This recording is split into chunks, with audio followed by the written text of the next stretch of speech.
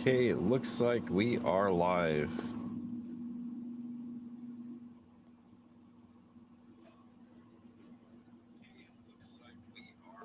Let me turn this other side off here so it doesn't echo.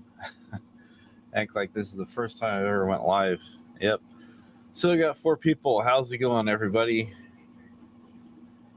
I just did my weigh-in. I am 193 now. Started off at 210. Now I am at 193. It's pretty cool. I'm pretty excited. And I just lost 2 people.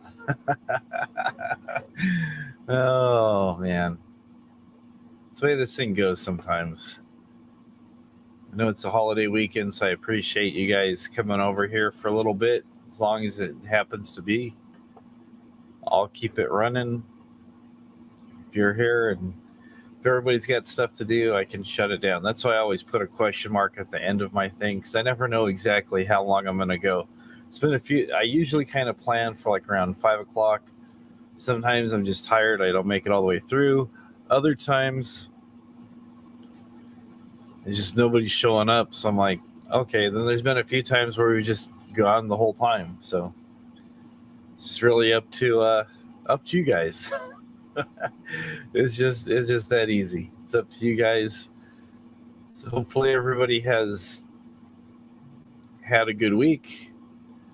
Hopefully everybody's been staying safe. I know there's been fires in a lot of places, flooding in a lot of places, especially around Louisiana and the Carolinas and all that stuff. I'm not sure exactly the path that Hurricane Ida took, but I know it was pretty bad, and also was the 16th anniversary of Katrina. Weather's just weird, so hopefully everybody's staying safe and nothing's happened to anybody. I have this box here I'm going to open up in a little while. Came from a friend of mine, Michael Pilmer. He always does artwork. Got the Cyclops dude here. Got Fragile recorded media. So it's some type of recorded media. There's that guy there. I don't think he's saying that looks like me. I don't know.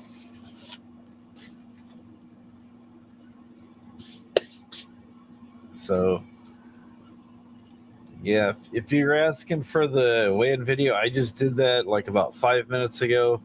I posted it.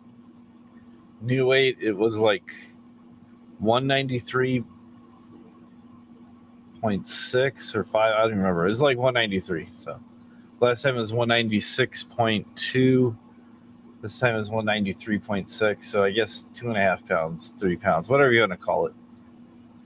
I'm going in the direction I want to go in. I'm not gaining weight. I'm losing weight. So that's the important thing. And I'm just like got everything all out and about here. Yeah, like I said, I'm just doing a bunch of everything, trying to get better. You know, like I said, one thing that's really helped is walking the treadmill. I've been able to increase my time as well as increase my walking speed. Treadmill we bought a long time ago, and it wasn't super expensive, but it's really not made for running. So I walk as fast as I can on it pretty much. And I usually try to do about an hour, sometimes a little bit over, but pretty close, about 60 minutes. Got these great headphones, nice soft padding, like I've said before. These were $20 at Walmart. They're skull candy. You just plug them into the cord that comes with them. Where are you at here?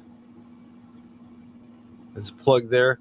Has a plug here because it comes with the wire, so you can hardwire it in to whatever device you're listening to, MP3 player, your phone, whatever.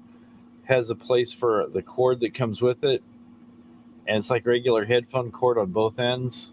It's around 3 feet long, I think, is what it was. Comes with the charging cord. They hold the charge for a while, sound really good.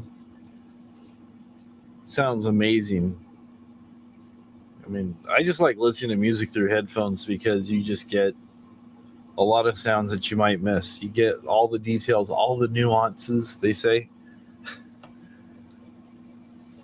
So I got that going for me. Again, moving stuff around, I came across, I bought this thing. I don't remember when I bought this, but this is a Tascam 6-track recorder. So I started doing some stuff with my drum machine and my guitars when I get a chance. I've just been, busy working out and stuff, so it has all kinds of stuff. 6-track or 4-track? It says 4-track, but I think 2 of the tracks are stereo, which makes it a 6-track. So, which is what the DSP-06 or DP-06 stands for. So that's pretty cool. I like that. All right, tell her I said hi. It's 6 o'clock in the morning. So have a good night, everybody who's going to bed, and the rest of us staying up. Thanks for coming. Thanks for hanging out. So let's see. Tribe was in here earlier about 10:30. Alan was in here about 10 to 11. Then I came on here about 1:45 right before my weigh-in. So yeah, I tried to start on time today. I know usually I start a few minutes late, but today I got to get everything together, was able to start on time. Maybe it's a minute late, 30 seconds, I don't know, but better. And if you guys haven't seen it, I put a couple workout videos. I wasn't even going to post those things. I just threw them up. I just go, okay, show people what I'm doing, because I've been accused of not sticking to my diet and not exercising, just playing video games and eating McDonald's or whatever people think I'm doing. So as you can see, that's what I'm doing. I feel a lot better. I've lost some weight. Like I said, I started off, I was about 210. I think when I was my heaviest, a little bit before that, probably about a month or two before I started, I think I was around 212 or 215. Wasn't like a huge amount of weight, but I could tell it made me feel a little sluggish and just didn't really feel good. Now I feel really good. It's kind of funny. Last weekend I went into the credit union I deal with, and I was talking to the people there, and the teller helping me, she's like, oh, do you still do YouTube? I go, yeah. I said, I live stream. She goes, oh, you didn't live stream last night? I go, no, I did. So, I went to bed at like 6 and got up at like 10:30 or something. She goes, really? I go, yeah. She goes, oh, I didn't think you did because you look like you're rested and stuff. Because she noticed I usually come in there and I look just exhausted and wiped out. She goes, I just thought you're just like real mellow and chill and this and that. I go, no, usually I'm pretty exhausted. But told her about my diet and just, drinking a lot more water. And it's helping.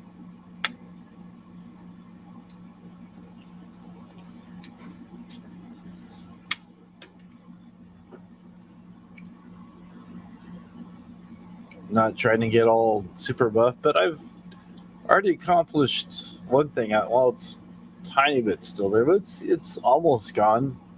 The little double chin thing I had going on, that's almost gone. So I'm happy with that. I am pretty happy with that. So what else is going on with everybody? I'm just here talking away. Got 5 people lurking. Skewy's the only one talking, and he's going to bed. So hello, lurkers.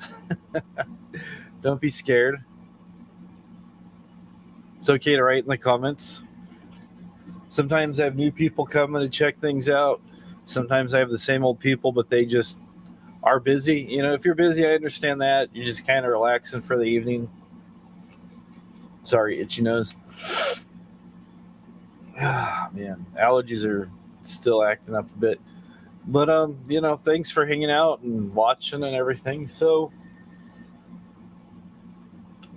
I understand I got a cough drop here. So I do understand it is busy for everybody. So we'll see how long we can keep this thing going for. Some people say keep it going until 6 or 7. We'll see how long. But ever since this box came in today, I've been itching to open it. I've been like seriously scratching and stuff. No. I've been really wanting to open this box. So like I said, this is for my friend Michael Pilmer. We've sent some stuff back and forth, music and stuff, and we both love music. I mean, there's one thing to like music, but there's another thing to love music. But him and myself and a few other people I know are passionate about music. Whether it's collecting, different music, playing instruments, or just simply enjoying music, it's a good thing to have. So I got my trusty razor blade because they don't trust me with knives, and this I can sneak, and nobody knows I have a sharp object. Just kidding. So, anyways, let's go ahead and crack this thing open.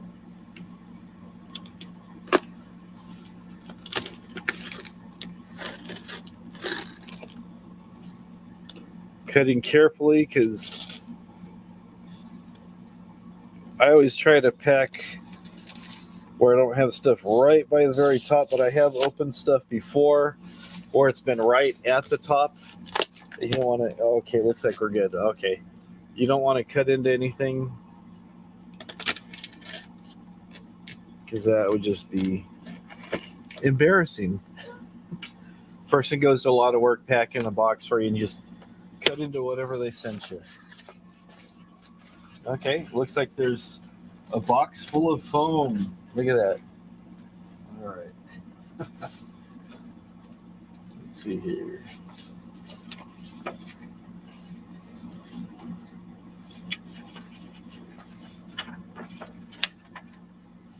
This is like a trifold thing here. It's like fold up.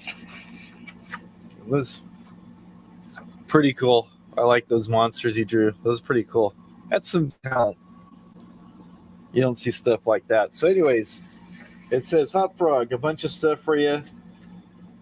A CD of my experimental band circa 1993 called Silica Gel. Oh, cool. And a matching t-shirt. Wow, nice. Plus Devo stuff. Awesome. He's a guy, if you haven't been to his channel, he's obsessed with Devo. He's got a channel called Devo Obsessive as well as his Devo Obsesso in addition to his Michael Pilmer channel. He live streams every Thursday. Plus, it says, in lots of CDs I picked up here and there, some cases are cracked, signs of wear. Maybe you'll like a few of them. Your kindness is appreciated. I will be making noise with the guitar again soon, thanks to you. So in case you guys didn't know, we've been trading music back and forth, and we've been talking and stuff. A friend of his gave him a guitar. He wanted to get back into playing guitar, and I talked to him. I said, if you need something, let me know. I sent him a couple pedals. He said a friend was going to send him a guitar, and that took a while. And then when he finally got it, it was left on his doorstep like an orphaned kitten. He got it, and he had some issues with getting the thing tuned up. The neck had a crack in it and all kinds of things. So he wanted to buy a guitar from me, and I said, you know what? I said, I've got a bunch of guitars. I haven't paid very much for my guitars. I usually get them really cheap, relatively cheap. I clean them up, fix them up, restring them, and then I find new homes for them. I have a lot here still. I don't try to like hang on to everything and be like miserly and greedy. I like just, being passionate about music. I like being able to pass stuff back and forth whenever I can. Used to trade pedals with people, swap guitars, different things. But anyways, let's get into this box here. We have a piece of foam that's approximately 6 inches by 6. You don't care about the packing. All right, let's get into this. Okay. Nice. Here's his band, Silica Gel. That's pretty cool. That is like a professional looking CD. says 50 noisy children's party. Okay, there you go. So that's has 14 songs on it. That's pretty awesome. That's pretty sweet. I like that. Silica gel. Let's put that over there. All right. We got a lot of cool stuff here. Classic AC/DC, Back in Black. This is their comeback album. In case you guys don't know a lot about AC/DC, most people do because they've been around forever. They've been around since like 72, I want to say. People think they've been around since like 76 or 74. I want to say they started around 69, 70-ish.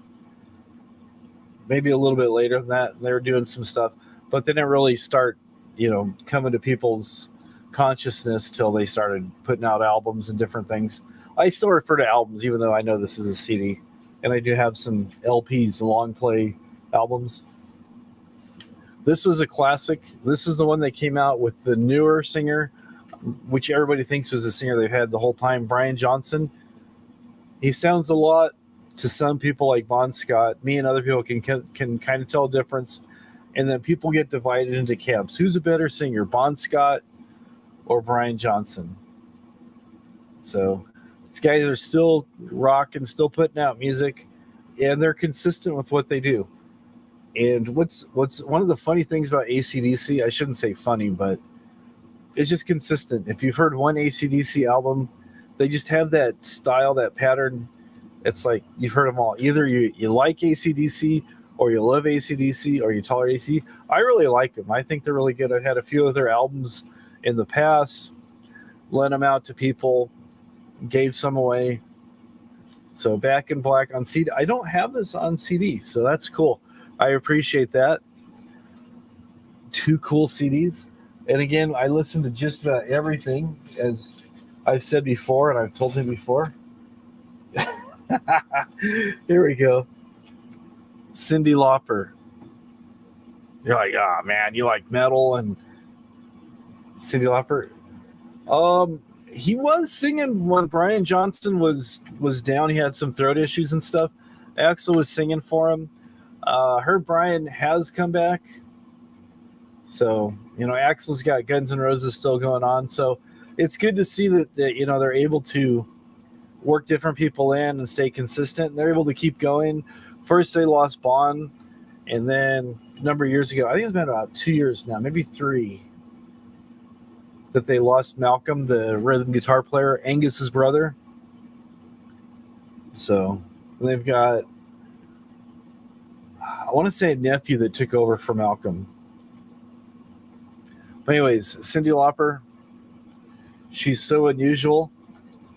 This was a really good CD. It had a lot of good songs, really popular. I never owned any Cyndi Lauper. Now I do. That's pretty cool. Pretty excited. And then here we have Dire Straits. This has Brother in Arms. And it has the song that most people know, Money for Nothing, I Want My MTV. I want my MTV. I can't sing, so, as you guys know. If you've seen any of my karaoke videos, you know I can't sing. So, David Archetta? No, oh, that's funny. That's comedy, dude, right there. Yeah, you talking about Coach Ism's wrestling thing? Yeah. Yeah, I did pretty good. I pinned that guy tonight. I'm surprised. Usually I get thrown out of the ring, and I'm like, So that's pretty cool. Tribe and Allen are at Ed Shea's. Whatever. Maybe they'll come over when they get tired. Anyways, Brother in Arms, Money for Nothing. Lots of other good songs. I did not have this, so there's 3 CDs that I did not own, but now I own. Thank you, Michael.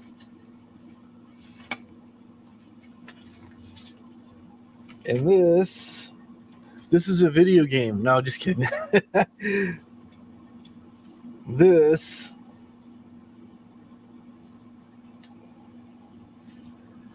is a CD put out by Hammer. It's called Dead Beyond Buried. I have never heard of these guys. I'm assuming they're guys. I don't know. There's a female on the front. I could be way wrong. I'm imagining this is probably like epic metal or something, you know, or from Sweden. Oh, you like my robe? That was pretty sweet. He did a good job. I like my character. My arms aren't quite as big as that guy's, but I'm working on it. Imagine this is like Gent or something. And the guy's like singing all operatic. I could be wrong. It could be one of those bands where the guy growls. I don't have this. I'm looking forward to checking this out and hearing what this sounds like. Dead Beyond Buried. 4 CDs. Wow, that's a lot of CDs. He was very generous.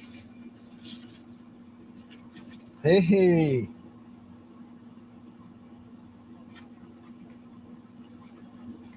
Can never go wrong with the Beastie Boys.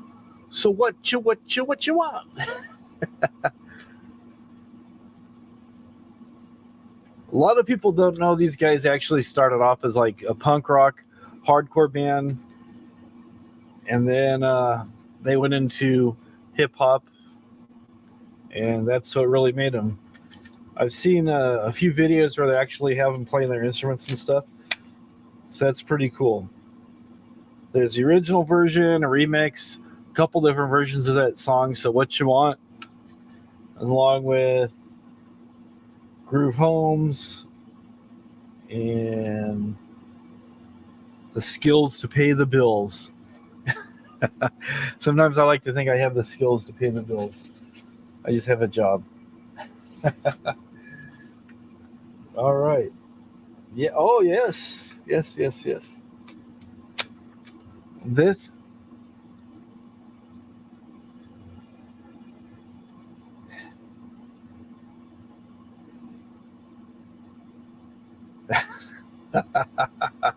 There you go.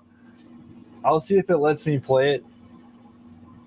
We'll see if I can get that to work out. Sometimes it works, sometimes it does weird things, so we'll see if we can get that to work here. Talking Heads, Stop Making Sense. This was a great album. It has a lot of great songs. Burning Down the House, probably their most famous song, other than Once in a Lifetime that's on this. Once in a Lifetime, the ones like saying, you might find yourself behind the wheel of a large automobile. How did I get here? I'm messing up the song, but that's pretty much it. Psycho Killer's on here. Psycho Killer. Qu'est-ce que c'est? No. But this has a lot of good songs. David Byrne, great guy. The drummer, Chris, and I'm forgetting his last name, and Tina Weymouth.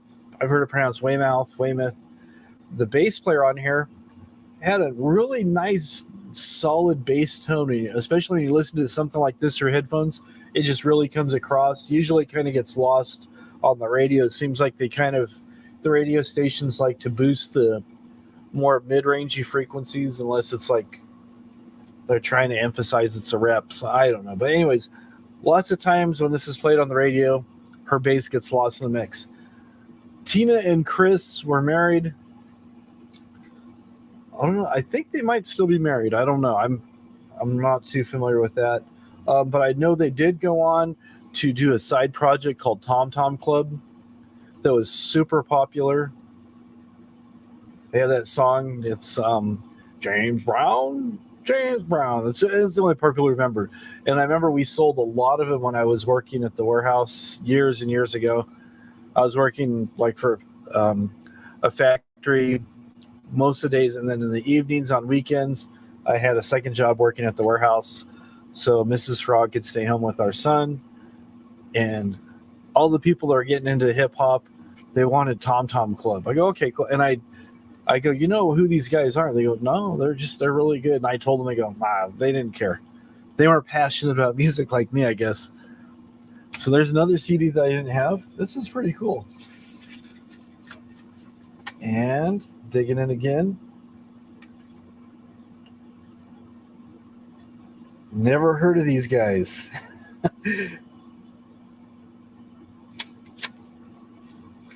Interesting cover, though. This is Unicorn Basement.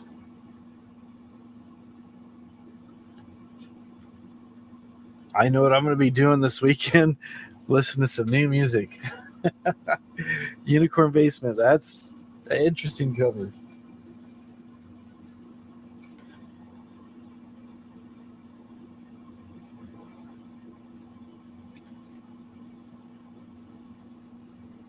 What is this?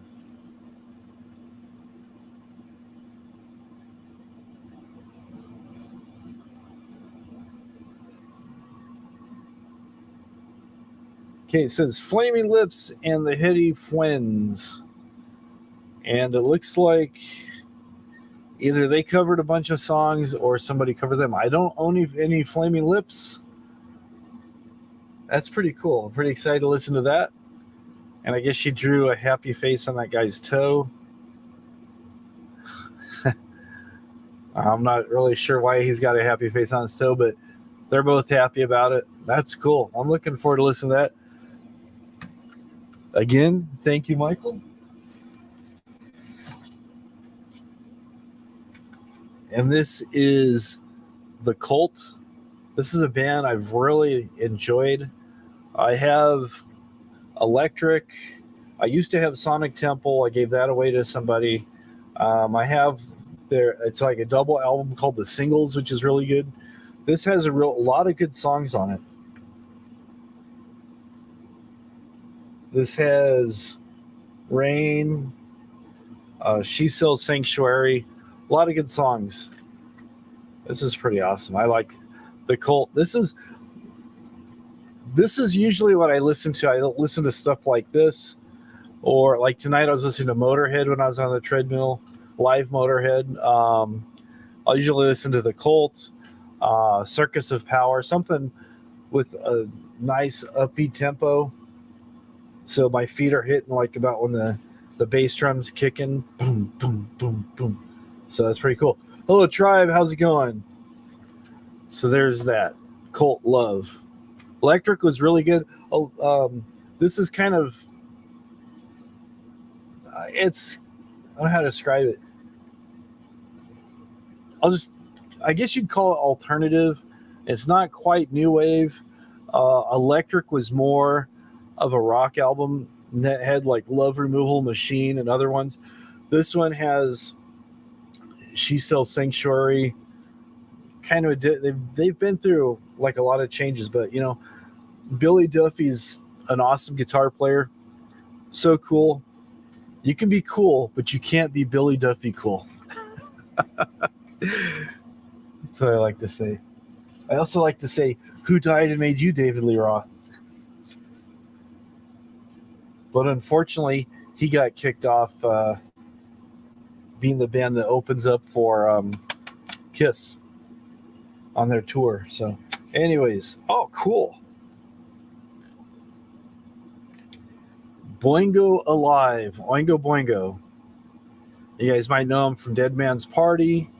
The lead singer of this band, Danny Elfman, has done so many movie soundtracks. It's amazing. You can't even begin to list them all. Talented guy. All the guys in here are extremely talented. I do not own this. So far, I haven't owned any of these. Yeah, Love I didn't own either. I thought I had that, but no. I got the other one, so.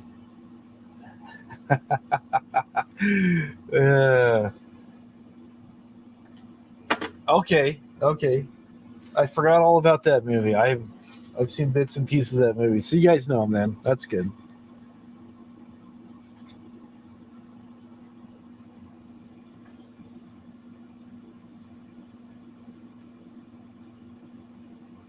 I have never owned any Kate Bush.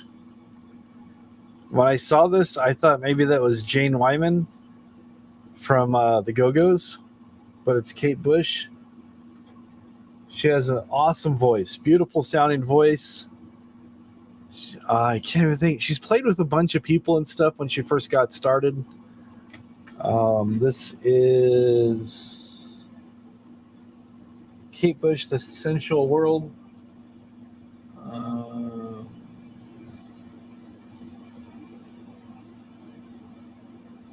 I haven't heard any songs off here, but it looks like Prince, huh? Prince kind of had an androgynous thing.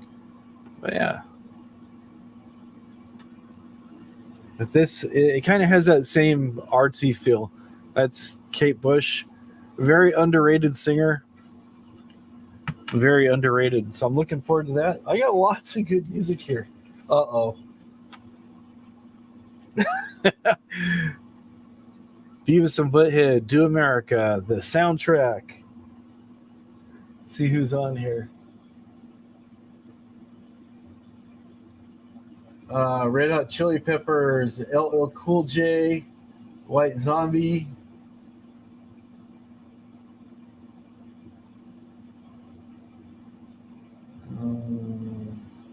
Southern Culture on the Skids, Engelbert Humperdinck with the song Lesbian Seagull. That's pretty funny. Lesbian Seagull. I forget what the original song was, but they're making fun of this guy, Engelbert Humperdinck, because he had a funny sounding name, obviously. And they thought he was saying lesbian seagull. So he changed the lyrics to his song, and he actually changed the song to Lesbian Seagull. So that's pretty amazing. Got that to look forward to. Oh, yes. I've never had this. I always wanted to get this. It's always been like out of print, or they don't stock it. Love and Rockets. You might know these guys from a song they had on the radio called So Alive. That is not on here, but it has a lot of good songs that I know. Mirror People, No New Tale to Tell, Waiting for the Flood, and some other ones I haven't heard. Love and Rockets, in case you guys didn't know, there's a band called Bauhaus. They're considered goth or dark wave, depending on where you're from. And they were the guys that were in the band. There was Peter Murphy, who was the lead singer. Peter Murphy decided to go solo. The three guys stayed together, Love and Rockets, and Daniel, this guy here, was the primary singer, but then David J., the guy over here, sang a lot too. So the guy on the end with the glasses. So they kind of traded off. I actually like Love and Rockets better than Bauhaus. These guys are like super talented. So got that. Wow, got a lot of good CDs. I'll have to hold up the stack when I'm done here. It's not Christmas, man. Boom Boom Satellite. Okay, another band I have not heard before called Boom Boom Satellites. Out Loud. Push Eject. Not sure where they're from. So I'm opening to listen to everything. So Boom Boom Satellites looks pretty cool. I'm pretty excited about that one too. I'm running out of room to stack these things up.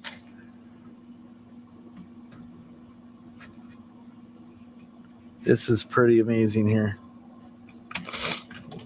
Look at all these so far. No, these are from Michael. Michael Pilmer sent them to me.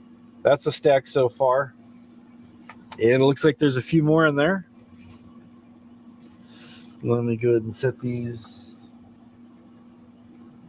over here, down right here. Got so much stuff on my shelves I can't get it.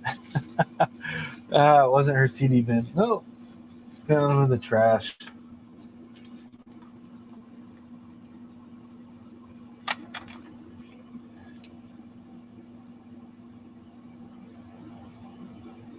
I'm gonna see if this one has it. I don't know if this has it or not.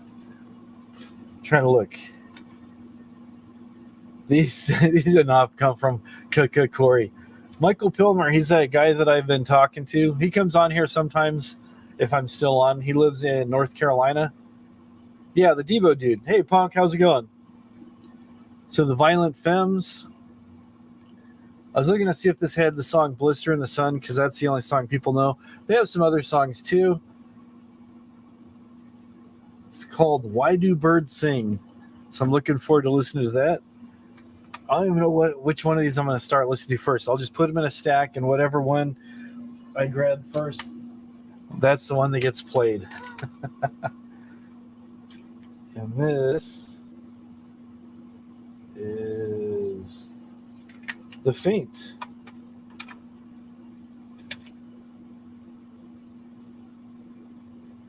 I have not heard these guys. It's not him. Thomas and I were watching me work out with the machine. That's good. I appreciate that. Yeah, I bought that thing for $100, and it sat under a tarp in my yard for about 2 or 3 years. So I decided to get serious about it. Michael Pilner, the Devo dude. Okay. Let me show a couple more of these, and I'll get into that. I'll show you who he is in a minute here. So this is The Faint. I had to look at the side. It has their name. I do not know who they are, but I'm interested in checking them out.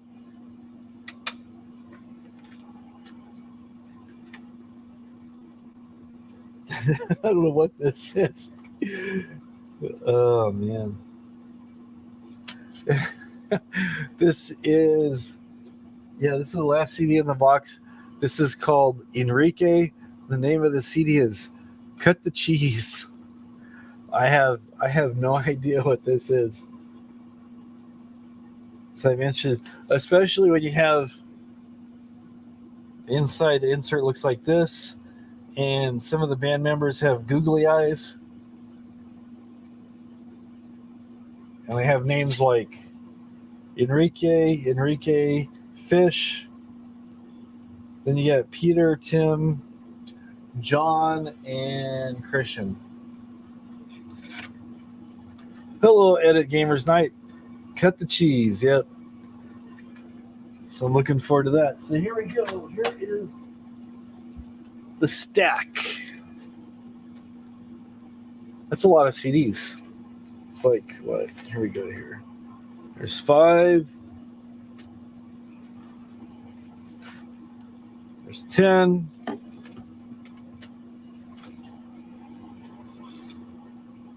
15. 18. Yeah, I feel like it's Columbia House. Yeah.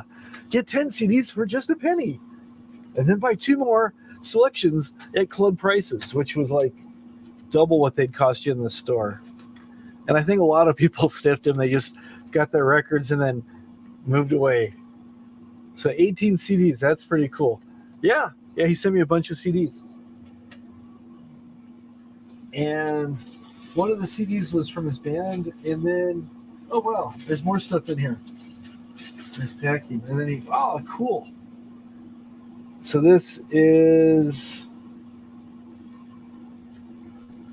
a shirt from his band, Silica Gel. That's pretty cool.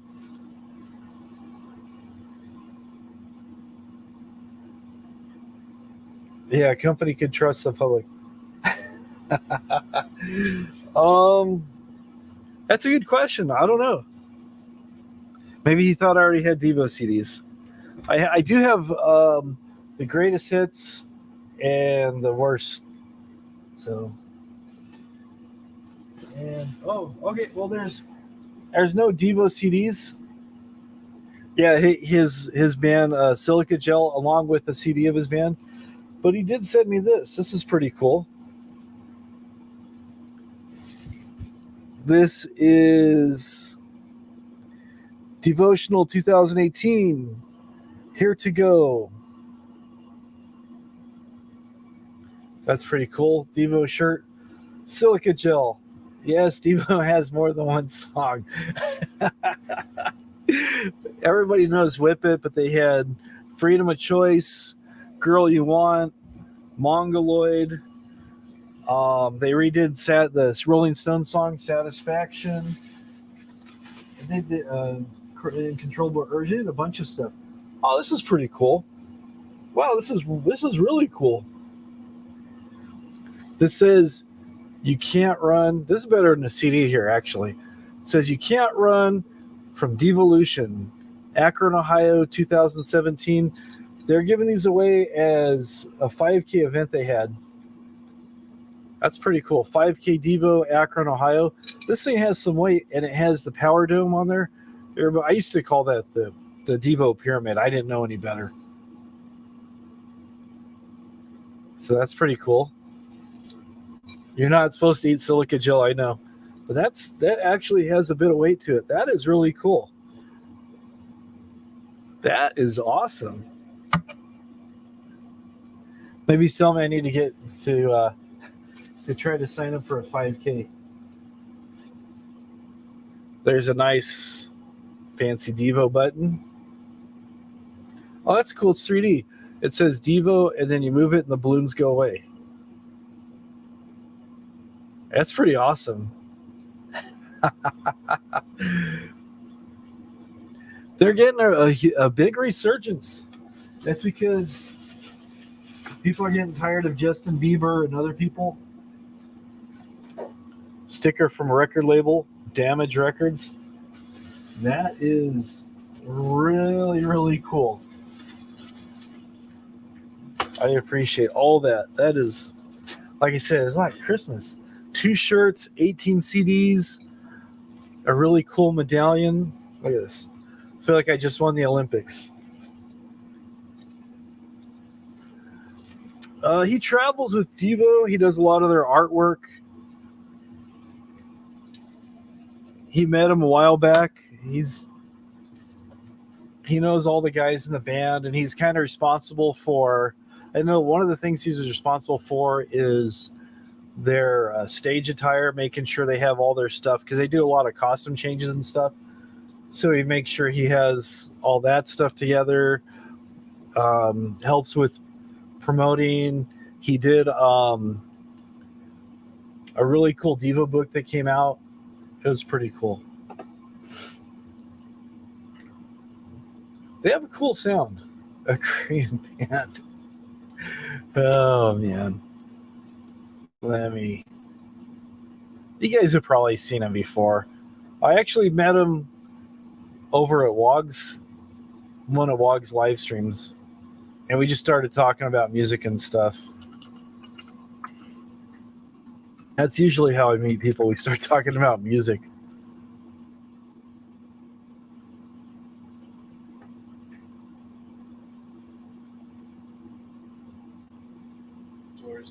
And I found this old ski mask.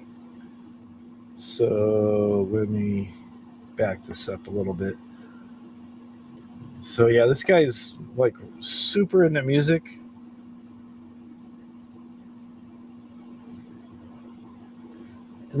I think that's what he said. I think he said that there's also a band named Silica Gel.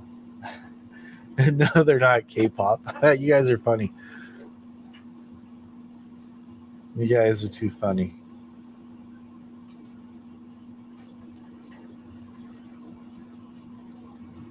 Let's see if this will show. Yeah, let me make myself smaller here. So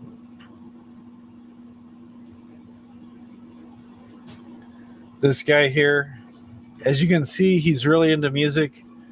He's got a bunch of album covers on his wall. He's got a Devo shirt. And he worked hard at helping them get this book made. Brings record companies, promoters, managers, lawyers, and what we were finding. This is the singer. Most people think that Mark is the soul singer, but Jerry, as this guy's known, he's a bass player and he sings a lot for the band. Finally presenting to the world that we wanted to present to the world, given our vision. And then there's also, Devo, the human beings. And it's always one way, though. The history of Devo. There's always the gun rights people that think that that quote snowflake liberal. All kinds of cool stuff, but that's who he is right there. You're Pop the Cop. He looks like he should be part of Devo. If you've heard Whip It, I'm sure you've probably heard Whip It. That was a very popular song years ago, before your time, but they've used it a lot. People have redone it. I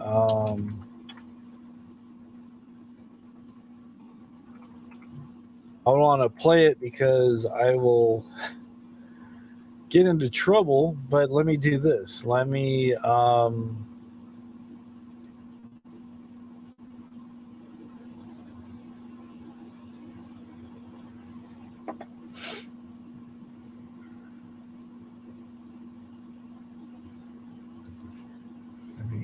do this here.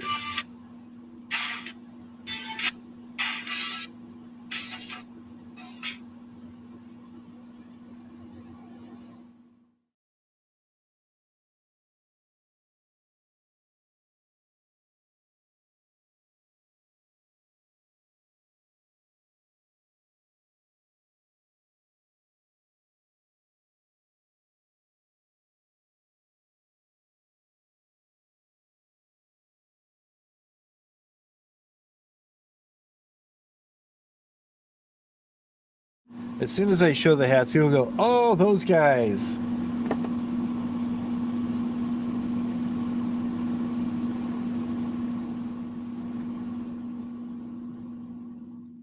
Yeah, they had a big following years ago, then they kind of fell off, and then they didn't fall off. They just became less popular, and then now more people are getting back into them, appreciate what they did, and they're still putting out new music, which is cool. That is pretty cool.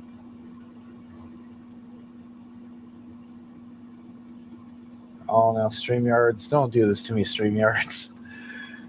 Okay, StreamYards is blocking the stuff. Yeah, crack the whip.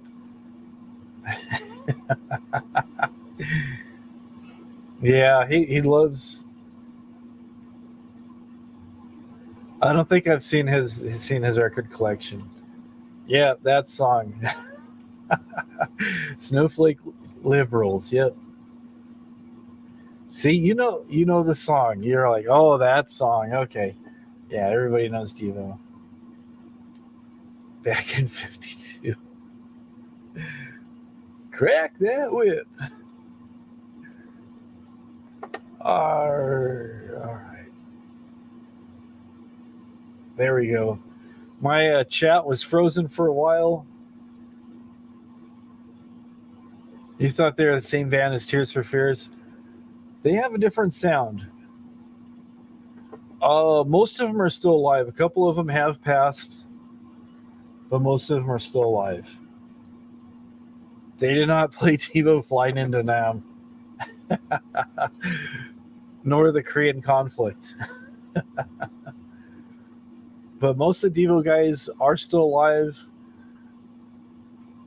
I think their original guitar player passed, and I think the drummer might have passed away. I'm not sure about the drummer, but there's a guy they were calling Bob 1, and there's Bob 2. One of the Bobs passed away, and then last year, I believe, the wife who did all the photography and all the artwork for a lot of the albums, she passed away. I want to say it was from cancer, I think. Okay, gut feeling has an OG punk thing going on. Okay, cool. I'll have to check that out. I know Uncontrollable Urge, that's another song that kind of has more of a punk rather than kind of like the new wavy kind of sound. Both sounds I like. I think they're great. Kraftwerk is better than Devo. Okay, you can keep your Kraftwerk. Kraftwerk is good too. I actually don't have any other stuff, so if you want, you can send me some Kraftwerk stuff. That is true. Mother's Ball, he is doing soundtrack stuff. The bus driver of Devo died. I didn't know that either. So Kraftwerk is dope. Yeah, I'll agree. Kraftwerk is good. There's so much really awesome music, and Tribe is stuck listening to Dolly Parton, Freddie Fender, and Justin Bieber. He needs to expand his taste a little bit more. Hello, Nicole. How's it going? Hoppeth of Froggeth. So yeah, so that's pretty awesome. A friend of mine sent me this box with some cool artwork on it. And inside the box, there was a couple shirts, stack of CDs. I'm doing all right. I'm actually feeling good. I've lost some weight recently, down to 193. Oh, I forgot Toto. Yeah, Toto. Can't forget Toto. And Toto. Justin Bieber's hanging with Conor McGregor. Devo is no Toto. That's true, because Toto's more of a mom band, kind of like ABBA. So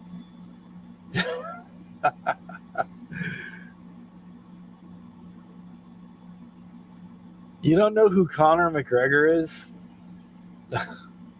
No idea. Oh man, gotta educate you guys. He's an MMA guy.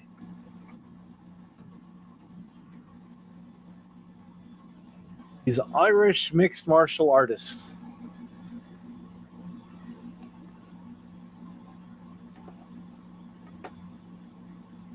This guy right here.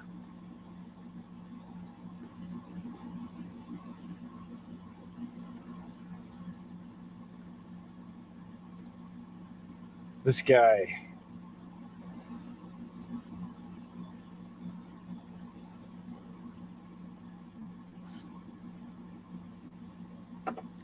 He's got a few tattoos, just a couple.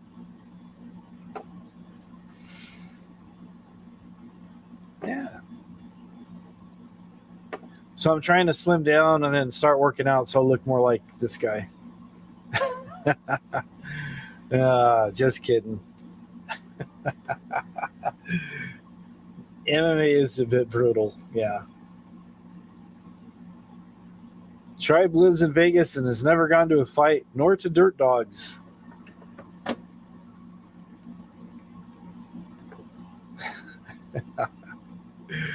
Chicks volleyball shorts.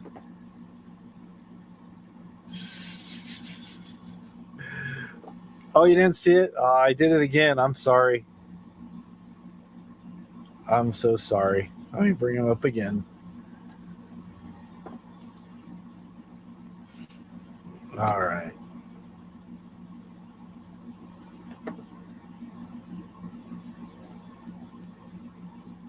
I'm old and using this computer. Hello, Seattle. Judy, how are you tonight? Great to see you.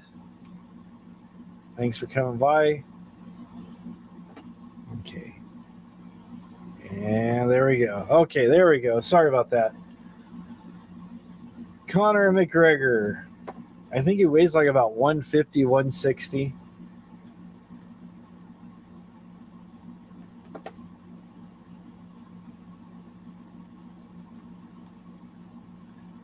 All right.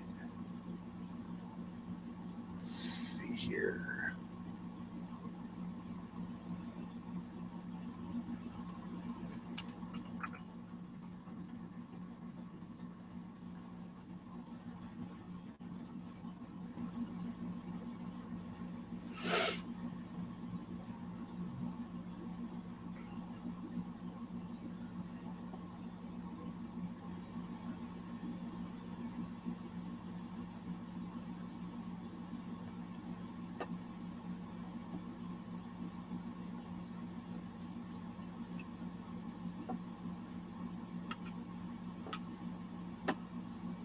Yeah.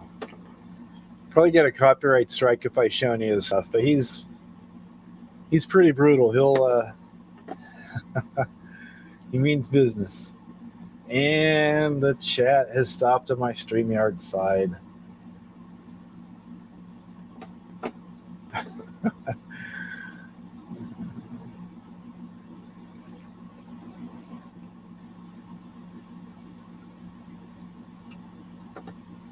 Go over here for a second so I can get caught up with the chat. StreamYards is just lagging.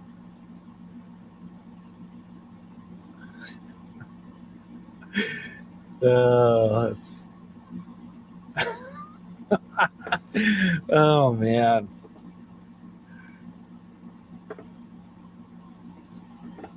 You guys are brutal.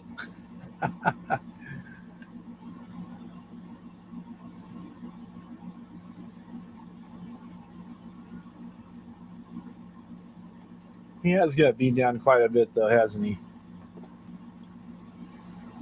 So anyways, yeah. Side chat had stopped for a bit. All right, so it's good. So you saw what he looked like, so that's good. That's why I keep my shirt on, so you don't see how ridiculous I look.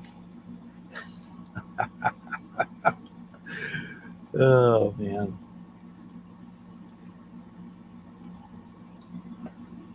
See if anybody else snuck in here.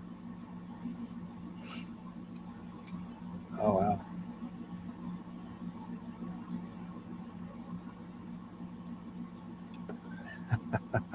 All right. Thanks, Ski. There you go. Alt Control Delete. Do it twice, right? Or Alt and F4. You see that too. You'll tell people, oh, do Alt and F4 to refresh your screen. Oh, man. Trying to get rid of me that quickly, huh? I see how you guys are. And I still need to change this out. I was going to put up my abandoned house background. I didn't know if it was too early, September, but yeah. All right, Nicole. Thanks for coming by. Appreciate you. So, yeah, I'm going to change out the Harry Potter, put up something else, get my light set up here that does the lightning. So, everybody seems to like that light. I already did earlier. I've been doing an hour on the treadmill every night. And about every other night, I'm going out to the garage, hitting the weight machine. So yeah. I want to get rid of the Harry Potter, put the weight machine back up. There you go. Get rid of Harry Potter.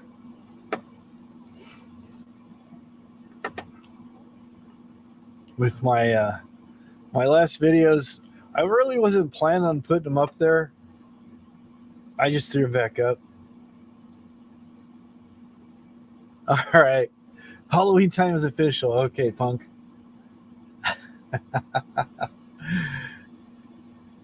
She's going back to Cam 4. Okay.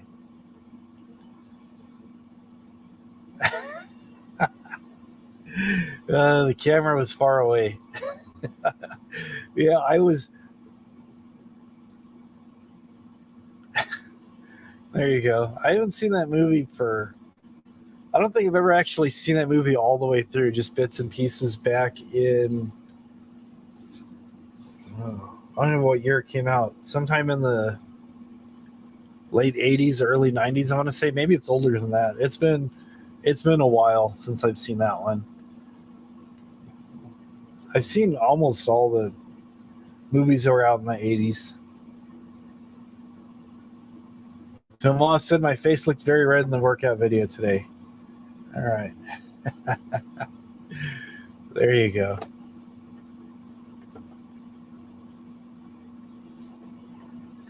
So let's see. Yeah, this was.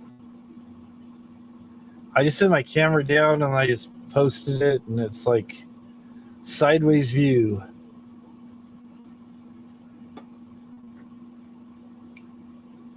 I had no idea of how much weight I was lifting or what I was doing or anything.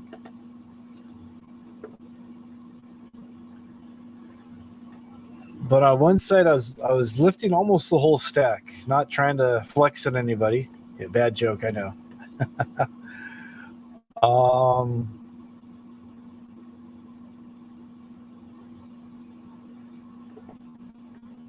But yeah, I don't think it straightened out either, did it? And this machine I got,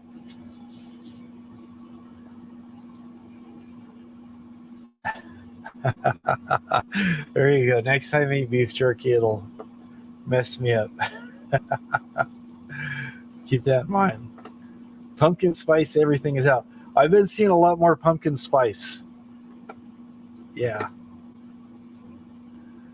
Final Destination movies. Yeah. Yeah, the other day, actually, I do have it. Let me go grab it real quick.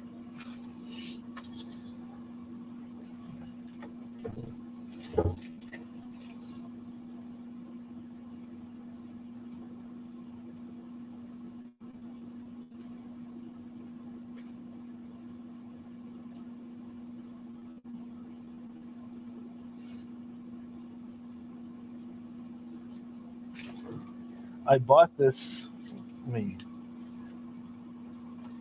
Let me stop sharing this for a minute. Go back over here. There we go.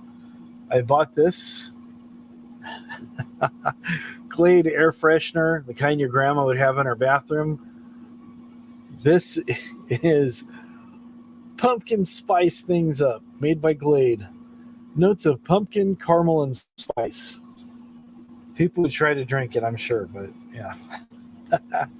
Pumpkin spice. I got this actually to take to work because one of the guys there, his wife works there too, and she's been talking about getting excited about pumpkin spice, so there you go.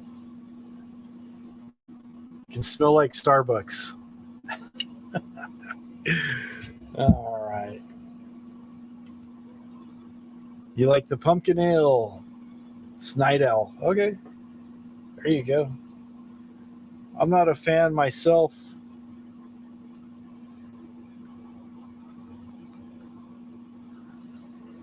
And this avatar here, I made this at Home Depot. These skeletons are just hanging on the rack, and I crouched down to take a selfie with them. Came out pretty good, though, I thought. Told somebody, here I am at a family reunion. Everybody is bored to death.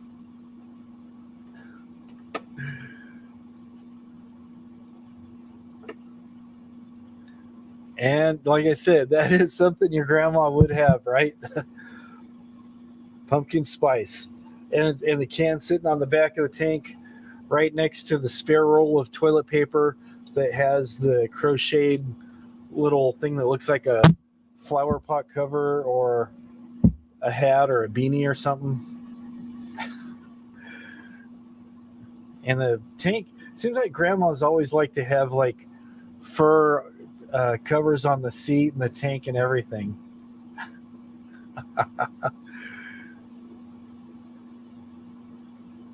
What did I green screen? This right here? It's a legit can.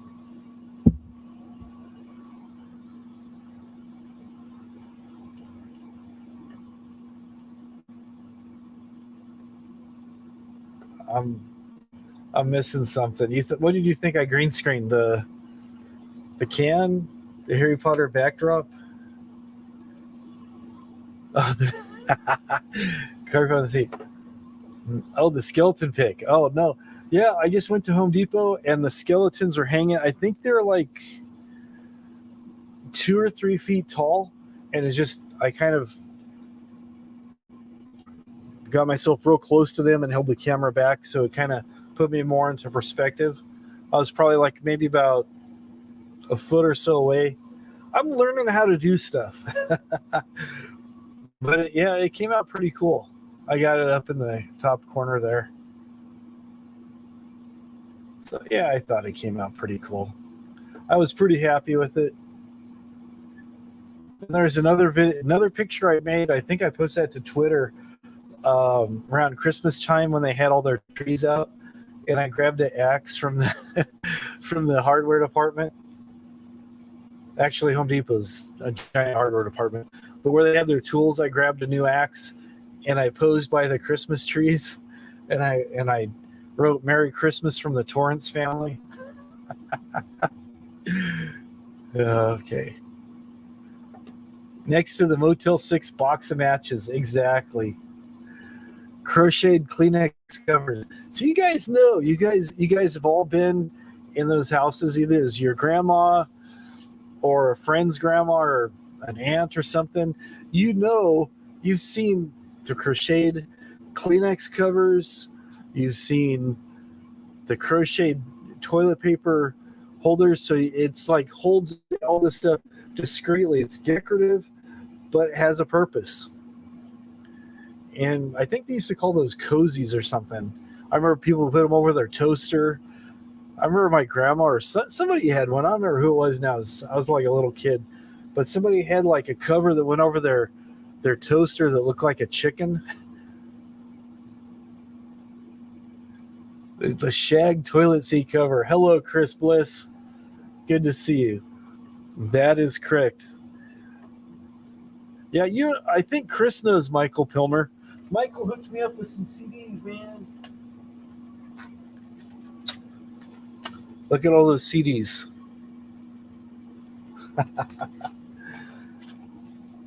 Got some new tunes to listen to this weekend. Hooked me up with a couple shirts and some other stuff. So that was pretty cool. Very nice of him. Very nice.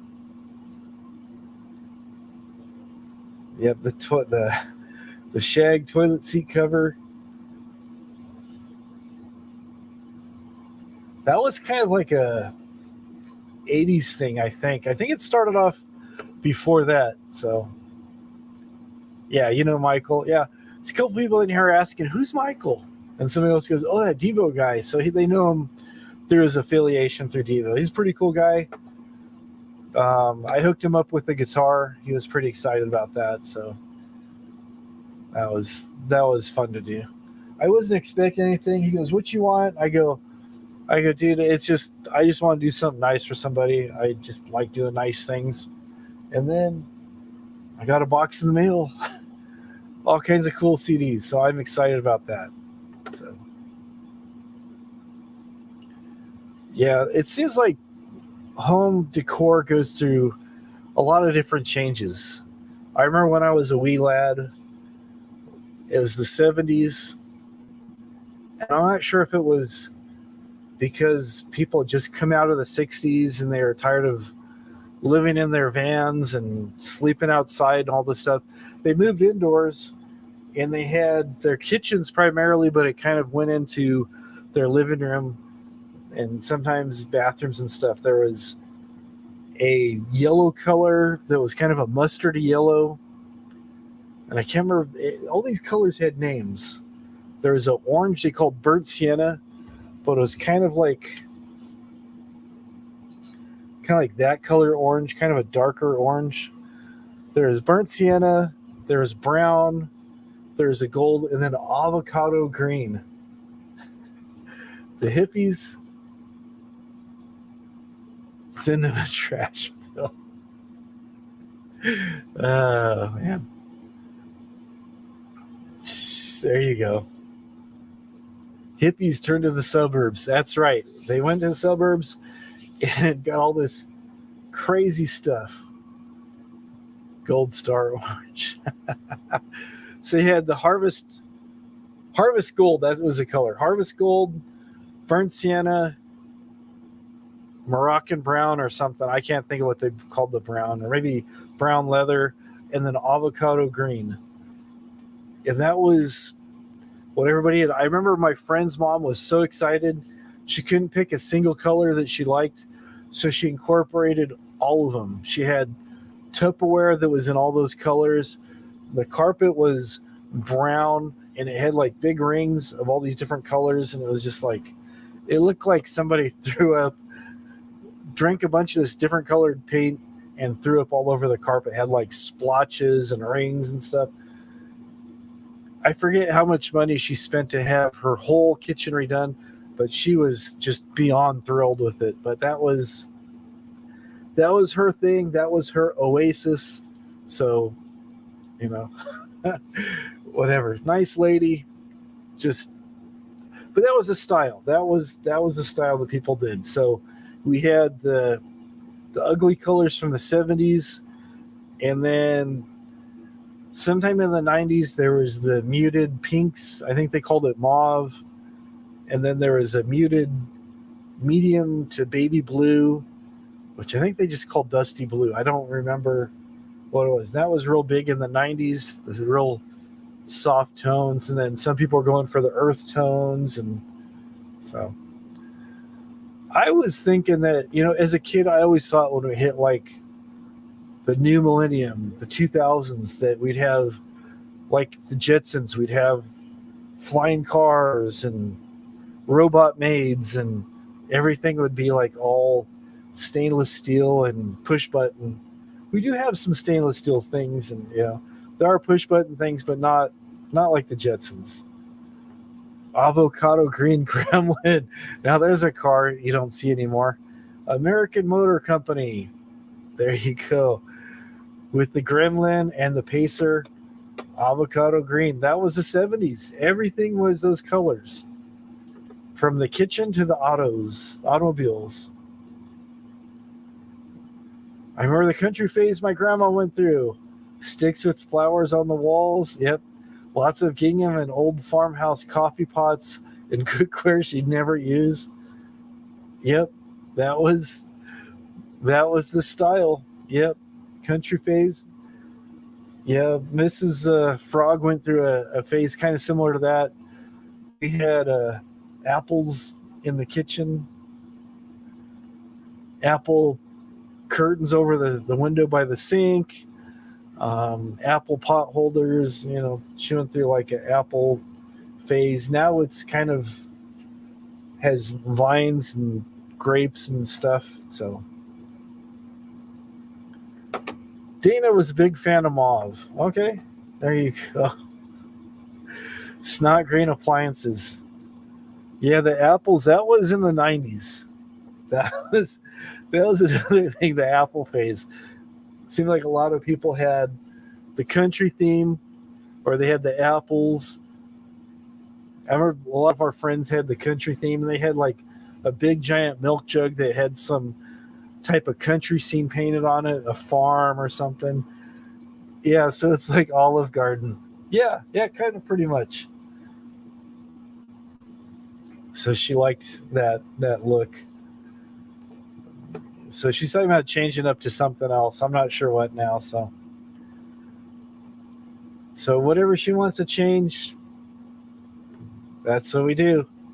That's. But yeah, she likes that Tuscany look, I guess you'd call it. The grapevines and the mini grapes and all that stuff. Yeah. It's kind of a mix of Olive Garden and Mimi's Cafe, I guess you'd kind of say. A Tuscan villa. I got way off the subject. Talk about a crazy rabbit trail. Do cows next. I don't know. I don't think she's really into cows. So whatever she's into next, that's what we'll do. Yes, the giant fork and spoon. My in-laws had that. They had the giant wooden fork and spoon hung on the wall. Yes, I remember that. A lot of people had that big fork and spoon. And then they had their kitchen was a bright yellow, and you know, different rooms. It seemed like people did different things. Like There's the 70s where everything was like kind of the browns and the orange and stuff kind of sprinkled through the house with the macrame. And then I remember they had their kitchen was bright yellow, and then the dining room was like a different color, and they had like, pastel colors and stuff. That was just kind of thing different. A lot of people did that. Big floor console TVs. It was just the times. Do Pac-Man wallpaper. You always had the friend who'd get drunk and eat the plastic fruit. Oh, there you go. A vintage GE avocado green TV. That actually sounds pretty cool.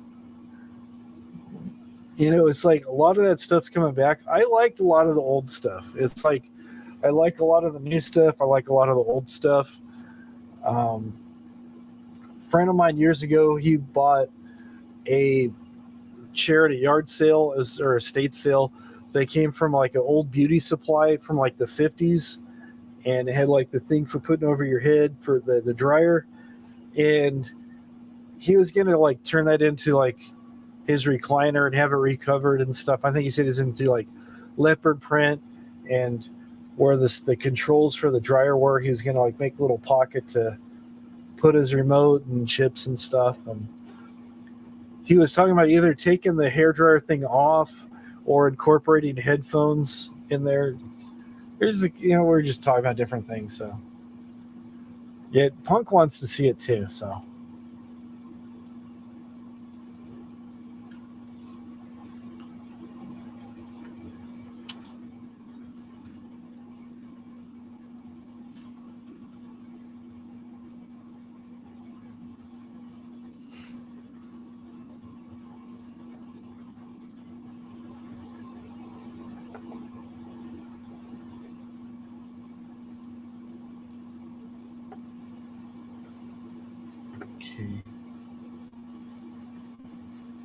I found a Philco TV.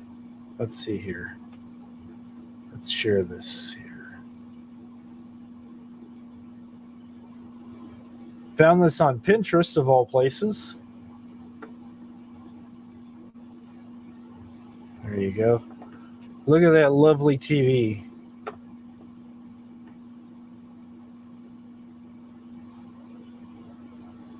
That's before we had remotes, boys and girls. That's when you had to walk across the living room and turn those knobs by hand. You have one for VHF and one for UHF, pre-cable. You could watch wrestling and other things on your UHF channels and various things. Space Age.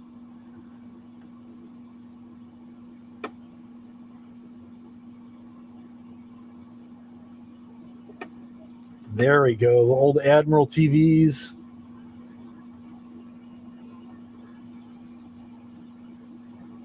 All this stuff's coming back.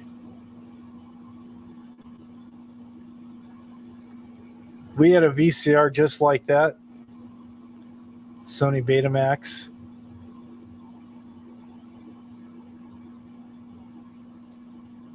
Ooh, look at that lovely thing. That's pretty awesome. I would proudly own something like that right there, that lopsided TV. You can't really put anything on there because it'd fall off, but it's a good looking TV.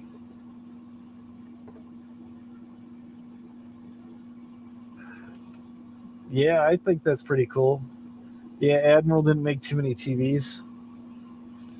We'll see how long this goes. If people stick around, we'll keep it going. I took an hour nap, so I should be good to go. Full on rockabilly. There you go. All right, what did I miss here? Okay, you make a video on the TV? I definitely want to see that. That sounds cool. Yeah, those dryer chairs. Those dryer chairs are actually pretty cool. People go, I thought it was cool, at least. There's knobs. Let's see, what do I miss? A Zenith with a turntable and an 8-track. Yep, the big old entertainment units.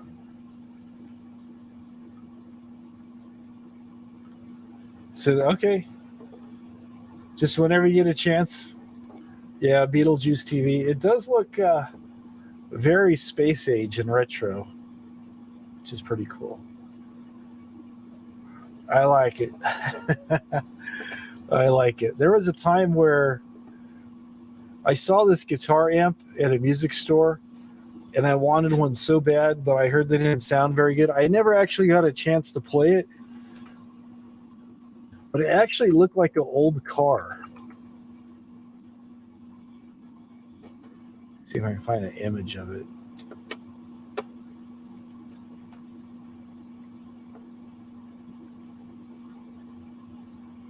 It was like so cool.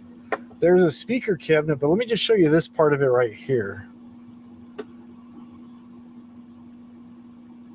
This is so cool.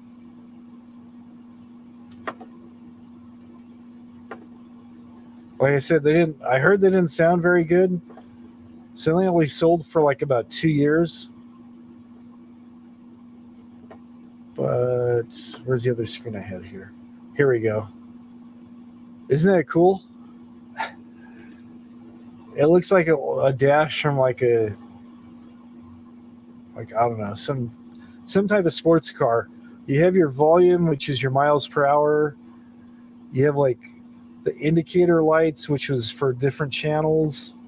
You have your EQ, which is different things.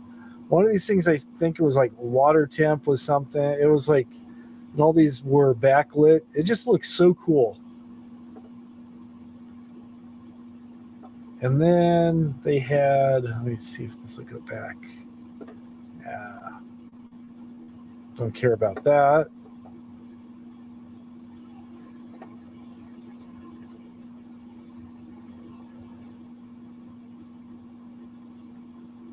Just waiting. Here we go. There we go. The Wiggy.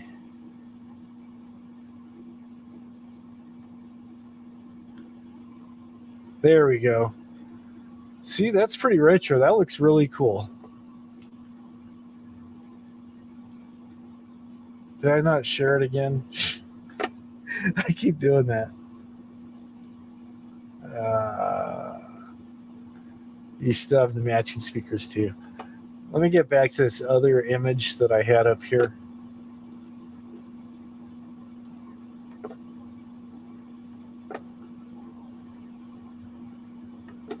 This might be better.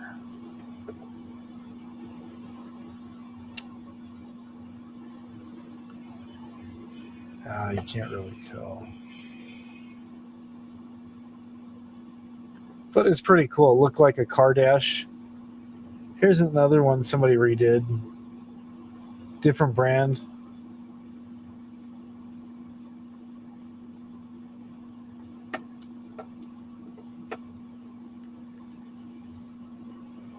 It's pretty cool.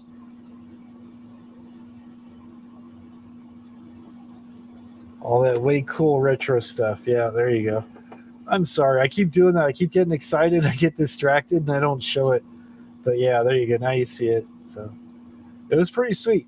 They looked really cool. They were way out of my budget at the time. I think they were like $2,000, and I'm like, you know, I'm not just gonna draw. I didn't have $2,000 to put down on it, and now I hear they didn't really sound all that great. So I'm like, I think it still looks cool, but you know, I think now you can pick one up for about $700, $800, but still, it's like, if it doesn't sound good, it's not worth it.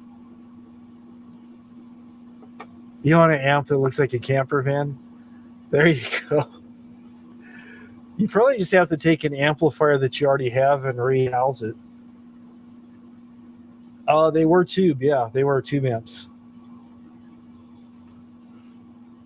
But they had a lot of high end or something. I don't remember what the complaint people had, but yeah. So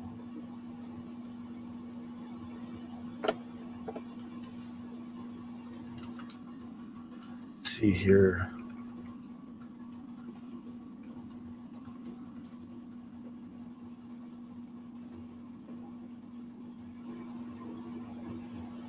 Yeah, I don't see anything on that.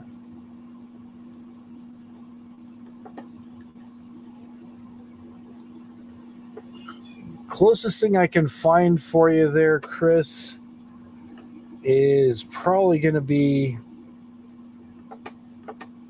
the vaporizer. Let me go ahead and share this here. I played one of these before. These are pretty cool. Little 12 watt 210 combo, but they look really cool.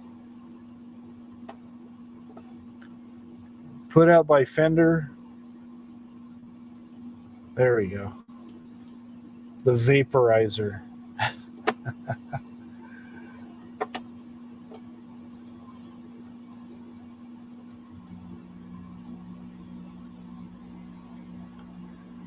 Real simple controls. Have your normal and bright channel, your light up stuff, reverb, volume, tone, and reverb. Very simple. You have tubes, got your 210s.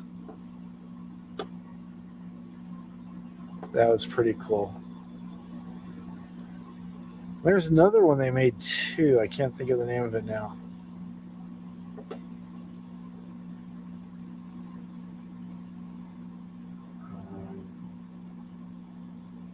I know Dan Electra did one too. Let's see here. Yeah, a lot of guitar companies are coming out with more retro looking stuff. A number of years ago, they did the Hodad, which was this one here.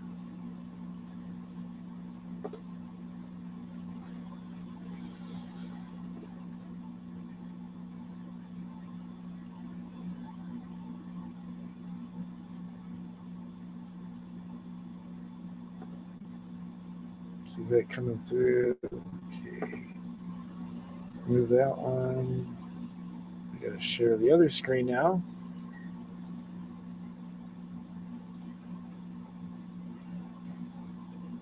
This was a small mini practice amp that they put out.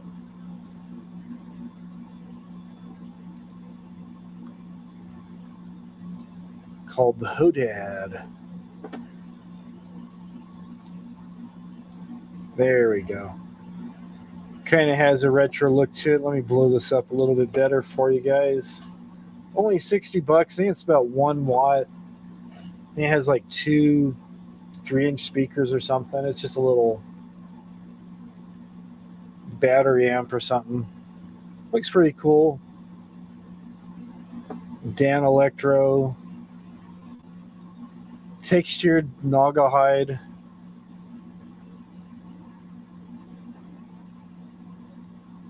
Very retro looking. Very cool.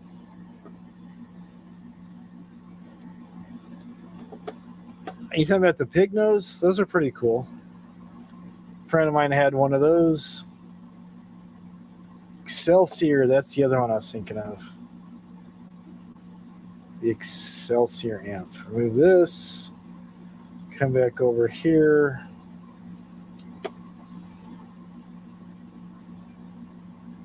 This is a 1x15, only 13 watts. Excelsior. There we go. Pretty cool retro looking amp. Looks like luggage almost.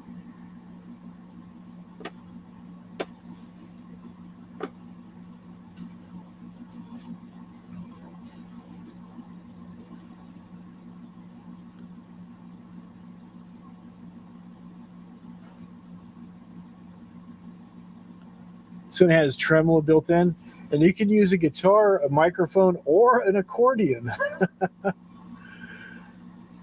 That's pretty cool.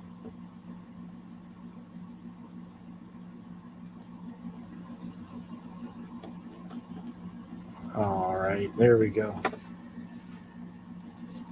Looks cool, but what are the reviews? It's just one of those things. It's a particular market they market to. Some people who bought them said they sounded cool. Some people just didn't like how they looked, so they gave them bad reviews. So I thought they sounded okay. I thought they looked cool. Hello, Lindsay Diane. Welcome, welcome. So they're pretty cool. Let's see.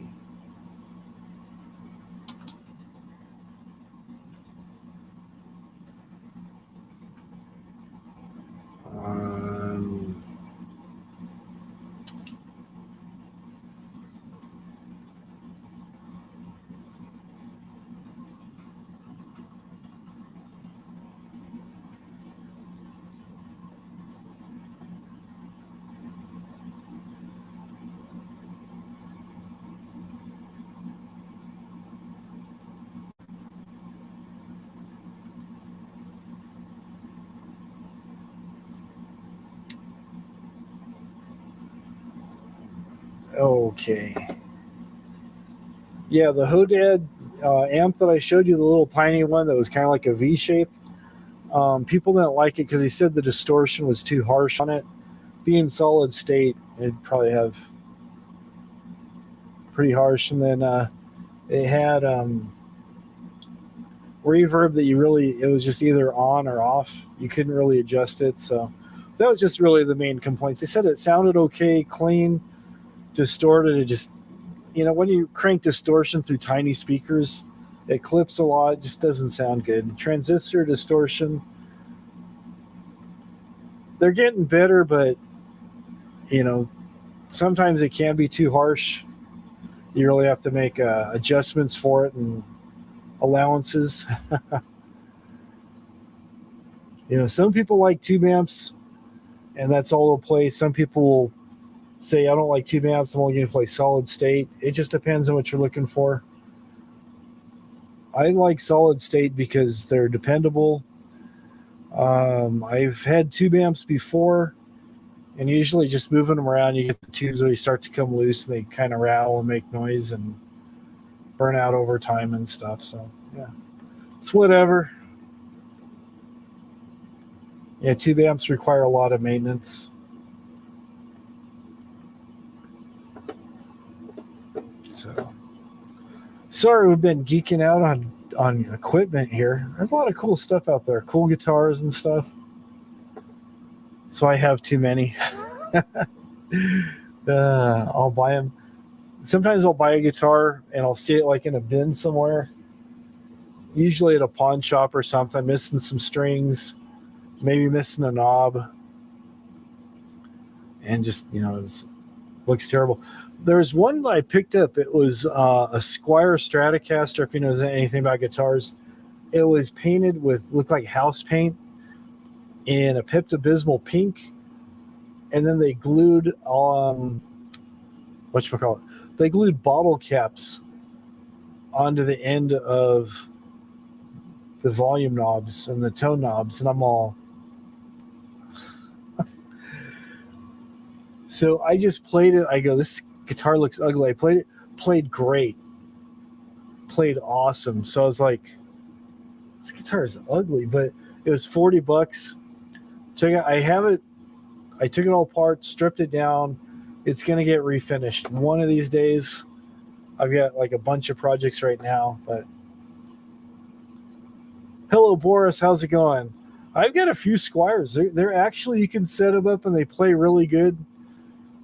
Some of them play really good. Some of them, not so much. Electric Twazer. No, never called it an electric Twazer. It's kind of a weird name, but no, never have. Yeah, Squiers, you can usually get pretty good ones. Good morning. Good morning. I mean, if you keep your eyes open, you can get some really, really, if you're into guitars, you can get some really cool stuff. I've been very fortunate in guitar hunting. Some guitars, people ask way too much for what they are. Other ones, just because they have a Squier name, you play them. Some Squiers I've played, if they're set up right, will play better than American-made Fender. Seriously. Like this one here, let me go grab it. I will return.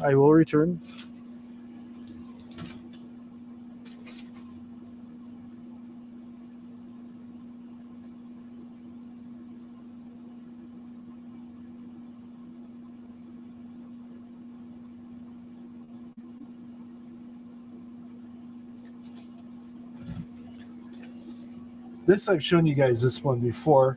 And again, I'm not flexing. I've just come across some really good deals. This one I paid like 40 or 50 bucks for. It's a what they call a two-tone sunburst. It has the dark blackish brown faded into a yellow. The three-tone ones are where it's like yellow and kind of a reddish and then kind of goes to a brown or a black. I have two of these guitars actually because I got one for 50 and one for 40 or both for 40. I don't remember. The only thing I did on this one is polish it up, change the strings, and it just fell. I have one that has a rosewood neck. Actually, I think this is Indian laurel, looks like rosewood. And then I have one which is a lighter colored wood maple, like the back of the neck, but the front and back are like this. It looks, if you didn't know, you'd think this is a Fender. It says Squier on the nameplate, has the Fender type skunk stripe, Fender shaped peg head. And not getting too nerdy, this is like a 70s style where it's like a little bit bigger right here. Hello, little lady, how's it going? And then if you're looking for just a nice cheap guitar, if you find a Squier that has the gold logo, those are set up really amazing, play really well. The ones with the black logo are okay. The gold ones, though, from my experience, seem to be better. Depends on where they're made. Most of these are made in Indonesia, and they have a couple different factories that are making these. This one plays really great. This is like my Jimi Hendrix, except it'd be left-handed and upside down like that. But this is that. And I think I've showed you guys my Telly before. Let me grab that real quick. Whoops.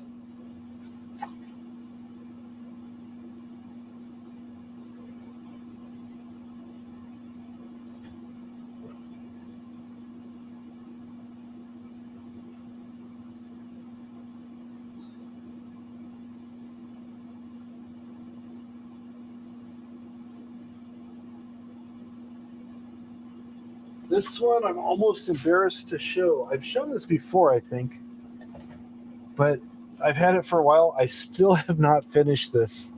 I'm so bad with stuff. This is a black label Squier. You can see Squier Bullet. It's licensed by Fender. When I got this, it had been in an accident with some other guitars at Guitar Center. Talked to the guy, got this thing marked down quite a bit. It's just like $99 brand new. Has some battle damage. Oops, I'm giving more battle damage right there. There's a little bit. And then it was missing two tuners. So I put some locking tuners on there. They're really cool. You just barely put the string through there, turn the wheel right here to lock it in place.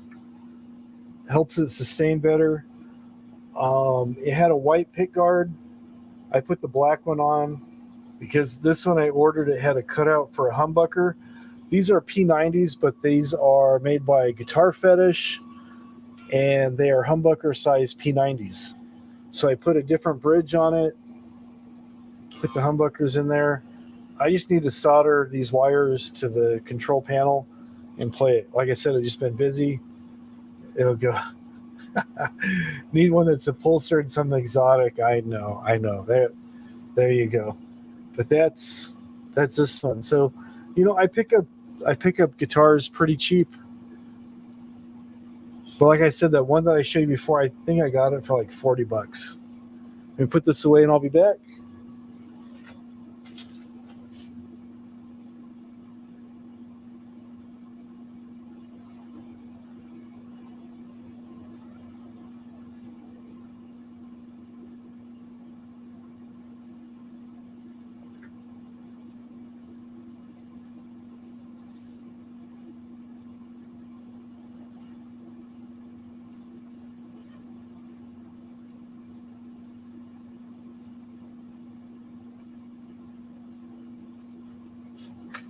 bring this out. Here's one of my basses. This is an awesome bass. It's so lightweight, plays incredible. I played one of these a few years back. This is actually put out by Epiphone. They're licensed to by Tobias, which has this.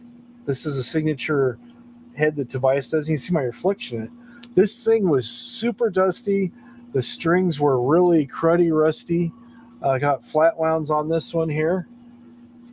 And the body shape is just really cool. You can't really see it against my black shirt, so let me hold it up this way. Body's really thin. It's super lightweight. Cutaway, so you can play really high up on the neck if you need to. This one, I just cleaned it up. This one, I'm trying to remember what I got this for. I think I got this one for about $60 maybe. And I haven't done anything to it. I put new strings on. I put flat wounds. And you get kind of like a Pink Floyd, Roger Waters kind of bass tone, Steve Harris kind of bass tone when you play with the pick. It sounds great. Super lightweight. When these were actually being made by Michael Tobias, he retired from building stuff. Then he got back into building stuff again.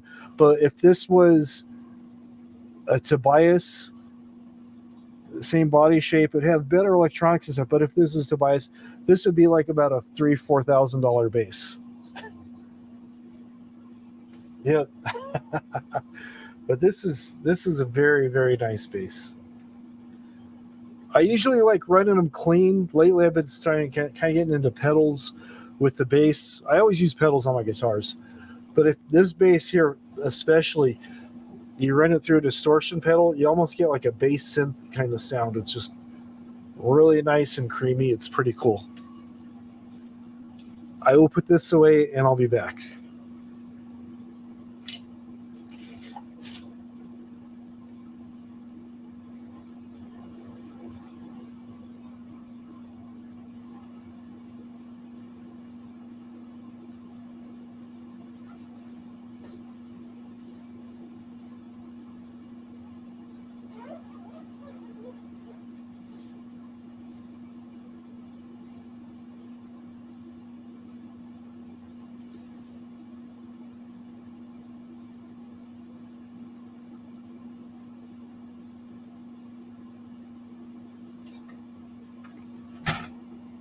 There we go.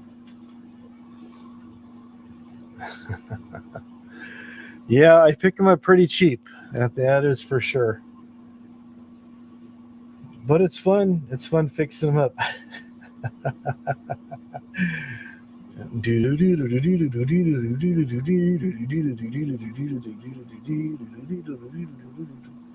It's been a while since I've tried playing that.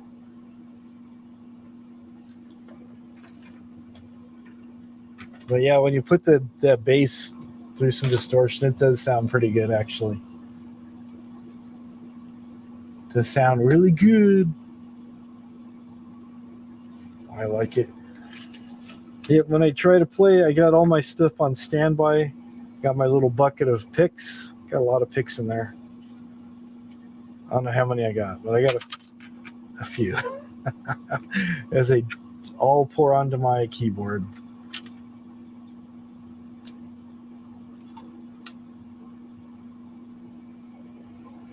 This is a little bit bigger than the standard pick. I don't know why I'm showing you guys all this. You guys are probably bored to tears.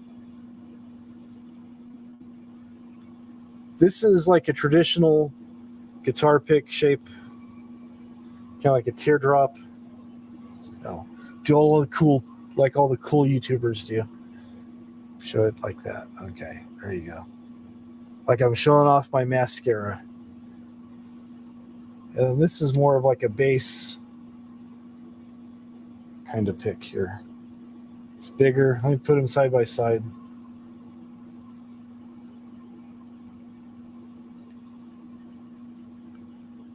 See, the basin's a little bit bigger. Just a little bit.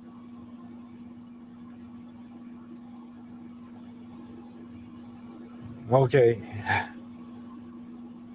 Oh, wow. That's pretty cool.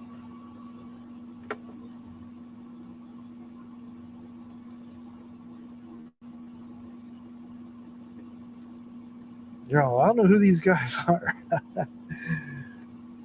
Yeah, I'll have to practice that and maybe make a video playing that. It's been a while. I was just messing around one day and a friend of mine goes, "You know what that is, right?" I go, "No, I'm just like." They go, "That is anesthesia playing teeth or pulling teeth." I go, "Really? That's pretty cool." Yeah, Punk says that's awesome. That is pretty cool.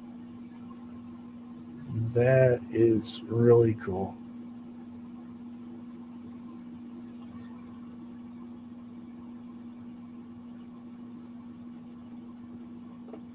That.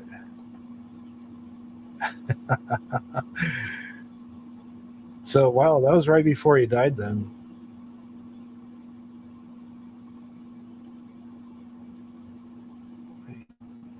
Are you sure that was Cliff? That might have been Jason. I'm not really super versed in Metallica, but I don't know if Cliff toured a lot for that album, unless it was a different one before that. Because he died in the bus accident when they were still in Europe. So okay. So it must have been just really shortly before he died then. Yeah, I forgot Jason was in there for a long time too. So two really good bass players, totally different style, but really good bass players.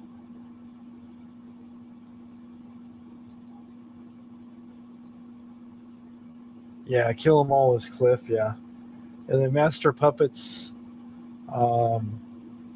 he recorded on, and then I don't think he did anything else. He died after he saw him. Good morning, Michael. I was just showing off all my swag. Thank you very much.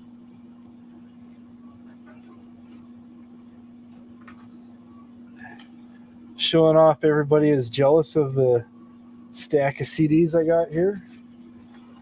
The box was waiting on my porch when I got home from work, along with the silica gel t-shirt to match the CD,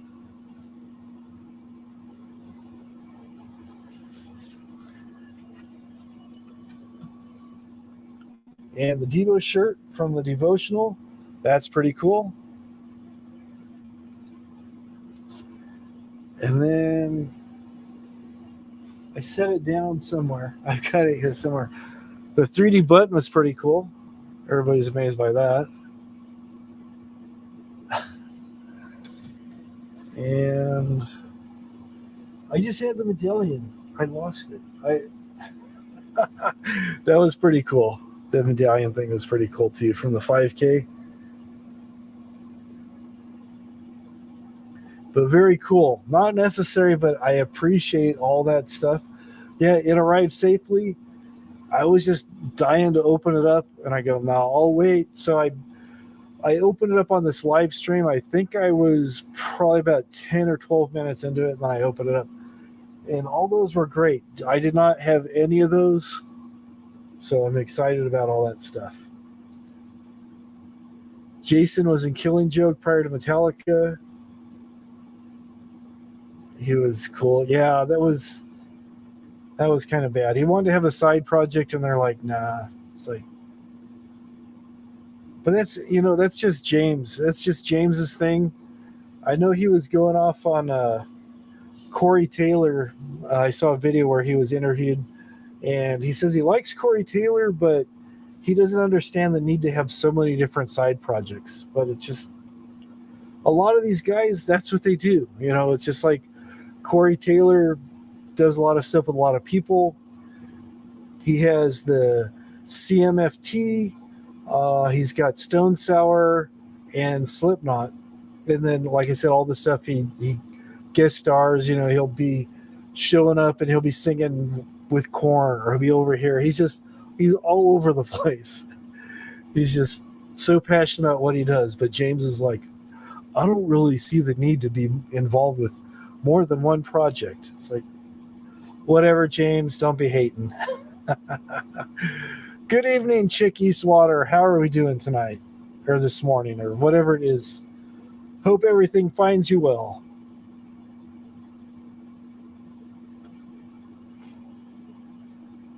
Yeah, that bass.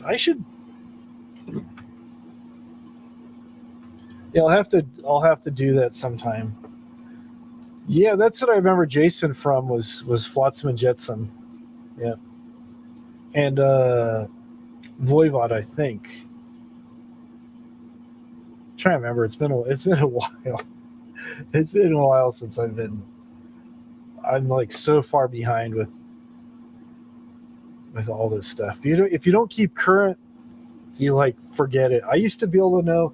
People would go, here's an album, and I used to be able to go, okay, that was like recorded in 1972 or 1976, and it was I used to, a lot of stuff. I even knew who the main people involved, either a producer or an arranger or something. But it's like I lost my touch on that. Hit build, yeah, he's a little strange. Writes some good songs, plays incredibly, but sometimes he's just, I don't know, sometimes he's just weird. Just does things different than most people do. Did Jason dirty? Did Dave Mustaine? I think they did dirty, but I kind of understand why, but at the same time, it could have been handled a lot differently. So, okay. Yeah, I don't know what he's doing now. I know they did a show. Oh, wow. There's a show on TV where it's trying to be like the next super group with Jason Newsted, Gilby Clarke, who was with Guns N' Roses for a bit, and Tommy Lee from Motley Crue. And they're trying to put together some band, and there's some guy named Lucas Rossi that ended up winning the contest. It was kind of like a Star Search kind of, what am I thinking of here?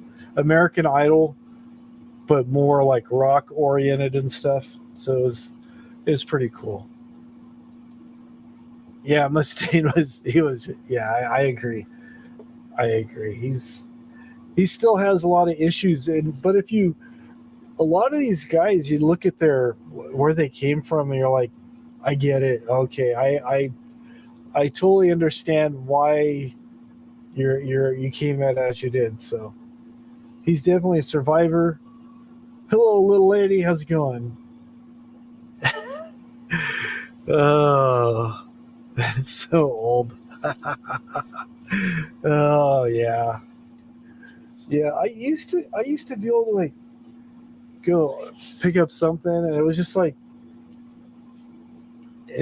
of those things that just kind of, I would just read an album cover, and it just, something got stuck in my memory, and I go, oh yeah, that's such and such and such and such. And people go, okay, it's like, what's song 4? And I go, okay, song 4 is whatever. So like the Cars. I have not done this. I think I'm gonna be wrong. I think this came out in 1980, I want to say. I'm probably wrong, but I think it's 1980. Let's see. I remember Roy Thomas Baker did produce it. Okay, I was off. 1978. I didn't see it or not. So within a couple of years, but 78. Yeah, it used to be better. I thought it was like 1980, but that was 78.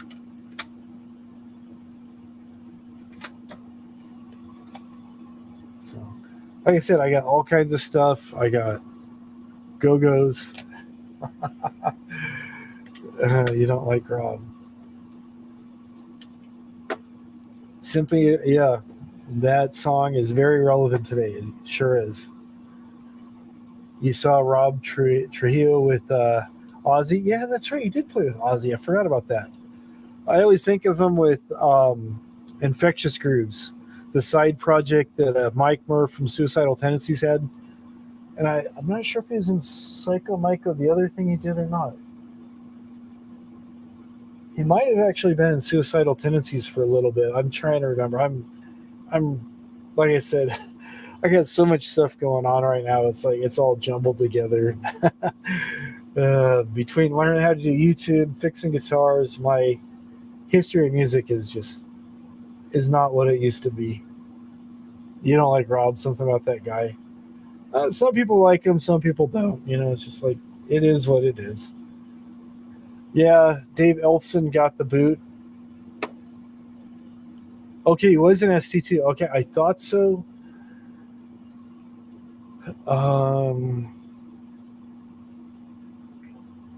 haven't listened to them in years. I think the last time I listened to Suicidal Tendencies was about the time Lights Camera Revolution came out. Which was pretty good.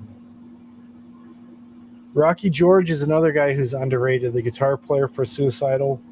They've been there for years. Great guitar player, but just overlooked, A lot of bands have really good guys that just get overlooked, unfortunately. It's just the way things go from time to time.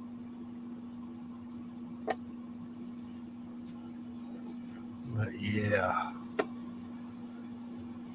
Wow, I think this is the most we've had in quite some time. I think that actually this is a record here, 16. I think before that was about 14. We got some more people coming in. So thank you everybody for coming. I'm not closing down right now. Don't get scared. I'm just saying, I thank you guys for showing up and showing your love. Charles Mingus. I've only heard a little bit by Charles Mingus, but I'm familiar with some of the stuff. Okay. Yeah, I'm a hack player. Everybody's like, wow, somebody told me one time, wow, you're a monster player. I go, no, I fake it. I fake a lot of stuff I do. I throw in a lot of stuff that I pick up from here, mix it all together, and people go, wow, you're a monster guitar player. You're a monster bass player. Like, no, not really. If you think I'm great, you haven't heard a lot of people. I can muddle through stuff enough to get by, but that's about it.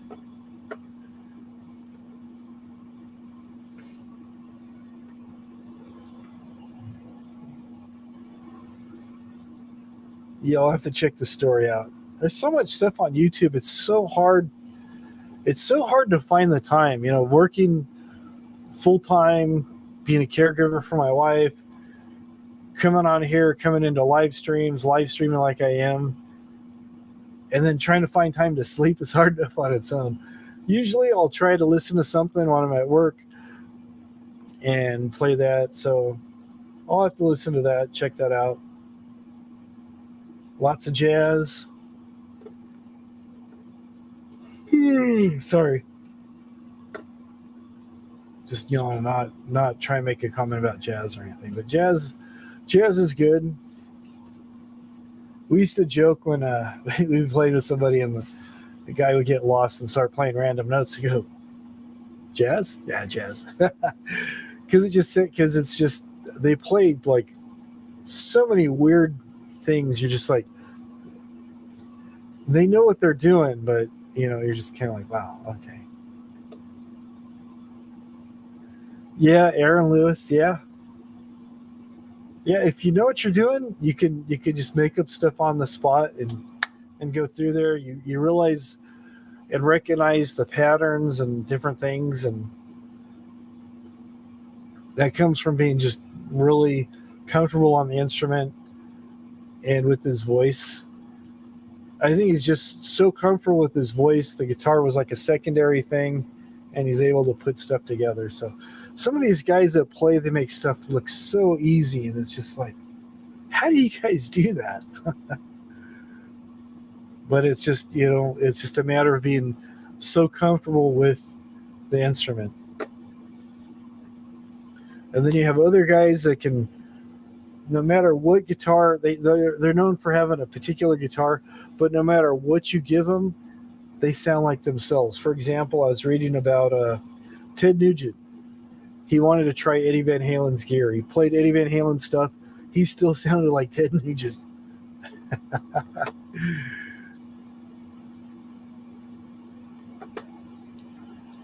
Charlie Parker, Miles on. Okay, because of Charlie, yeah. That was sad to hear Charlie passed away. I mean, he was still going strong. I mean, they are still touring. All those guys are up in their years, and Charlie was still doing good. But you start looking at some of the influence like you are. You're looking at the influences that Charlie had. Charlie was a jazz drummer. You can tell his technique and stuff. It's pretty cool. Yeah. In front of 10,000 plus people. It does. I think the biggest group I played in front of people, that was when I was playing with some young dudes who were playing ska core. I think the biggest group we played in front of might have been 100 people, 50 people, and I was shaking. I was just like so nervous. I covered it well, but I was just like so nervous. I always got nervous playing in front of people. It was just, so I tried to focus on what the drummer played, lock in. It was fun playing. I enjoyed what I was doing, but I always was just like so self-conscious of what I was doing, the other band and stuff. So, or everybody in the band was doing. That's true. Keith, I don't think Keith is ever going to die. I think Keith's going to live to be like 200 years old. So. Oh, okay. You just discovered Thin Lizzy. Awesome band. You know, again, the singer / bass player died way too young. Again, got mixed up with some drugs and different things and stuff. You know, Whiskey in a Jar is great. So much great stuff. You know, for a long time, everybody told Phil, which is a singer bass player, he'd never make it. He was stubborn, carried on, did a lot of great things. Awesome stuff. Yeah, they just announced 3 weeks ago he wasn't going to do the tour. And I've seen videos where he was like there just kind of hanging out, but he wasn't playing. I guess he wasn't well enough playing. Billy, I did hear Billy did play a little bit of bass. Really good guitar player. Did a lot of stuff. Jimi Hendrix was also a really good bass player. People didn't know. It's a lot of stuff.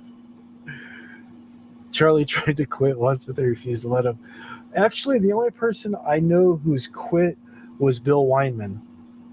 But that was, I think he got kicked out, I think, actually. Foghat. Yeah, Foghat's another cool band to check out. Fool for the City. They had a bunch of other songs, too. So, Chris Bliss says, Thin Lizzy, one of my favorites. Thin Lizzy's so awesome. I saw, like, I had relatives who were just a few years older than me. My stepmom's family, pretty much, had Thin Lizzy on cassette or albums. I'm like, okay, I didn't really, they were kind of off my radar. I was listening to Pink Floyd, it goes this way, Iron Maiden, Anthrax, all the heavier stuff. Got into Gary Moore, one of my favorite guitar players, probably number 4, number 5. Favorite is like a tie between Randy Rhoads, Jimi Hendrix, David Gilmour, Gary Moore, Rory Gallagher. A lot of these guys are so awesome. I didn't discover them till many, many, many years later. Thin Lizzy, I didn't discover till many years later. I discovered Thin Lizzy by listening to Gary Moore, and I go, who's this guy playing bass? This guy's amazing. Then I found out that Gary Moore was in Thin Lizzy many years ago with Phil, and it's just like so much great music I'd missed out on as a kid, but now I'm making up for it. Tour didn't start yet, so we'll see now. Okay, I thought they were doing some, maybe it's just practices I saw videos of. Thin Lizzy was great. Okay, John Sykes, another good guitar player. Gilmore for the win. The young dude, he was young when he got picked up by Thin Lizzy and was living with Phil and his mom. Scott, I can't remember his name. Scott somebody or another. They called him Scotty. I don't remember what his last name is. Anyways. Yeah. Yeah, it's so easily accessible. Yeah, new bands. The whole music industry is just, it's terrible the way they have it all set up. It's so bad. But a lot of the newer bands, they can go check out the mega bands and a lot. Scott Gorman, thank you, Scott Gorman. Yeah. But a lot of bands and now are discovering a lot of these older bands and covering songs or getting influenced by them, which is really good to see. There's hope. There's hope for music. We don't have to listen to all this cookie cutter stuff that people are saying. This is the greatest thing to listen to. I mean, all music has its place, but it's good that we have choices, what I'm trying to say. You saw Gary Moore back in 1989. Okay. That was, Gary Moore. Gary Moore is just one of those guys, just shreds like crazy. Just flew below the radar. So talented, playing and singing at the same time.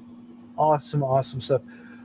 I was actually listening to Victims of the Future, one of my favorite albums by him. In the video I made where I was doing some stuff exercising, and that got tagged for copyright claim. Not a copyright strike, but a claim because they recognize their music in the back.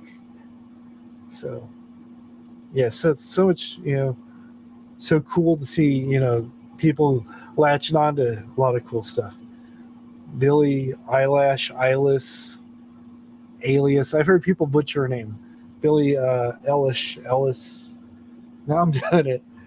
But yeah, she's got a cool style. I like the style of singing that she does. It's unique. It's pretty cool. Hardest working man in show business. I was going to say Rick James because Rick James was out there too. James Brown is the man. I feel good. The big payback. White Polish bands. There's so much good music out there. It's amazing.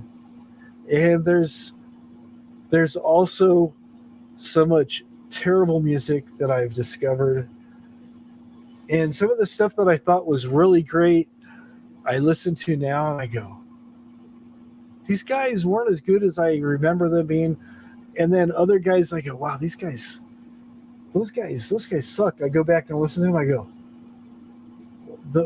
wow, what was I thinking? Those guys are really good. So as you get older, maybe it's because I'm older. I'm an old man and my style of music changes. I mean, I don't know.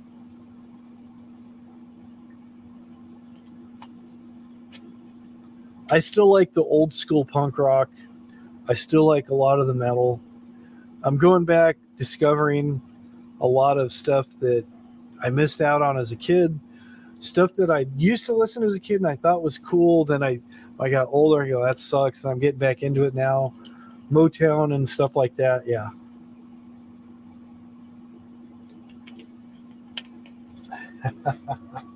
Let me share that. That's funny.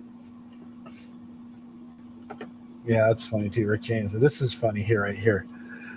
Chick says, hey, Tribe, I saw James Brown in New York City and Slash was coming up to play a few songs. He announced and kept calling him Splash. And I'm sure Slash just rolled with it. It's just like, whatever. Slash is one of those guys, it just seems like the coolest guy to me. I've never met him, but he doesn't really seem arrogant. People think he is because he's got the hides behind the sunglasses and stuff. A lot of interviews I've seen of him, he just seems like just really kick back, low key, super cool. you know, a lot of these guys that we write off that think, oh, these guys are just, you know, jerks or whatever, they're pretty cool. And other people would go, oh, this guy's pretty cool. Ends up being just like, you just want to sock them. They're just have such a big ego trip. And it's just like, really, dude? Really? Lady Gently, please welcome here, Splash. Oh, man.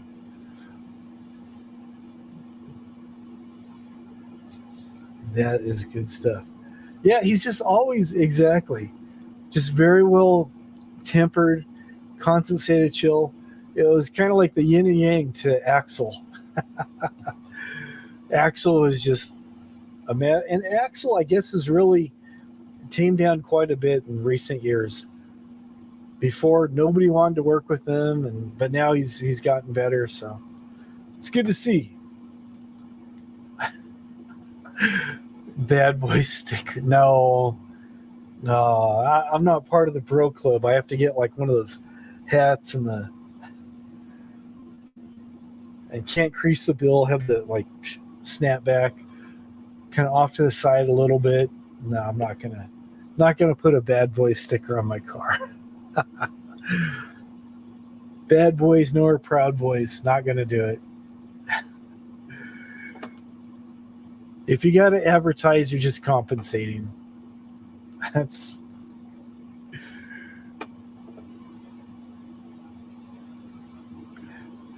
Velvet Revolver and Splash was drinking. Yeah, Splash did drink a lot. Splash, they got me doing it, calling him Splash. Yeah, he's a lot of those guys. They do indulge a little too much. Unfortunately,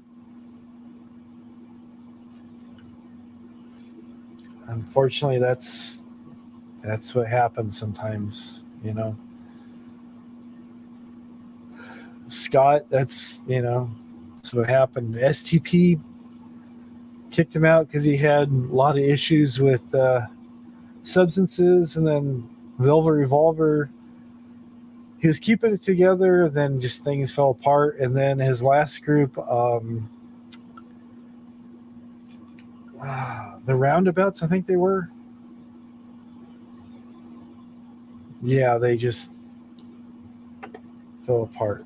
The 90s, the Bad Boy Club stickers, yeah.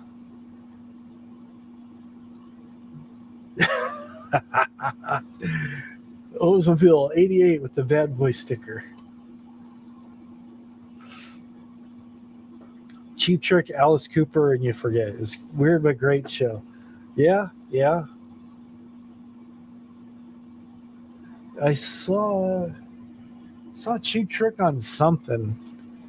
I think it might have been something they're doing with Daryl Hall, because he had a show on YouTube. I don't know if it was a cable show that he had or just here. I'm not sure what it was now. But I always played with Daryl from Hall & Oates. And, Cheap Trick was on there. And Robin sounded pretty decent still. So it was pretty cool. Get it right, man, or Gen X. Not quite old enough to be a boomer. At least I'm not.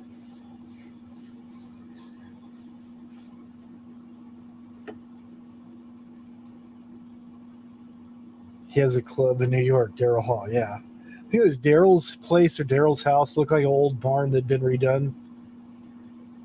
Watching the unboxing. Cool. Yeah. So much good music, man. It's just like, I don't know. It's like, I do like a lot of stuff too.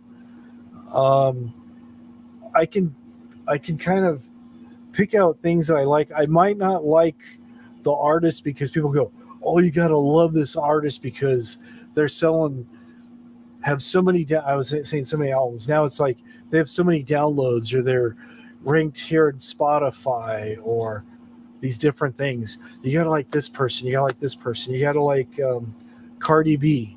It's like, I don't like Cardi B. Sorry, they'll go, oh, she's got so much talent. It's just not my style, so I just go, whatever, Katy Perry, you know, I recognize she's got a lot of good songs, a lot of good arrangement. I know some of the songs she wrote, some of them, actually, a lot of newer artists have people come in and write songs for them. Not like the old days where people were more singer-songwriters and bands writing songs, but they have different producers and stuff put songs together for people.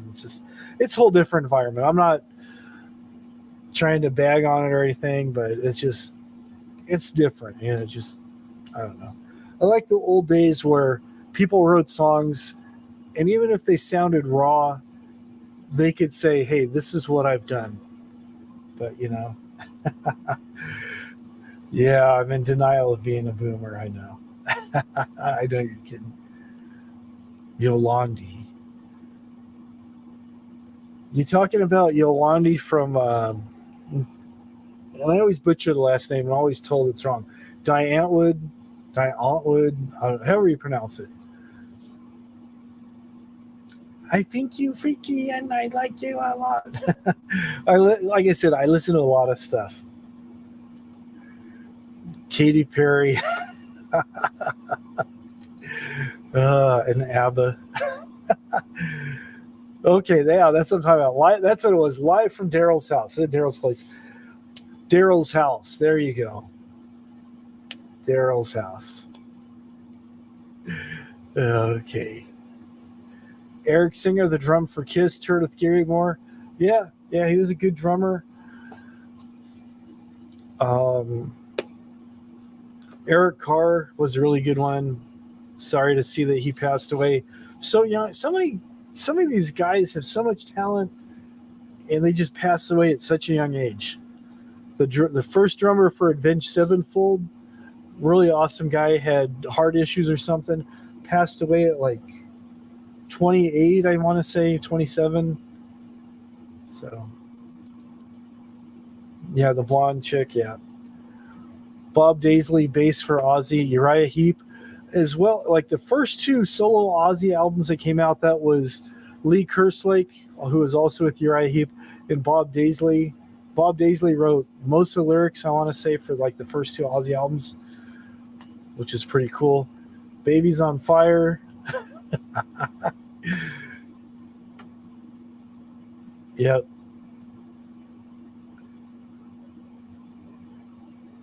The one song they did that has a video with the Lady Gaga is pretty funny too. I can't think of what that song is called now, but yeah, those guys are just crazy. Yeah, Bob played with Gary for a long time too.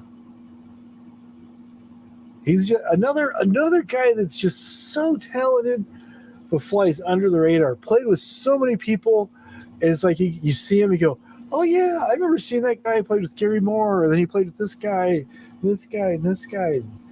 So many people are like really awesome, and they do studio stuff. They've been on so many albums, and you hear them play, you recognize their sound, and it's like you might not put the face with the name, and then over time you go, oh yeah, that's that guy. It's kind of like watching movies where there's that guy that plays bad guy number 2 that's like always bad guy number 2, sometimes bad guy number 3.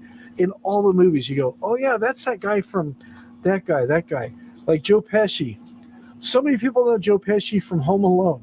Oh yeah, he's one of the burglars in Home Alone. They don't know him from Goodfellas or My Cousin Vinny or some of the other movies he's done. He's done a ton of movies. But people go, oh yeah, just, they just know him from that one thing. And you start going, Greg Allman, underrated. He's famous for almonds. He grew some. No, just kidding.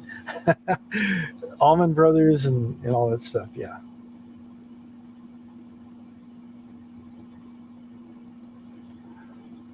Yeah. Can see a chick.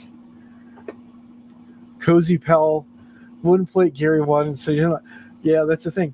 But Cozy Powell is another awesome drummer. Another one who's no longer with us. I actually picked up an album that was like a solo thing that he did, and I'm trying to remember who is on there, but he's another. It's like you have a lot of these guys that you have like they'll do stuff with different people. They left the band for whatever reason, and then years later, people come back and will guest on them. I think Gary might be playing on one of those songs. I think Phil is on a couple of them. Phil from Thin Lizzy. So, good stuff. So it's always good. Yeah, Cozy is like a really good drummer. Sweet Melissa, Melissa, I don't know. Shannon Larkin. I do not know who that is, but I'll take your word for it. Boomer Thin Lizzy. Thin Lizzy was a great band. They were not from my time. I discovered them years later, like when Gary Moore was doing his solo stuff, and Phil was playing bass, like on Wild Frontier album, Out in the Fields, another good album. Great stuff. Bastards of Young. Oh, for Godsmack. I never really got much into Godsmack. I don't know. I just didn't really. Sonny just, I don't know, he just kind of left me flat. That's all I can say. It's just, I mean, they must be talented. They're putting out albums. I heard, Stand Alone. And then there's another song that sounded exactly the same way. Another song that sounded almost identical. Most of their songs they play in drop D, and they have that same feel. I mean, for me, they didn't mix it up enough, but maybe I need to give them another listen to. I don't know. They just. Slayer was another band that just never did anything for me. I know Kerry King is a really talented guitar player. Does a really bizarre reverse chug thing, which is really hard to do. But again, like the early stuff that I listened to, just a friend of mine said, "Oh yeah, Slayer's great." We're listening to it, and it's like one song blended, next one, the next one. It just sounded like one long song. It's just like, I don't know. For me, it didn't work. For other people, it works, but that's that. The Replacements, yeah, great band.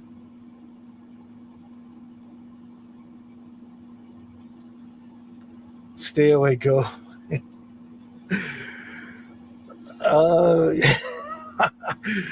Creed, yeah, Creed, Godsmack, and Nickelback are kind of all the same. Oh yeah. Trash the band.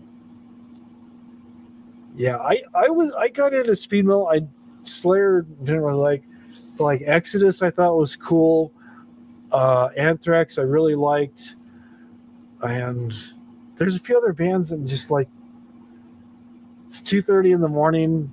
A lot of the names are escaping me, but just like that real fast double bass, real fast tempo, all that stuff. Great stuff. I love it all. Don't say that. Alice in Chains is a great band, but those other two guys, yeah.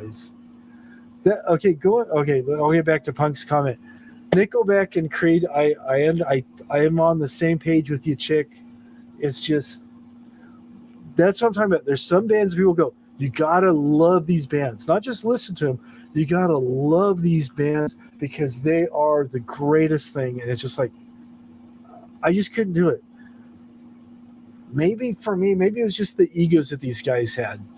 I know I bought like Creed's greatest hits, tried listening to it, just, the song My Sacrifice that came with the DVD, was watching the video, and that's the one where they're playing, they're all in the water. Scott's in a boat, all nice and safe, and he reaches down, you think he's saving somebody, and he pulls himself up out of the water. That's how big his ego is. The only person worth saving was himself. It's just like, dude, come on. You just can't do it. But I agree with Punk right here. one of the best songs of all time, The Trooper. Iron Maiden Peace of Mind is one of my, within the top 5 albums of all albums that I've ever owned. That was one of my favorites. Peace of Mind that had The Trooper, Die With Your Boots On, bunch of other good songs. Great stuff. One of my favorite bands of all time. Like I said, Ozzy Osbourne, Diary of a Madman. Blizzard of Oz was great, not in the top 5. Troopers in the top 5. Diary of a Madman's top 5.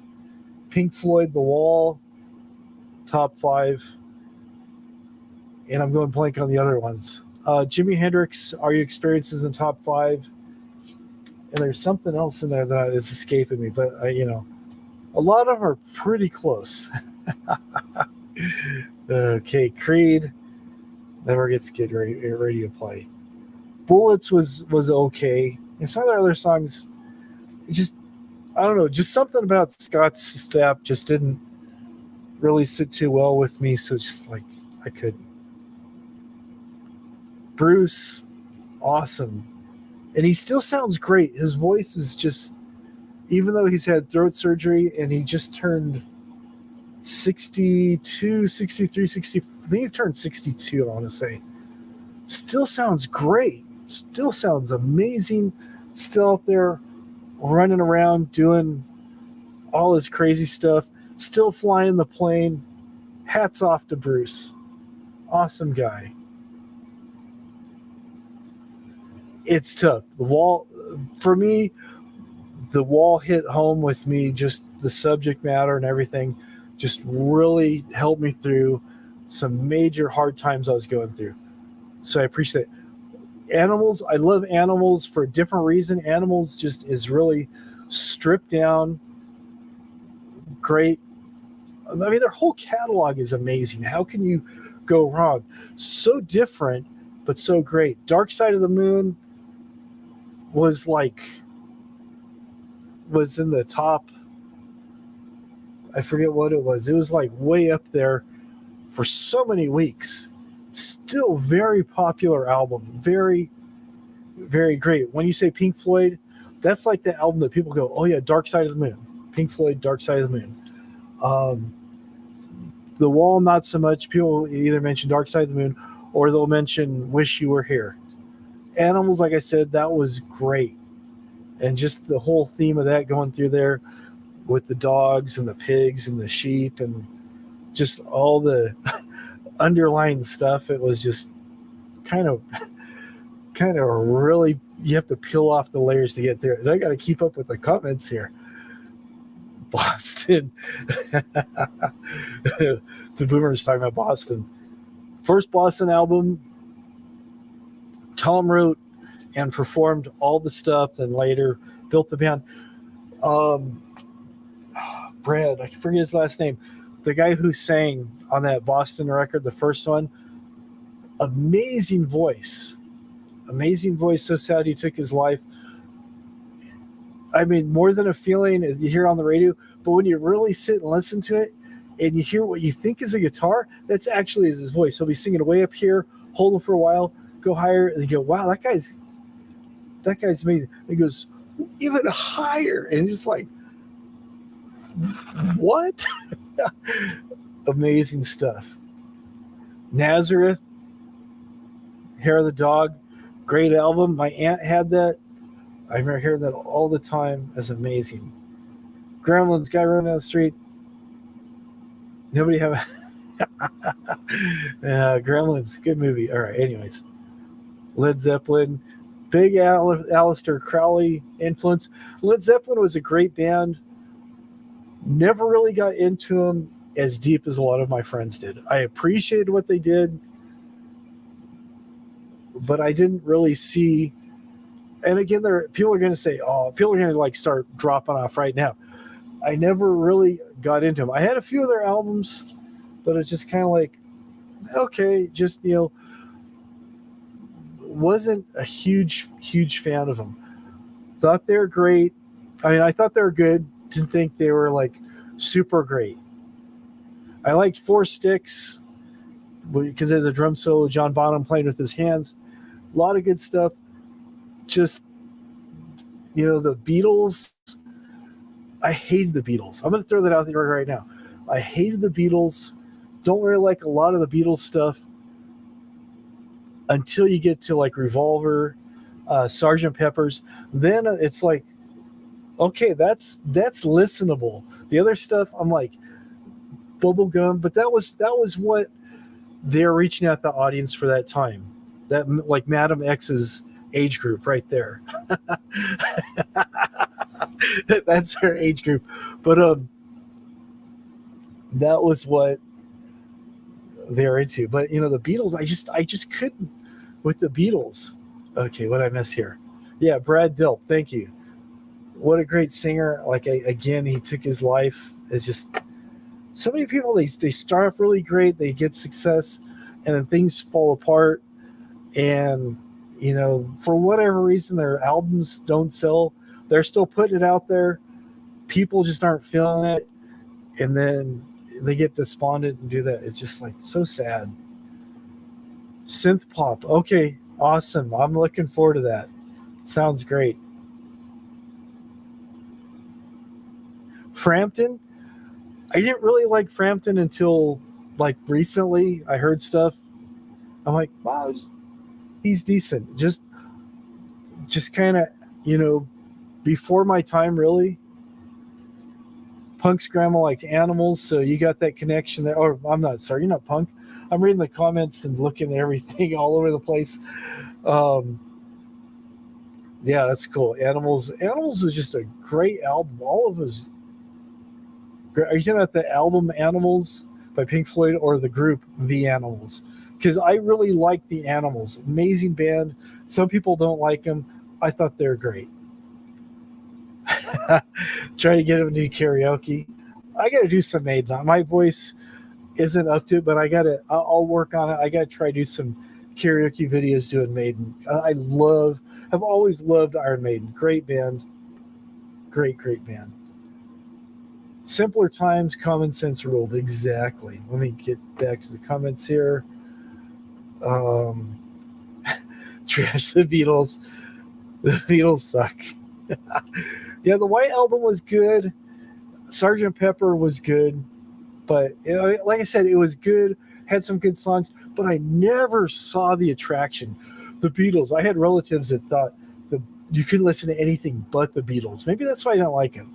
Maybe that's why I don't like country music, because I had it crammed down my throat when I was a kid, and they just thought it was great. I don't know. You're a tampon for some reason. So, yeah. Okay.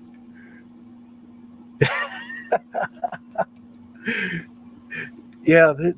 How can you not like the Beatles? John, Ringo, George, Paul, they're all great.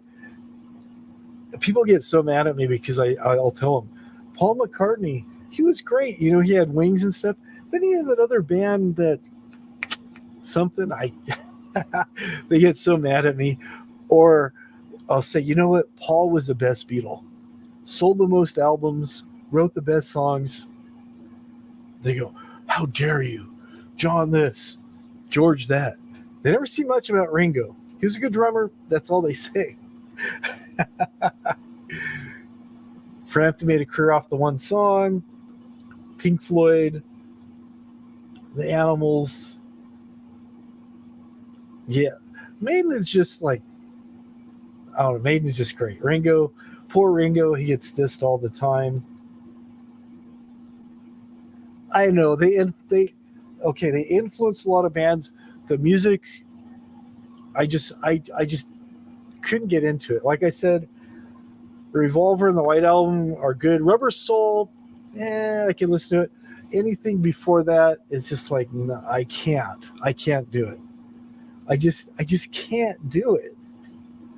But they did influence a lot of bands. Dave Grohl, I know from the Foo Fighters, huge Beatles fan. Paul McCartney, I like a lot of his stuff post Beatles. But again, I think the reason I didn't like the Beatles, it was because people tried to cram it down my throat too much.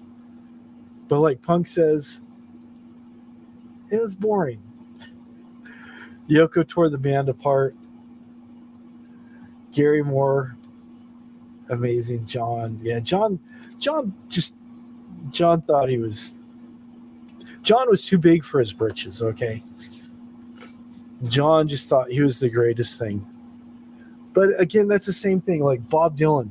People think Bob Dylan, greatest guy of all time. I heard he was a jerk. I heard people try to talk to him, just won't give you time of day. Big ego, big attitude. Great songwriter, but singing? Oh, man, no. Jimi Hendrix, who I love, awesome. He covered quite a few of Bob Dylan's songs. A lot of other people have covered Bob Dylan's songs. But Bob Dylan doing Bob Dylan, not so much. Other people have done great with Bob Dylan songs, but Okay, there's another one. Neil Young says the best. Boring too. Yeah. Just it's Neil Young, man. Yeah, I never really got into. My boss loves Neil Young. When he plays, I go, "Oh, why is this guy whining all the time?" He goes, "You forget who signed your paychecks, right?" He loves like Crosby, Stills, Nash, and Neil Young, and all that stuff. But that's from that time. But he also likes Uriah Heep and some other stuff. He loves Pink Floyd too. So we got that in common. I would not take it that far. I did not hate John Lennon. I just didn't see the draw. Mark Chapman was just a nut,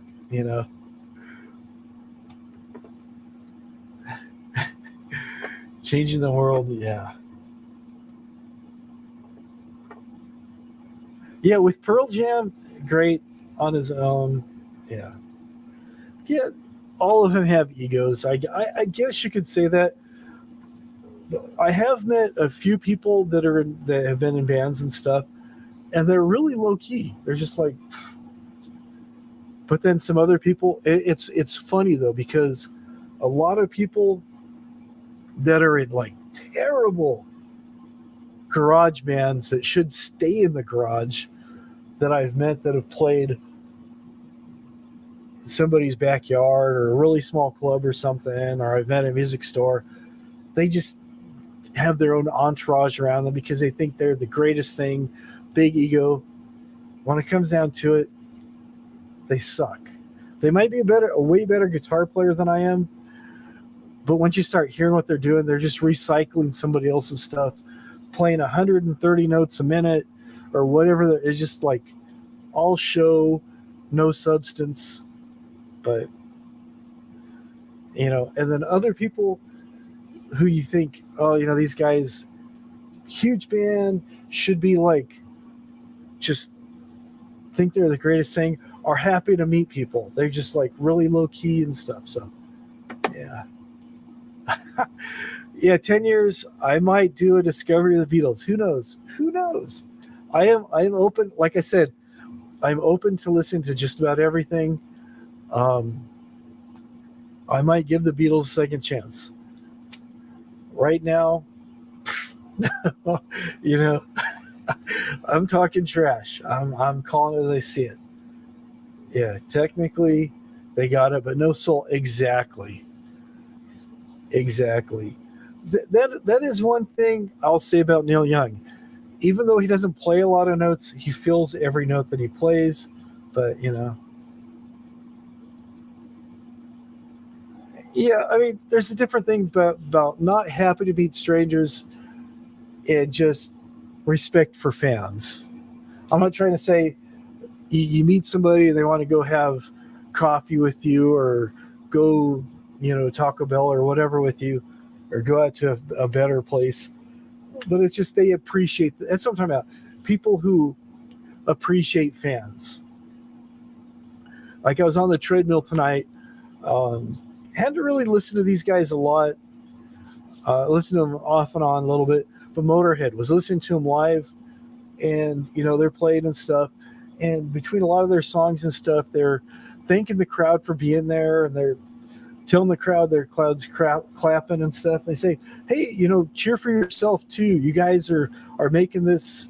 It's just like they're showing respect for their fans, which is like awesome. A lot of actors don't respect their fans. Some of them do, But yeah, Metallica. Yeah, it's taking no prisoners. You suck. Oh man. But like Rush, I always thought Rush was a great band. Some people hate Rush. Some people can't get past Geddy Lee's voice. Some people listen to the instrumental stuff that Rush did and go, wow, these guys are amazing. 3 guys playing such complex stuff. And then other people love Geddy's voice because it just fit so perfectly in the mix of everything they did. So it's just a personal preference that people have. Yeah, you've met many musicians. Yeah, like I'm saying, some are nicer than others. Others have egos, and they protect themselves.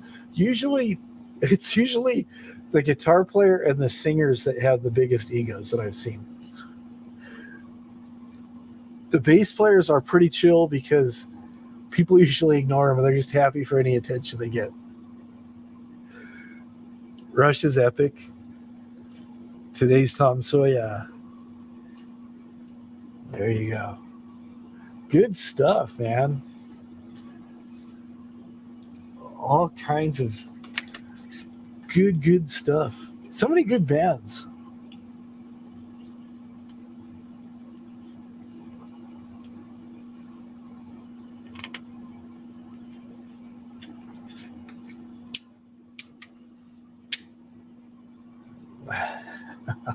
LSD, lead singer disease. Yep.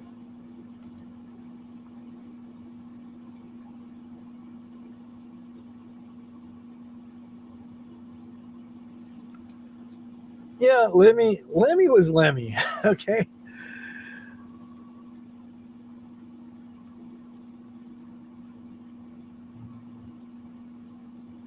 Yeah, I saw the Lemmy funeral on YouTube. Yeah. I saw, what was it? I was watching something and they're showing all these different, it was like some clips on YouTube and stuff of different bands. And it was like, they're talking to, I think it might've been, there's a series that this guy did showing like how it was like the whole series is on metal. And you talk about black metal and all the, and then early like psychedelic metal and stuff and different things, showing the ties that these different bands had to other bands. And he was interviewing Lemmy and he was talking about, different things and stuff. And Lemmy's son was there. And the guy asked Lemmy, he goes, well, out of, all your basses and stuff, what's your most, favorite possession? And he goes, my most favorite thing of all is my son, which I thought was pretty cool. It's like, that's how I feel. I love my son. My son's awesome. But Lemmy seemed like a cool guy, but if you caught him on a bad day, he'd probably just punch your lights out. The AC kicked on again. Sorry for the flicker. But yeah, good stuff, man. Good stuff. Music is just, as you can tell, I'm passionate about music, both about what I like, maybe more so about what I don't like. Oh, Ace of Spades. Yep. You win one, you lose one. It's an Ace of Spades. Ace of Spades. Then you have to have your mic. It's kind of why I have my mic like that. You gotta have your microphone like kind of like pretend this is a microphone. Instead of being like this is the part you sing. So instead of being like this, where most people have it, you'd have it like this.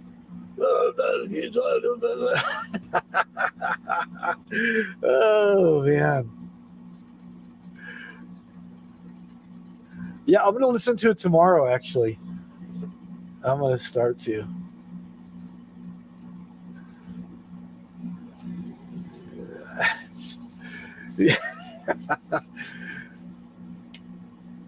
Well, you know the reason why he did that, right?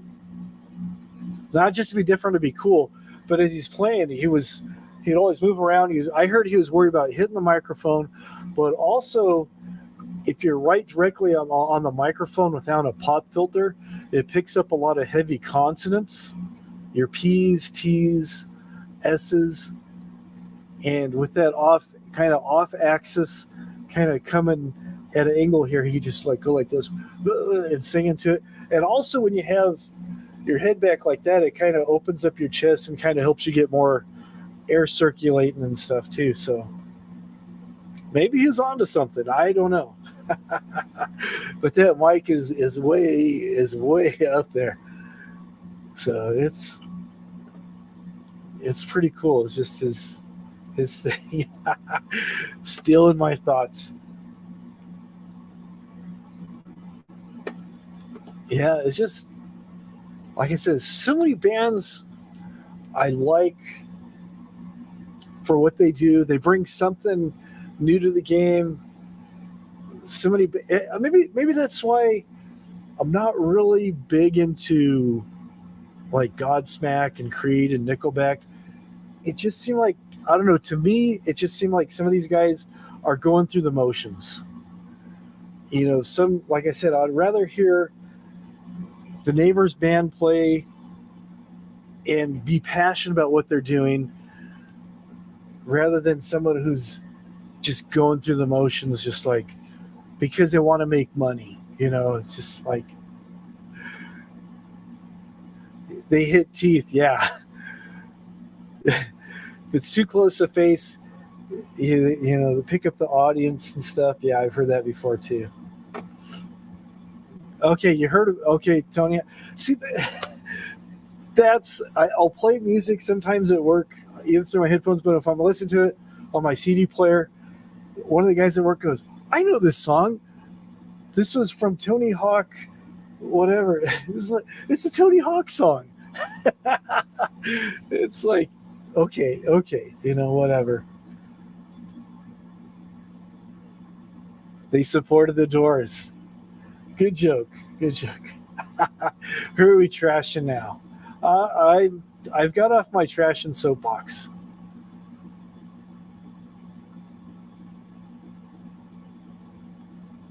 Girl School, Motorhead. Okay. I like Motorhead. Girl School was pretty good. But yeah. No, it's always like, okay. Maybe so. I don't know. It's going through the motions. He had a kertuffle with Sully. Tony Hawk is a huge fan of Devo, by the way, in case you guys didn't know. Why did the piano keep banging his head? He's playing by ear. Okay. John Lennon sucked. I should go to Teespring and have shirts made up that say, I hated John Lennon, or John Lennon sucked. I'll probably get beat up by all the people with man buns or something. I don't know. Yeah, Sully's a witch. Is that why he had a band called, or a song called Crying Like a Witch? Or something like that. I don't know. He had you at your house for a party. Okay.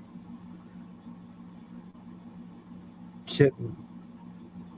You talking about Kitty? I think you might be talking about Kitty. All the girls, they played tuned down. They did real heavy stuff. Yeah, I think when they first started, I think the singer/guitar player and the drummer, I want to say, were sisters or cousins. I don't know. I was aware of them. I didn't really follow them super close. Liked a couple things they did. L7 was a band that I really liked. They should have blown up bigger, but they never did. Okay. It's actually pretty good. Give peace a chance. He's all we are saying is give peace a chance. All right. You discovered DK? Okay. DK was another cool band. I was more into Black Flag than Dead Kennedys, but Dead Kennedys were always good too. I know. I heard it was about Nikki Sixx. Pat Smear may have managed. Maybe so. Didn't Pat Smear used to date Belinda Carlisle at one time years ago? And I think Pat Smear used to be in the Germs, right? The Bengals. She wanted to rock and roll.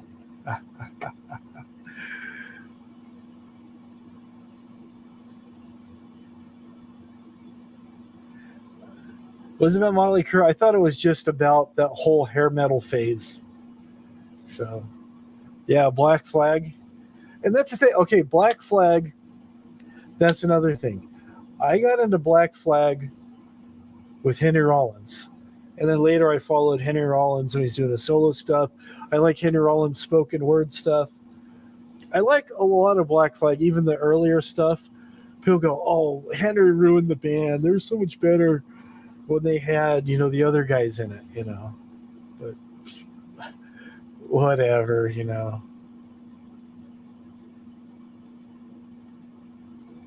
Okay, yeah, Pat Smear was in the Germs, okay. Patti Smith, okay, that's another one I couldn't get into. People pumped her up. I know she had that song Horses or whatever it's called. Could not get into it. I know she was married to the dude from MC5. MC5 I thought was great. Kick Out the Jams. And I know they did some other stuff. MC5 was pretty good. Really liked MC5. But then Patty, I know she was famous for that song she did with Bruce Springsteen or wrote for Bruce Springsteen or something. I don't know. Because the night. Okay. Michael smoked a doobie with Pat in a kiddie show. There you go. Black Flag, yeah.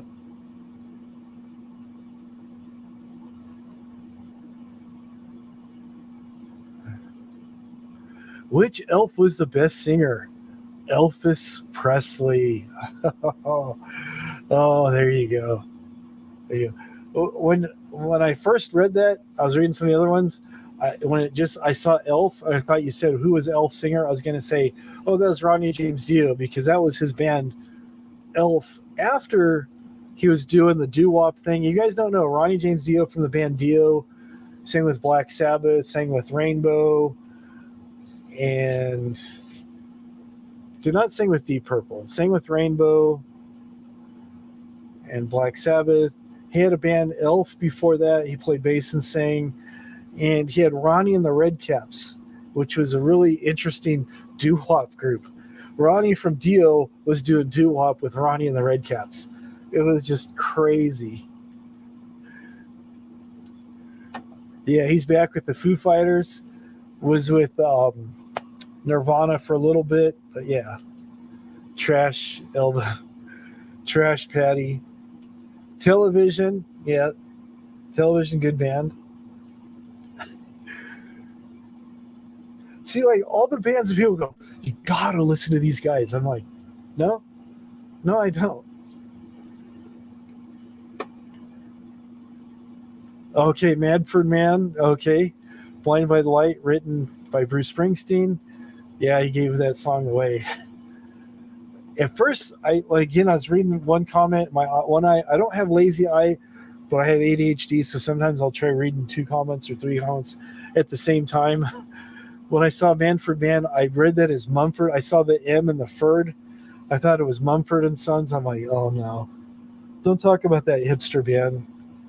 I do not like Mumford and Sons. Everybody's like, you gotta love Mumford and Sons. They're so talented. They're so wonderful. Nah, I just next.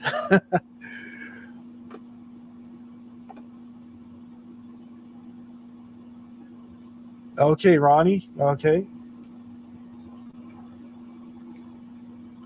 Okay. Blinded by the Light. That is the lyric that everybody goes, was it wrapped up like a douche or revved up like a deuce, referring to a car? Or, I've heard all kinds of theories. I don't know. Chris Bliss would be the one who would probably know what the real lyrics were, because I did not know. Banjo in a rock band just doesn't work. Unless you're the guy from Frog Leap, Leo, who does a cover of Psychosocial on a banjo with like some other instruments and stuff. That was pretty interesting. Set up like a dish. Okay. Foo Fighters pushing vaccines. Yeah, I know. Some of these guys should just do music, keep politics out of it. He's pretty cool, done a lot of stuff. Sound City, I got it here somewhere. I saw it on VH1, bought the DVD, bought the soundtrack, love all those things. Does a great song with Paul McCartney, does another song with Lee Ving, does another song with Rick Springfield, all kinds of crazy stuff. Great stuff. Okay, revved up like a deuce, wrapped up like a douche, sitting like a douche. I don't know. It's it's all over the place. It's all over the place. Young child says to his mother, Mom, when I grow up, I'd like to be a musician. She replies, well, honey, you can't do both.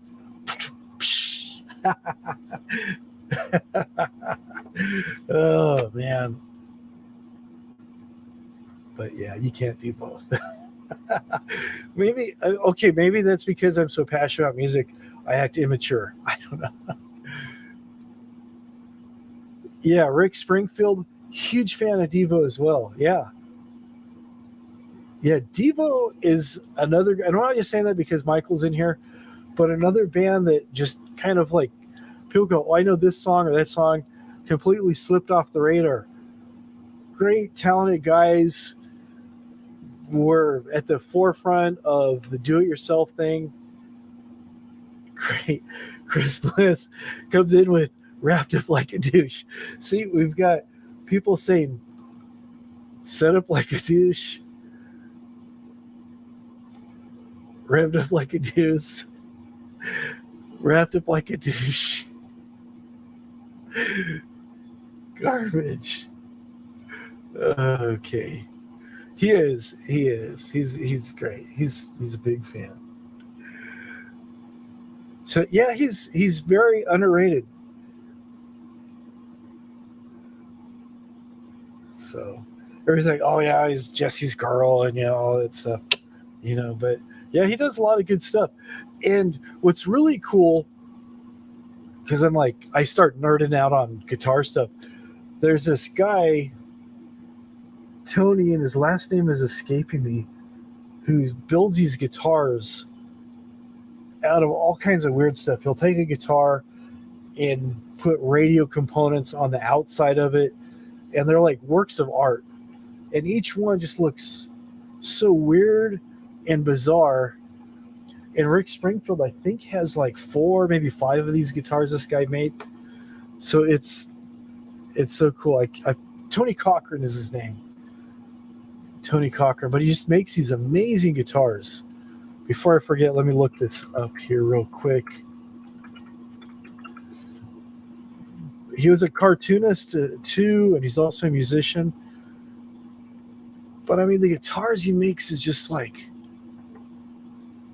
they're just so amazing, so amazing. Let me go ahead and bring this up here, and hopefully I won't get a strike from YouTube by sharing this.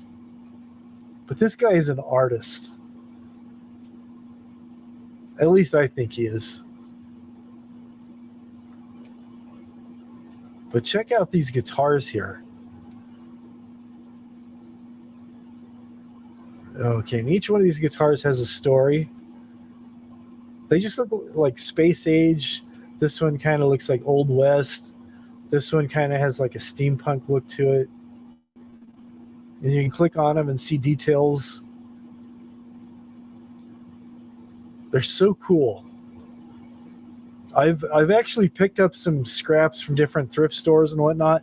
I want to do a guitar like this one of these days, but do my own thing, you know.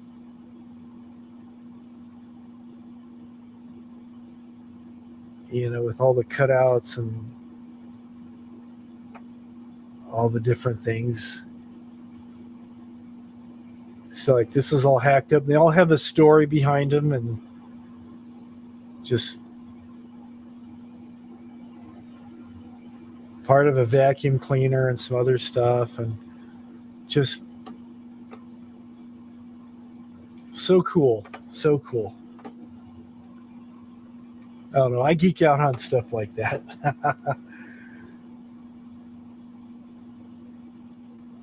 Really? Did not know that. Zoot. Okay. Yeah, one looked like a warlock with the cutaways and stuff. Yeah. They covered blinded by the light. That's cool. Alice and Ace Frehley. There you go. Yeah, I saw somebody say Alice is still turning at 80. Yeah, some of these guys are just like still going. Then other guys go, well, you can't really go out and tour once you hit 35. Oh, you're going to go see him in Boston? That's cool.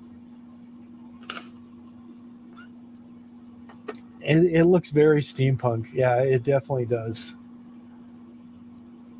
I'm into that whole steampunk look, you know, as far as guitars and stuff. I'm not going to like go get a duster and dress up like that, but I do appreciate the aesthetics. There you go.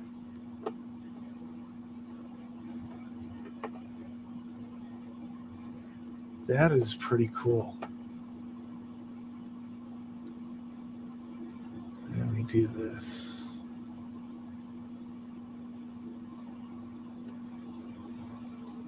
You know, I'm going to put the link in, see if anybody wants to come up. We can talk music. We can talk about anything other than politics and the vaccine, because I think those two subjects have been beat to death. But there's that. Did I just post it? Post it again. Probably erased it. There we go. Anthrax. Love Anthrax. I'll be back in a minute. My allergies are going crazy. I'm going to go blow my nose. Give me like a minute. I'll be back.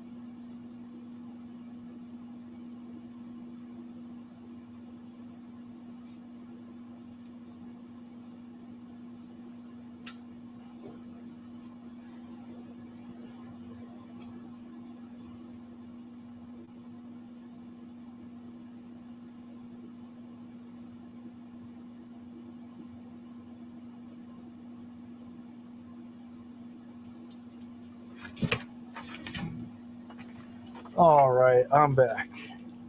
Yeah, allergies are going crazy.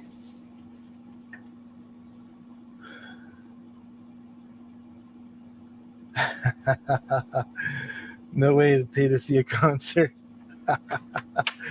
There you go. Yeah, Anthrax very underrated.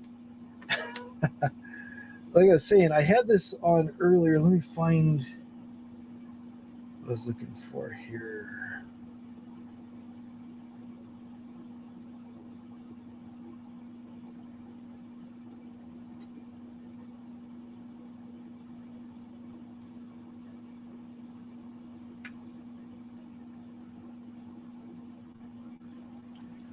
Okay, I got my bass that I showed you guys before. It's Epiphone bass. Never watched that movie. Show proof of your vaccination. Let's see how this is sounding here. I haven't picked this bass up for a while, so I hope it's in tune. But what I just wanted to show, I was talking earlier, it has a really cool sound when you run it through some distortion. Almost sounds like a synth bass rather than a regular bass. Let me see if that's going to come through here.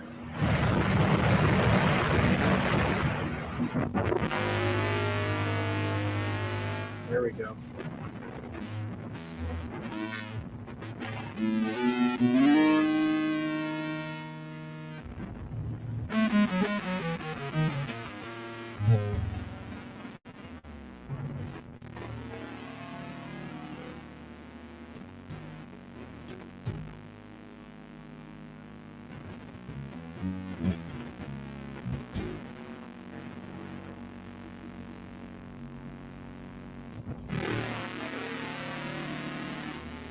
It just sounds so cool.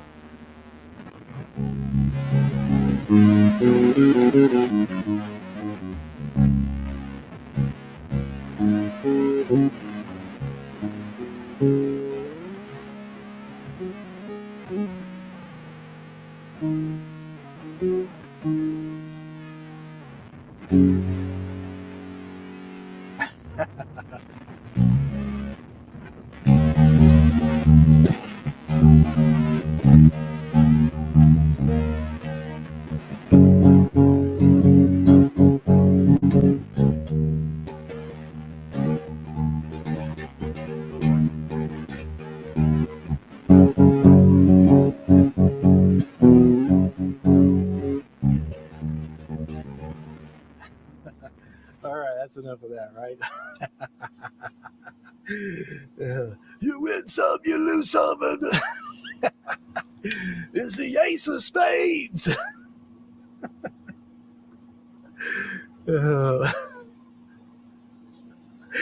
Oh, that's funny. All right. Well, enjoy your day. Yeah, I'll still be here. I mean, everybody's hanging out, so it looks like we're probably gonna go for quite a while longer. I mean, I appreciate you guys coming. This is cool because sometimes I'm here and there's like 2 or 3 people, and there's like my wife's in the side chat, and that's it sometimes.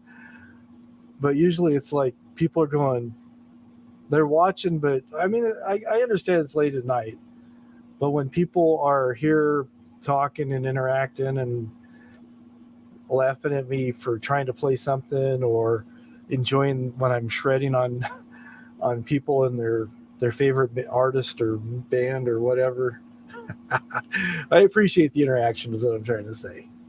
Makes it a lot easier to do this. So yeah, definitely enjoy your day. Pick up some cool stuff at the flea market. Just don't pick up any fleas. But yeah, this bass, like I said, I got it really cheap. It was really filthy and dirty. Yeah, it's like 311 here. I feel like I just started like half an hour ago at the most, but it's already been a little bit over 3 hours. And this one, I actually had regular strings on this thing, and I noticed when I play bass, I kind of drag my hands a little bit. This one, they're flat ones. Strings are so smooth, plays like butter. Oh man.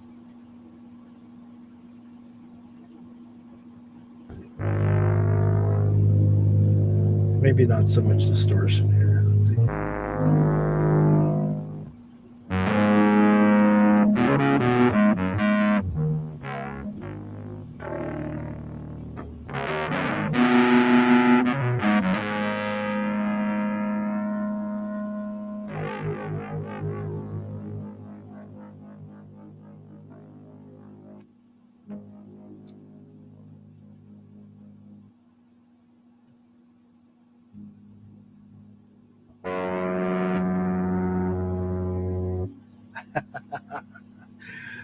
I'm no Jaco Pastorius. Like I said, I'm a hack, so I was just messing around going.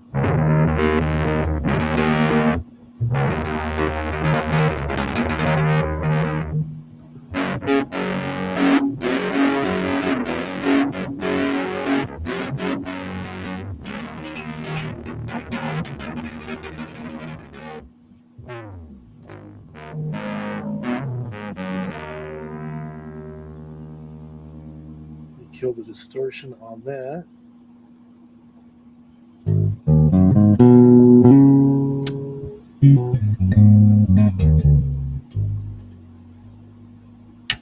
But whoops.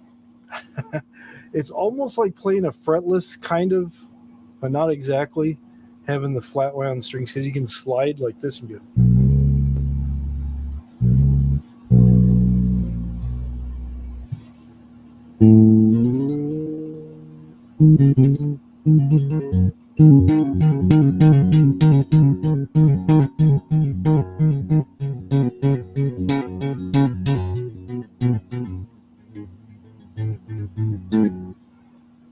Remember how it goes now.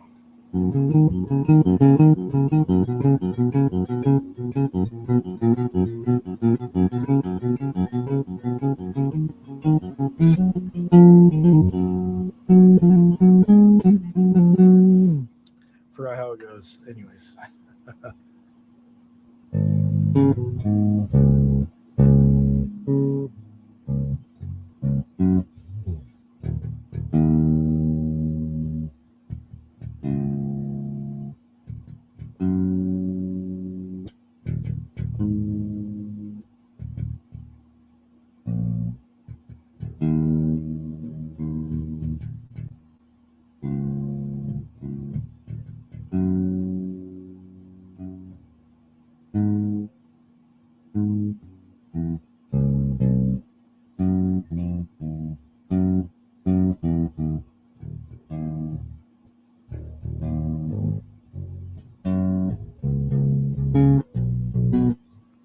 Anyways, I forgot how.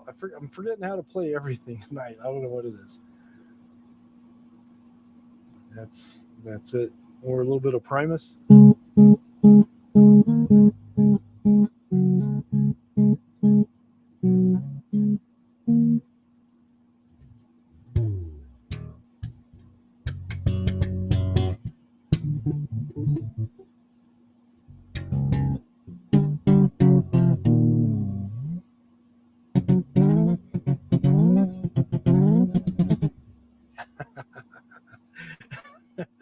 That just gets annoying after a while.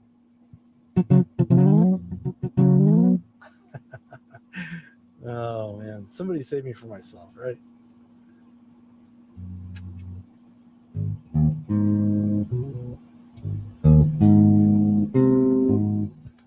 Sometimes I like to play chords on a bass too. People go, "You can't play chords on a bass."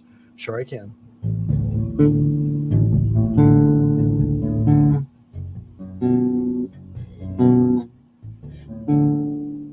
All right, Chick. We'll see you next time.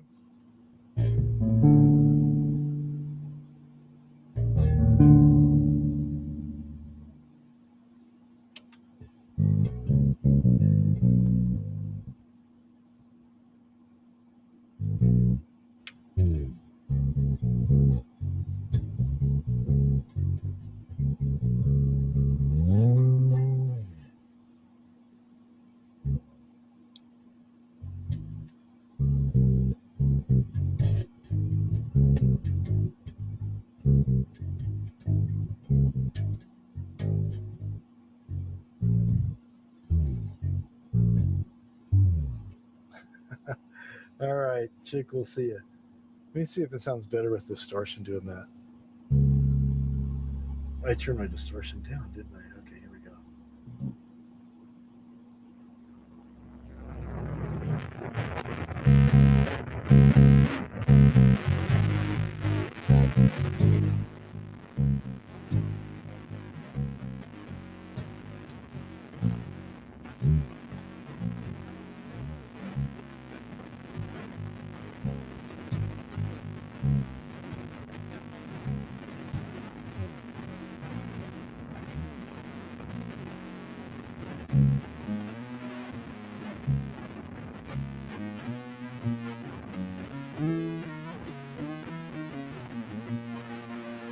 I forgot where it goes after that.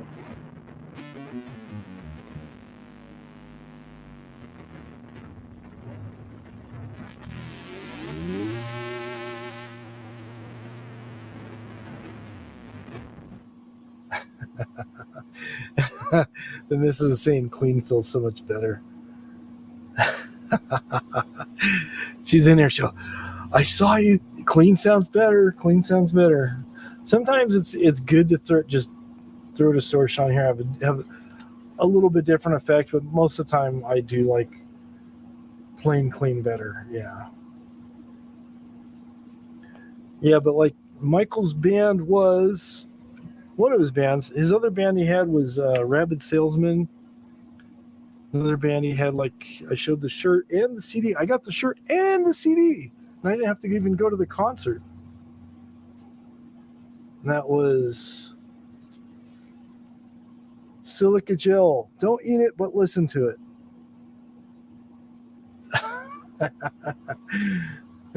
Noise.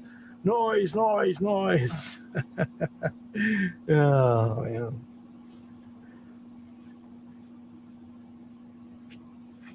And there you go.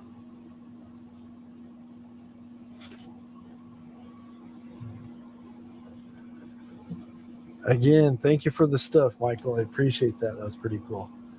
That design is cool. That is a very cool design. I'm not sure if Michael designed this or if he found it. Because I know he comes across some really interesting things from old children's books.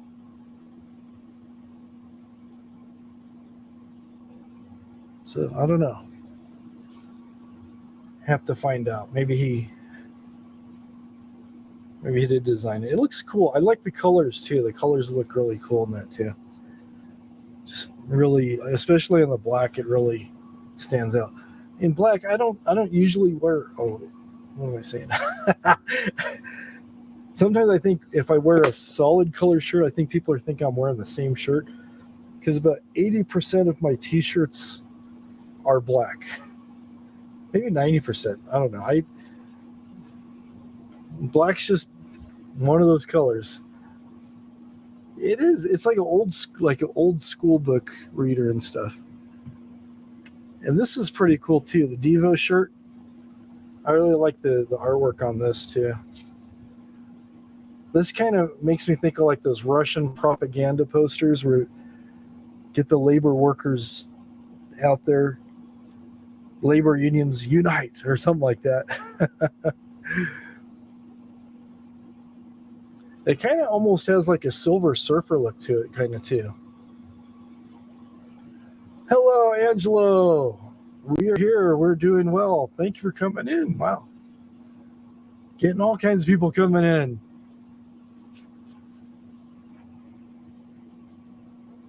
Fold that up, put that up there.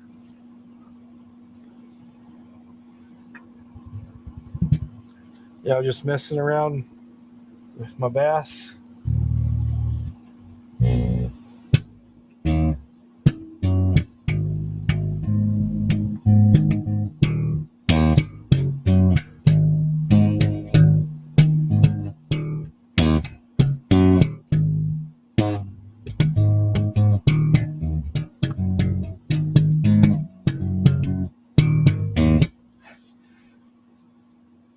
Oh, thank you. I appreciate that.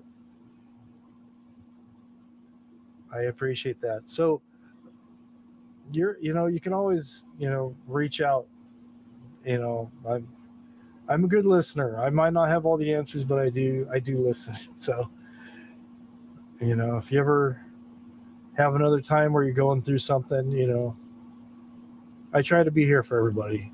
Rather than being like some of the other channels, you go, you know what so and so did, and I try to get along with everybody, and I try to be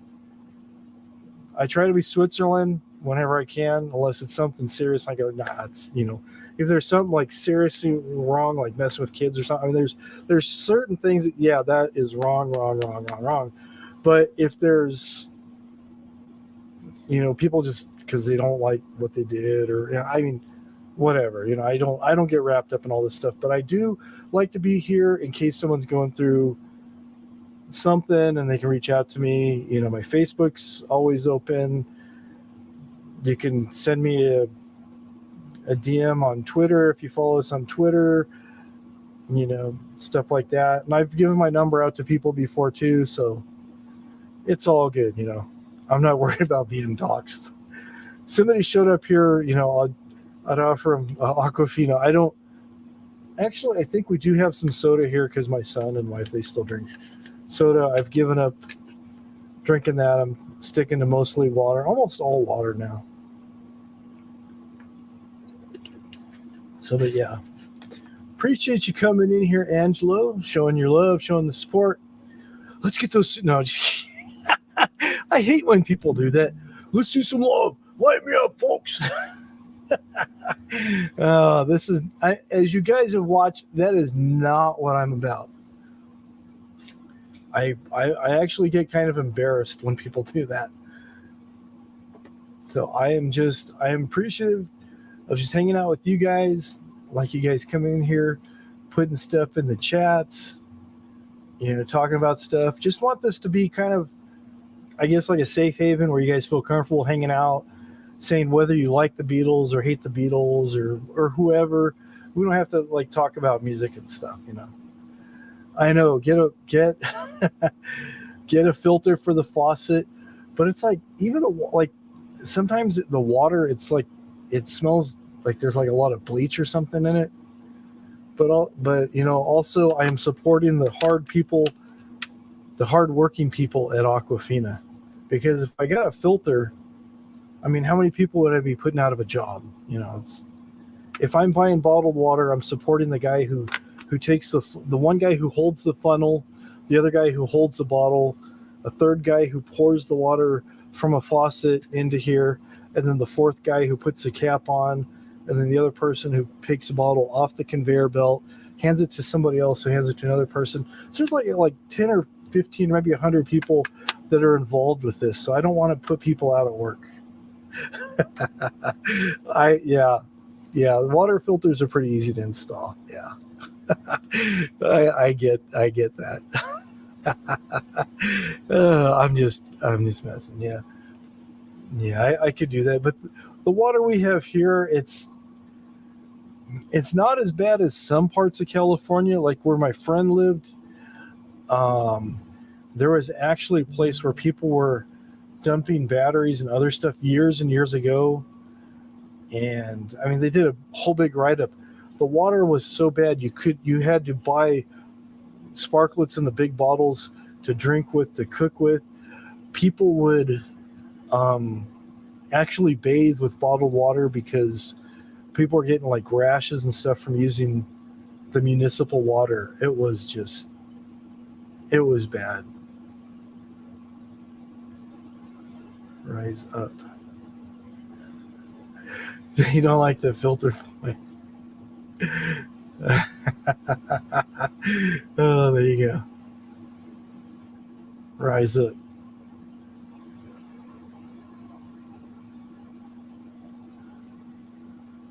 I don't think I've heard that song, Rise Up. I'm trying to remember. I listen to a lot of stuff, and then sometimes there's so many songs that have the same name.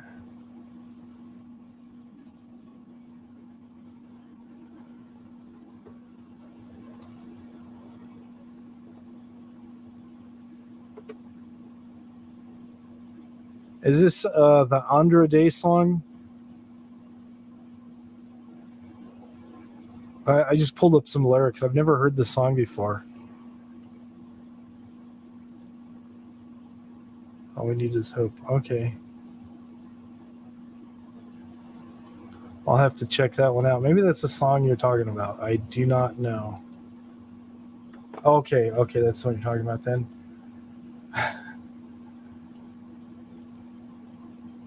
All right, I'll definitely check that out. Definitely. Looking at the words are very motivational. So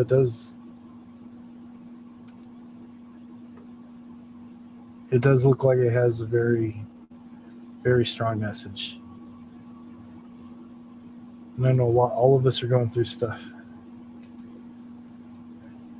You're just lazy buying water bottles. Yeah, that's true. Stainless steel bottle, that's something you could do that. I don't know.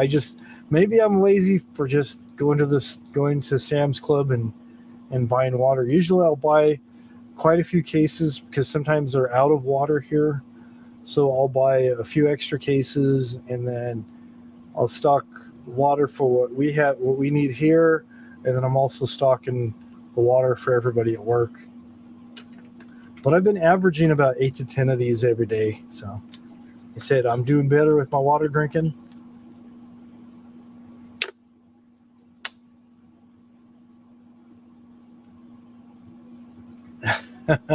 Edible water bottles made with clear seaweed gel. Now made with clear seaweed gel. Get your edible water bottles today. Water balls.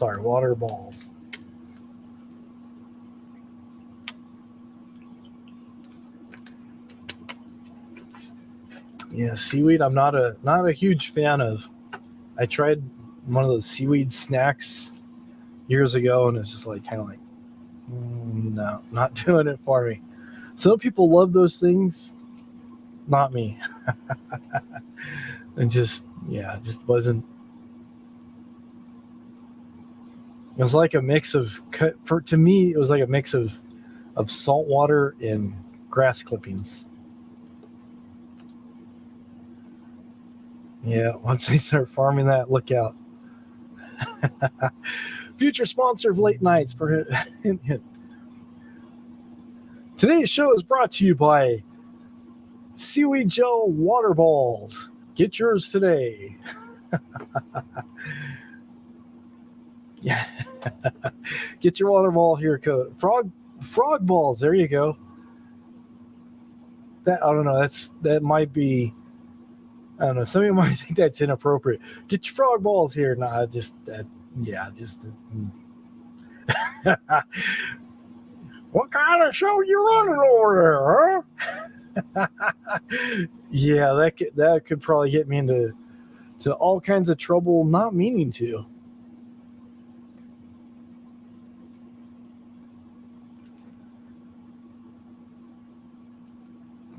Yeah, I may need to clean that up.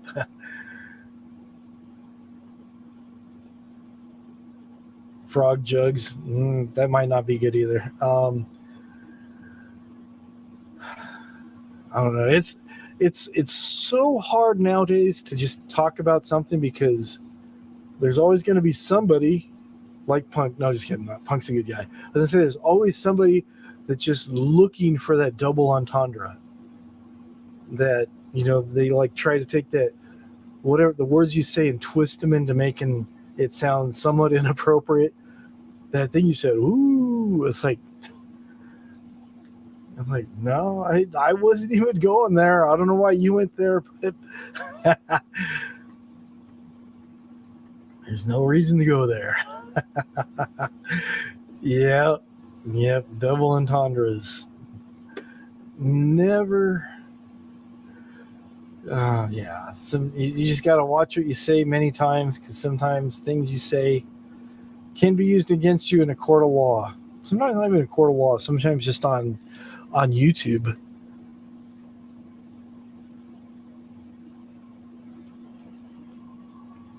It's just bad news.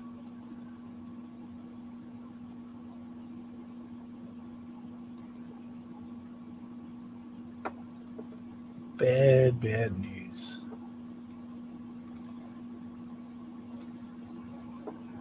Oh, not necessary. Thank you very much. I was like, wow. Oh, I'm embarrassed by that, but thank you very much. I truly do appreciate that.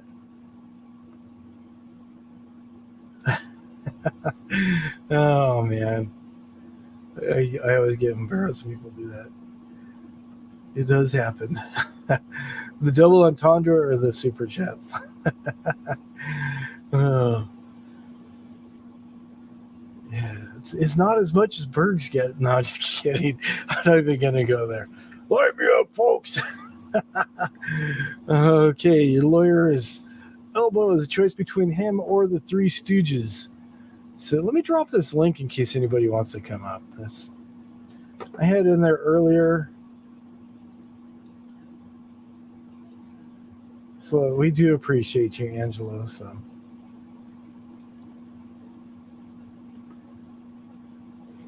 throw that in there.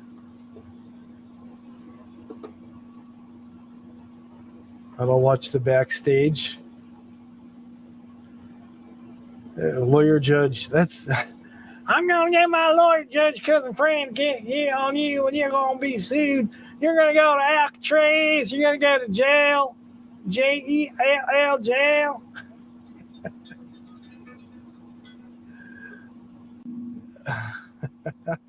It's never good. All right, Punk. We'll see you. Have a great Sunday. An awesome Labor Day. Probably see some of you guys around. I know I cruise around and run into people at different places, so don't be such a stranger. As Michael says later, have a good day. Hello, Jojo. How you doing? Hello, everyone. How are you doing today? How are you doing today? Are we all good day, good together? And here's Angelo. Hey, that sounds. This guy. That sounded like my my HP customer service rep. Okay, you are calling me from 1818, or are you Yeah. calling me 113? My Windows key's not working. What's going on? Okay, go to your garage, get the toolbox. Okay, smash that goddamn board and go buy a new one. Okay. Probably a MacBook, maybe. It's ready for everything. Hey, by the way, all jokes aside, number one, I joke a lot, but sometimes I gotta say I'm serious. Hello, everyone on the side chat, and Chick Eastwater, Miss Wombat, everyone else. The last weekend, I promised my kid that we were gonna build a tree house, which I've done over the years, probably 3 times. Went to Home Depot. Did not realize the prices of lumber. It is unbelievable, right? Yes, it is. 100% doubled. Yes. Yeah. So I decided I have a tree that's dead in the backyard. So I told the gardener, cut this tree down, and I'm going to use the wood. We left last weekend when we were gone for a while. I come back. This guy cut them all for firewood, man. They're all pieces of round thing. I thought he's going to cut them into pieces, but I can use. I got a workaround for you. So what you do is you build a log cabin.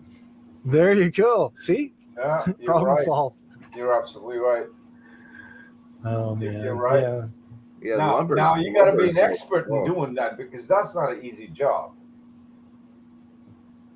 Lumber is extremely expensive. I just built a tiny home on my car lot for my manager to live in, and just to build the tiny home shell was like $30,000, and then to outfit the inside and build up the rooms and all that stuff was like another $15,000 in just lumber.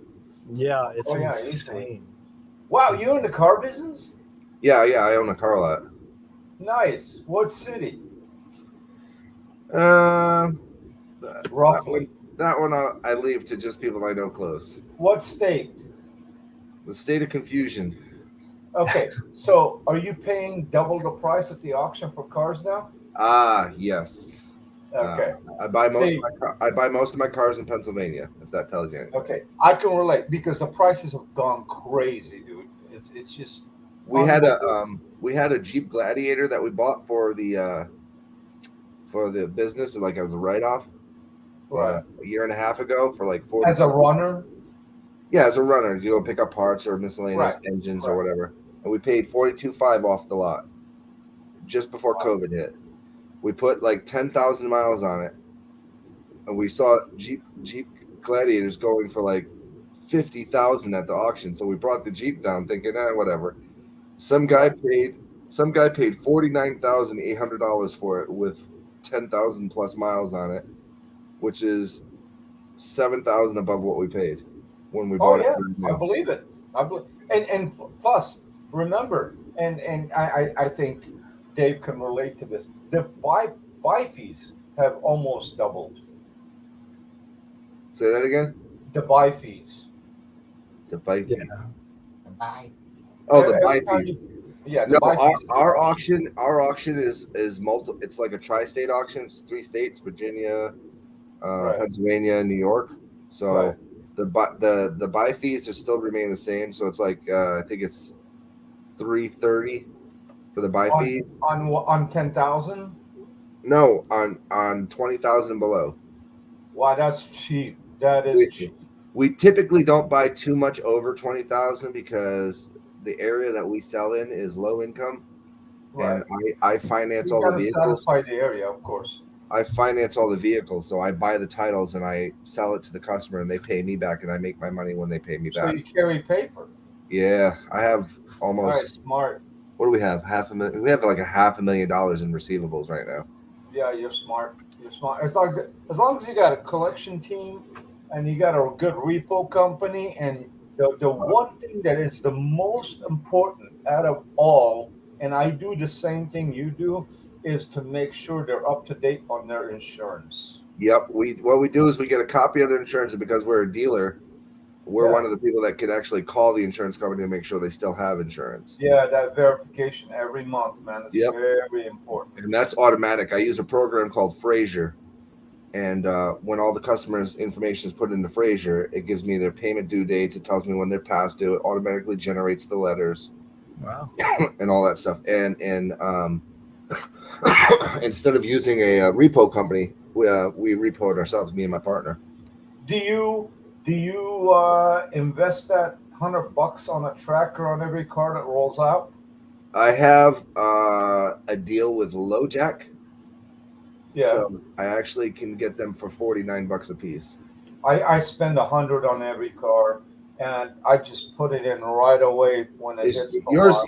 Does yours have the kill switch in it too? Is that why you pay $100? No, I don't have a kill switch.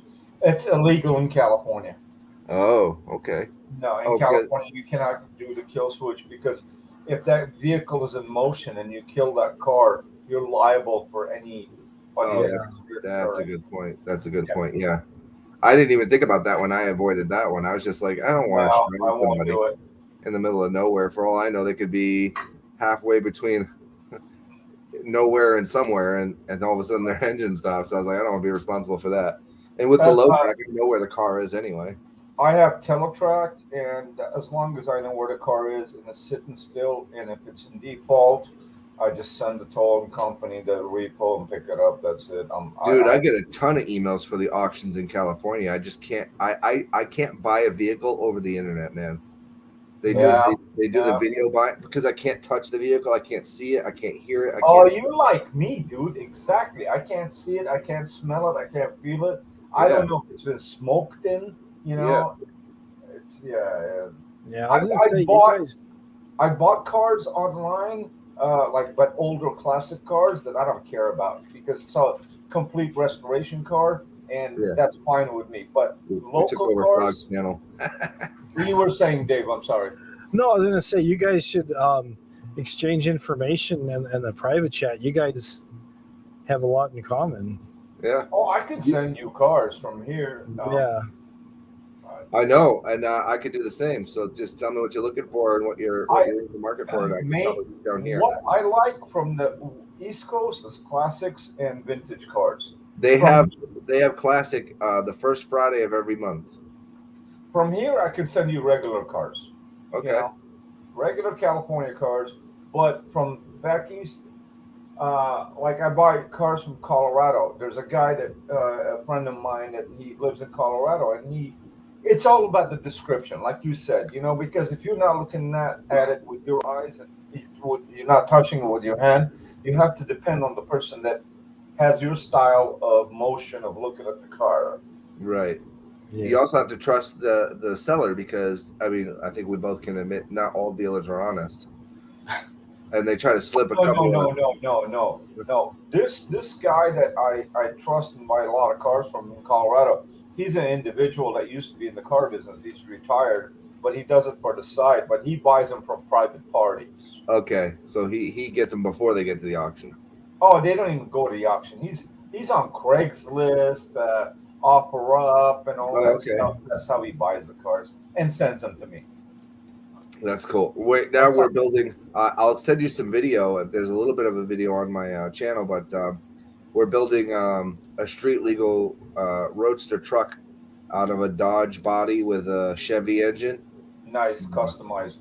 Yeah. It's got the fat tires on the back, thin tires on the front, 2 nitrous tanks, custom cams, custom exhaust, custom everything. Oh, you're putting some money in there. Yeah, the engine itself was like 15 grand. We have 2 engines that we bought for the truck, but then we bought a Corvette at the auction, an 84 Corvette with like 50,000 miles on it. But the body is great. It needs interior work, and then we're gonna pop the new 355 in it, brand new engine. All right, I'm sorry. I did not want to divert the topic in hand. Dave, take over. Yeah, sorry about that, Dave. It's just a small world that there's another car guy on here, including motorcycles. You know.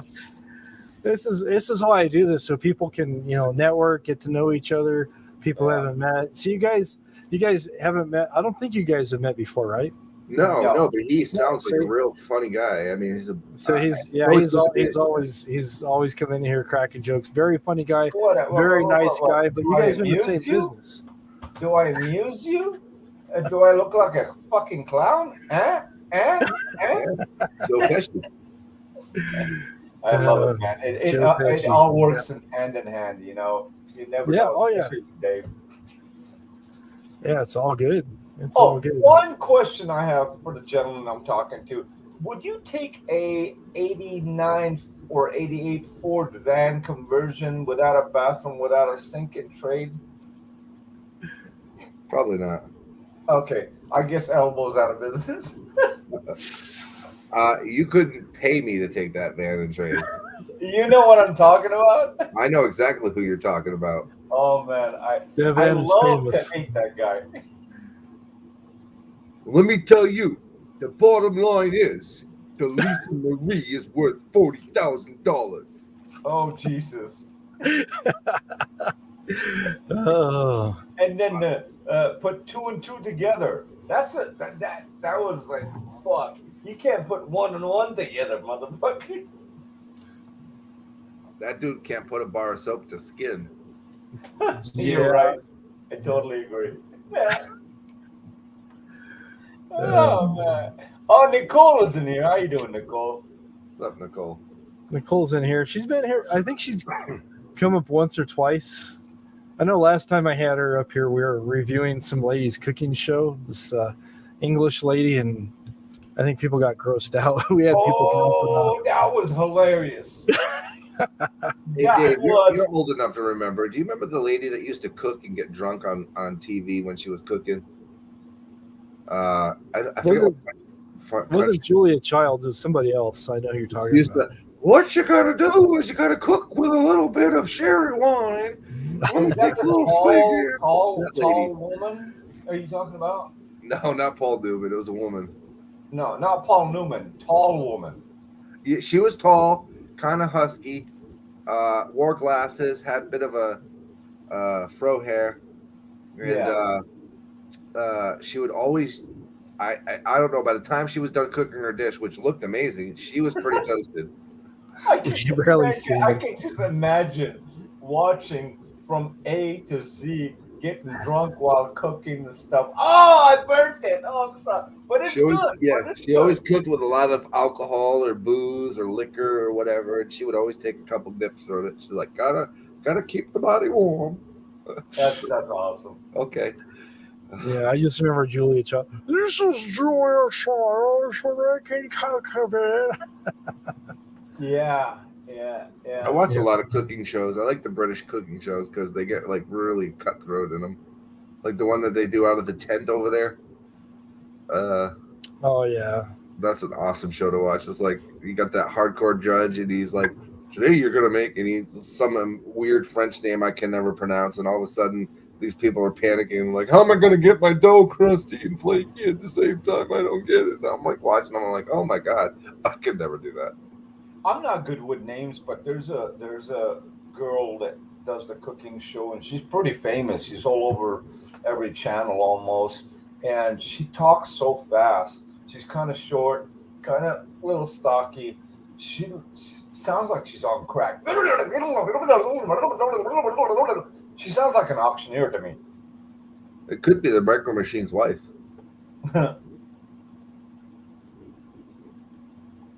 I'm aging a lot of people. If you ever remember who the Micro Machine Man was, No, I don't remember. he was that fast talking commercial guy that used Oh to. yeah. The You Micro mean Machine. faster than the Pillow Man? He was a fast talker. I like My Pillow, dude. I never knew about My Pillow guy until this whole thing started, man. I start watching him. Forget politics. I just love listening to him. He's funny as shit. He is amazing to watch. He's hilarious. He's an absolute lunatic, but he's amazing to watch. I mean, you know, when Dave used to do the parodies, that was one thing. But when Dave started doing the parodies, you know, that was the only next offer up. You know, like, let's watch. Oh wait, Dave, you haven't done a My Pillow guy parody yet, have you? I have not. Oh There my you go, God, buddy. you gotta I guess do it. I got some work cut out for me. It sounds like. You just need that mustache. It's got to be that 80s like porn mustache. There you go. Yeah, this is the lady we were watching last time when Nicole was up here. It's called Kay's Cooking, and she made spaghetti bolognese. To show you a Yeah, stitch. that's an awesome dish, by the way. But was this an awesome dish? Oh yeah. She tried to kill her son with her cooking. Look at her in the background. She's like, "Oh my God, what's gonna end up with this after this?" She's like, "Did I pay that life insurance policy?" This is the one I was asking Nicole. Are they in the bathroom? She said no. In England, it's kind of normal to have that. It's just a different spaghetti. Okay, that should tell you everything right there. Well, you see that on the fork is a spaghetti. And you see how the noodles are real stiff. Yeah, it looks baked. Yeah, their noodles are baked. They're not. Like, okay, my son, go ahead, hit it. Oh dear Lord, what did she put in there? Black spinach? No, that's tomato sauce. She just burnt it. Good. How do you burn tomato sauce? I have no idea. This is Kay. She's able to do things like that. Yeah. Let me see if I can get. I've never cooked in my life, so I don't know. But Okay, that was watching before. and listening tells me what's right, what's wrong. Are you supposed to cook bolognese like that without cooking the spaghetti first? I That's thought you how. had to boil the That's how spaghetti. she does it. That's how I thought too. You're always supposed to boil spaghetti, but That's what I she thought. took the noodles and just put raw meat around them, Okay. and just covered with tomato sauce, and then put them in the stove, and then brought them out a little bit later. Put onions and some cheese in there. And then she stands back 5 feet to see the reaction. Oh yeah, it's the finished dish. Oh, I love it. That is amazing. It's He's still alive. Is he still alive? yeah, he's still alive. Wait, go back to that face. Go back to his face just before he puts the bite in. I can't stop. I gotta Right mute there. myself. Right there. I can't fucking stop laughing. Look at his look. Look at his look. He's looking off to his eyes like, how far is the trash Like, can all right, Mom. I think this one is it. All right, oh, Jesus. let me That is let me awesome. remove this. Let me get to the audio. I'll play just a tiny bit of it. And he's not a little guy, so he's eaten before. You know what I mean? He knows Yeah, he's what lived. looking at. He's lived through previous cooking. Yeah, he knows what he's looking at. He's like, oh, what the? Now you gotta listen to the texture of the spaghetti as he eats it. Let's hear it. Let me It's mute not this a good. because I'm gonna crack up laughing. I swear Is to it, God. is it a lot like eating a Ritz cracker? Hey, Dave, can you mute me for a minute until this is over?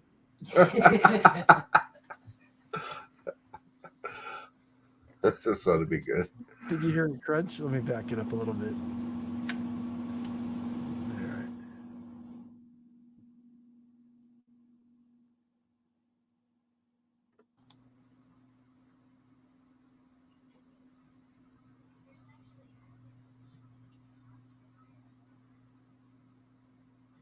Yeah, that is a crunch. Huh.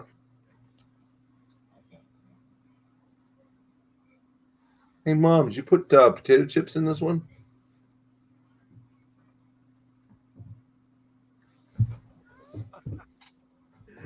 Oh man, it's just crunchy because she didn't boil the spaghetti.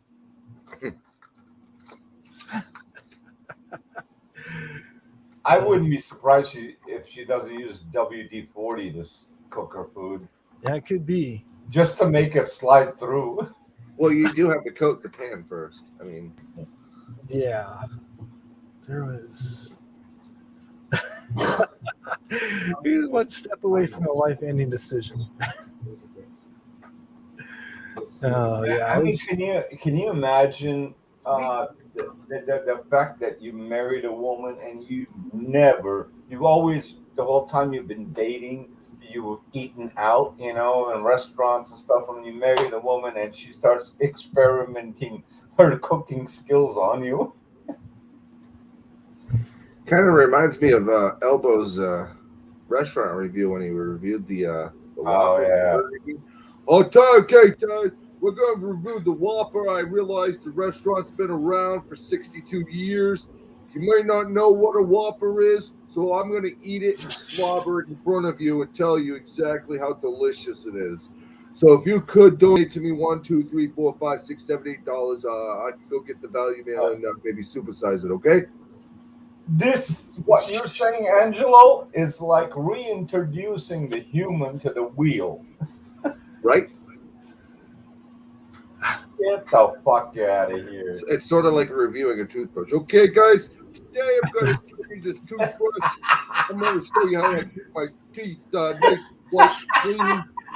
Okay, the bottom line is you got to start from the back and work your way to the front. All right? We got to do a parody together, Dave. We got to do a parody together. Oh, we need to. I could be Dave. I could be Elbo's twin brother. Obla. Oh boy. All right, folks, I'd like you to meet my brother. He's my twin. His name's Obla. He doesn't live in a van down by the river like me.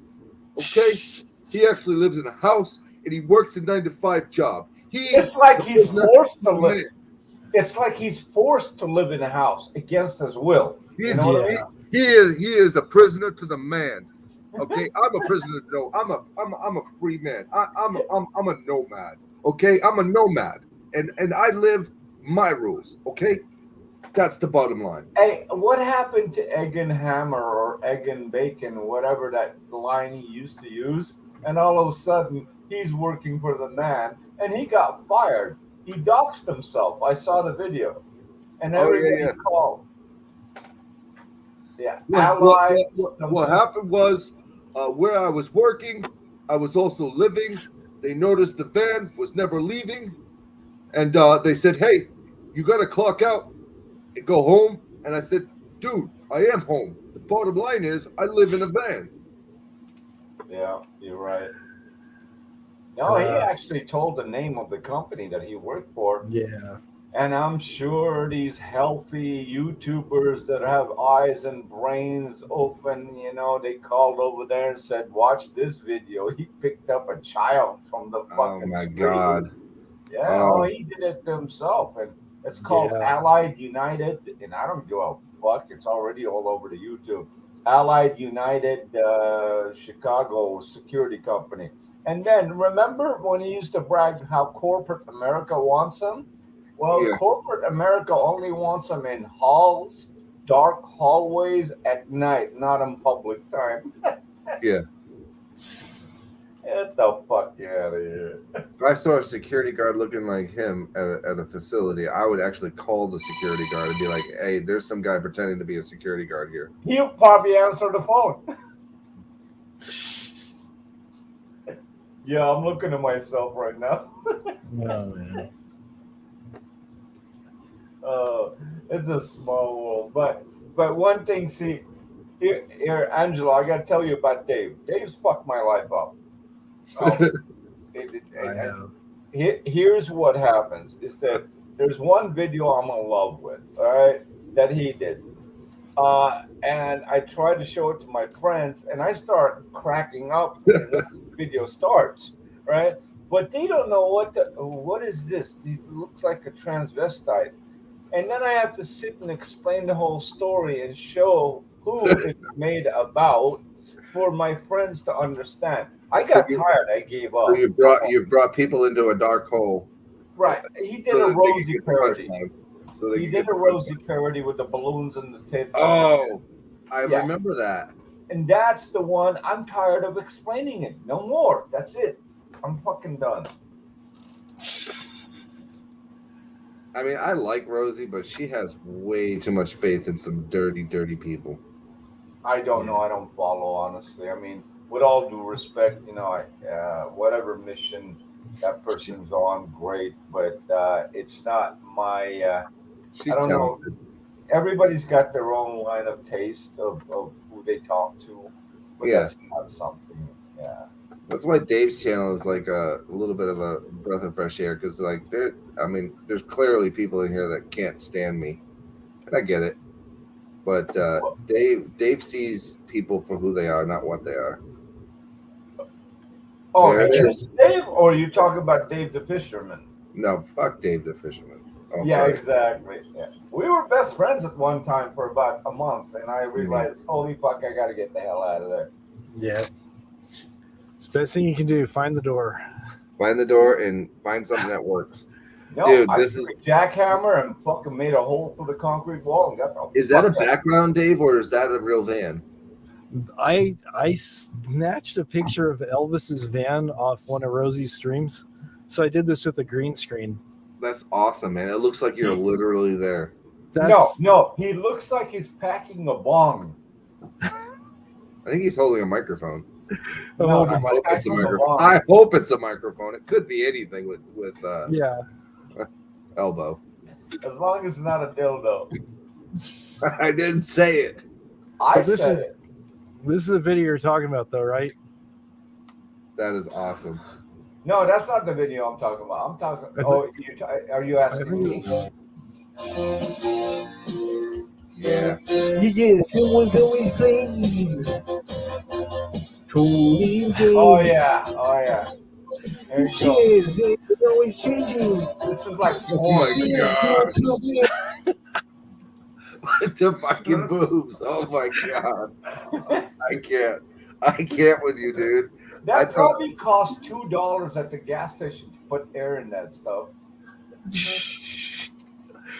Oh, I thought my Glenda parody was good, but this is good. I mean, you No, got the you lipstick. gotta and watch everything. this whole video. where's the other one I did? Send me Just a put the Frog. link in. Put the link to that video on my community page, and I'll put What? it. Okay. How can you get dandruff from a wig? That's the part I don't understand. I don't know. A little bit of sawdust, and you're good to go. Oh, man. That is awesome. So it was fun. It was good fun. I gotta mute myself because I'm gonna crack up for Are you you're still gonna do parodies, right? Like, or are you? Yeah, are I you just- away? I just stopped with when I started doing Rich Life. I didn't really follow all this stuff, just kind of like the highlights I saw people were posting on Twitter. Yeah.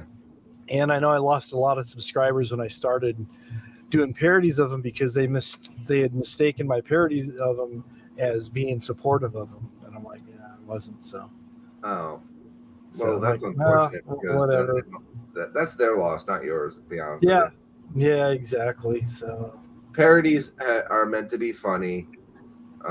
It's not literally meant to hurt. I mean, there are some out there that do hurt people, but it's not meant to hurt people. I don't know if you ever seen Pirate do it. She gets into character, man. Oh my lord. oh yeah, She said her husband avoids going into the room when she dresses up as that one. But Dave, let me ask you this question. Most Okay. of the followers should know that you're a neutral guy that is more on the comedy side instead of taking it personal or taking sides with other people. That should Yeah. be common knowledge. You would Yeah. think by now, right? You would think, but it should not. be, but yeah, I think we've discovered not everybody on the YouTubes uses intelligence and logic as a factor in their reasoning. I'm sorry, you're very right. Yes, you're very right. Yes. I forgot about that part. Oh my God, he's hammering. you Oh, saw yeah, this. You saw this one too. We have Rosie and Elvis. This is the one I did. What if Elvis Travels was a PBS show? Oh my lord. Oh, God.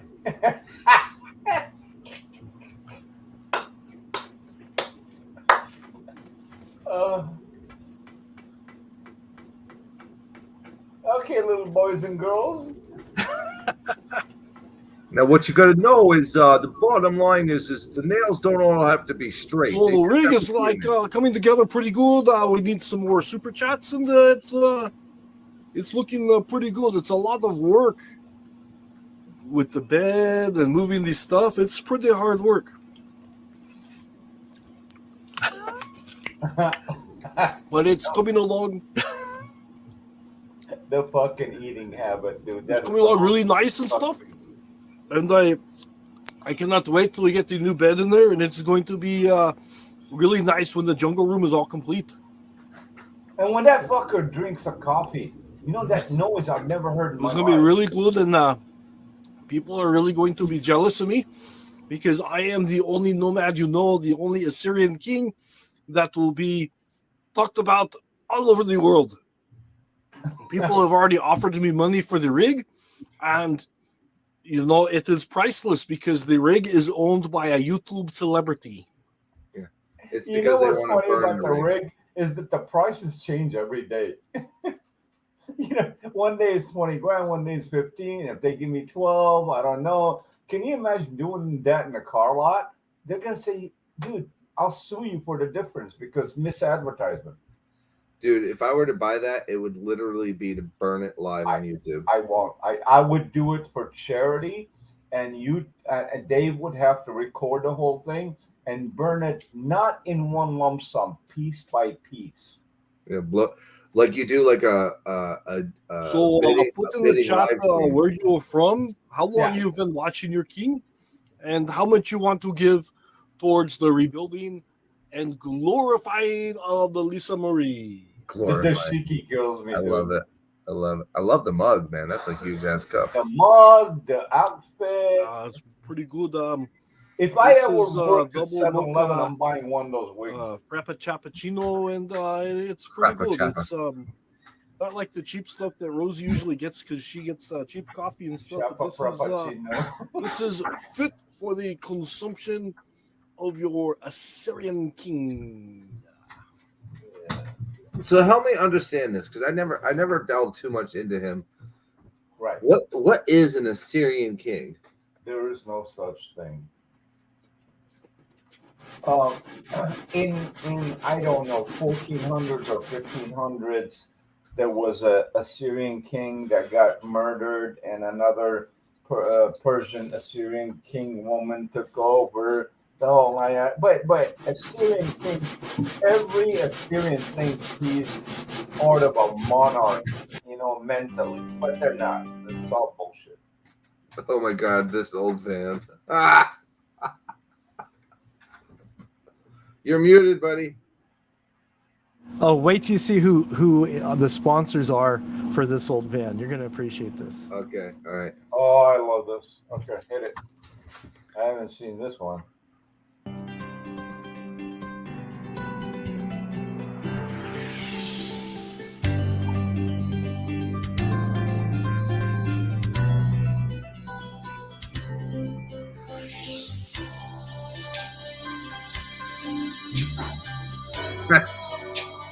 No, that foundation.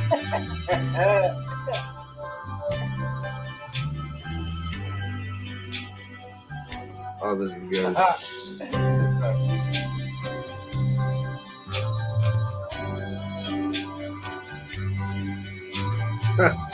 Wow.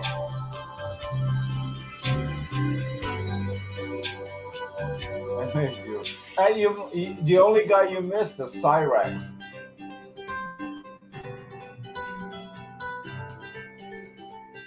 Wow! I could watch these two all day. Such See, I'll buy whatever riveting you're selling content right they now. have right there. Look at Rosie go. What a firecracker she is. Look at Marshall go and try to get out of working. These are Boyd's answer to Oscar and Felix, Boyd's Laverne and Shirley. These are exciting times and great programs we have here for you. You know what else is exciting? Pledge drives. Oh boy. It's because of your support that we can offer such quality programming such as honey baked ham fishing, bacon with Rosie, and of course, your favorite and mine, This Old Van.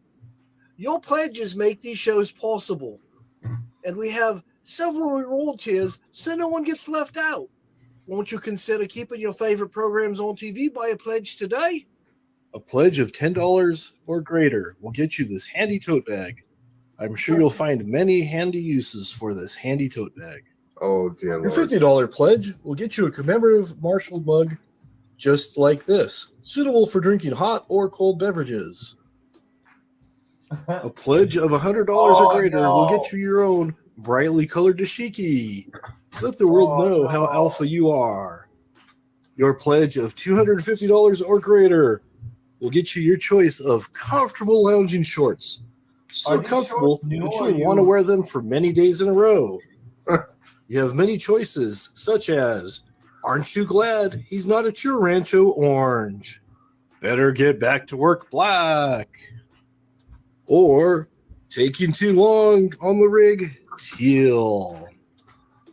I knew we could count on you.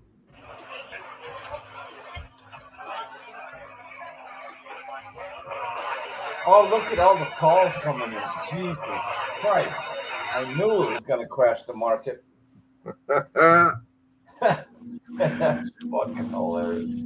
Oh yeah, How the hell did you find a dashiki?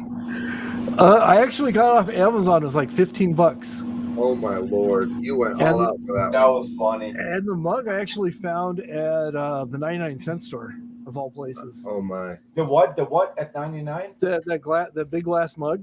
Oh, yeah. Yeah, I found that there. Actually, they're pretty cool. I buy a lot of stuff from the dollar store.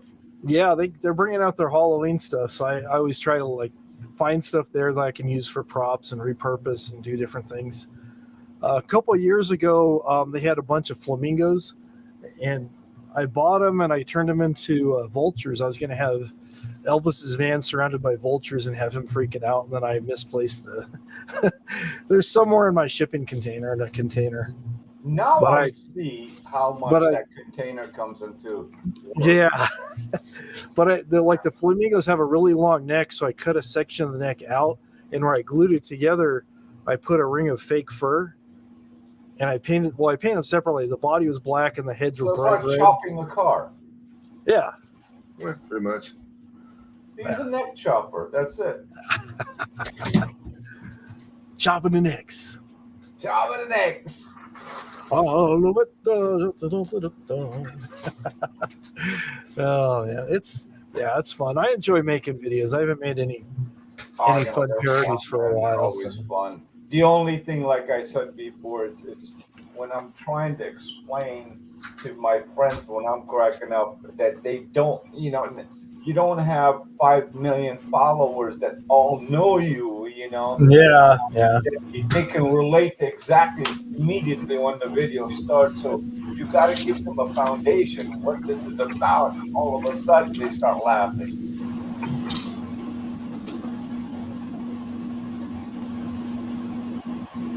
Let's see. You got an AC on? Do I? Yeah, I got AC on right now. I can hear it. You can hear it? Yeah. It needs the filter cleaned, by the way. I got yeah, a probably busy does. day ahead of me, so I'm gonna head off. But y'all be safe. Good to see Okay. you. Bob. Good to see Thanks you. for popping in. Yeah. Hey, We'll see you Angelo, around. nice to meet you, by the way. Another car guy. We're Yeah, all three car guys and motorcycle guys, so it's a small All right. world. Y'all be safe. All right. You do Bye. the same. Have a great day. All right. Or weekend. What? We're on Saturday right now. Yeah. Nice guy, dude. Very nice guy. Who doesn't like coats, right? You guys like coats? Cool. Oh, Coat. I haven't seen Coat in a long time. I was subscribed to him, but did he change to 9800? I don't know. I don't know what he's called It's gotta himself. be 1000. No, I haven't, but I know your parody of coats. Whatever shoe dye you did, it was brown shoe dye to make it look orange.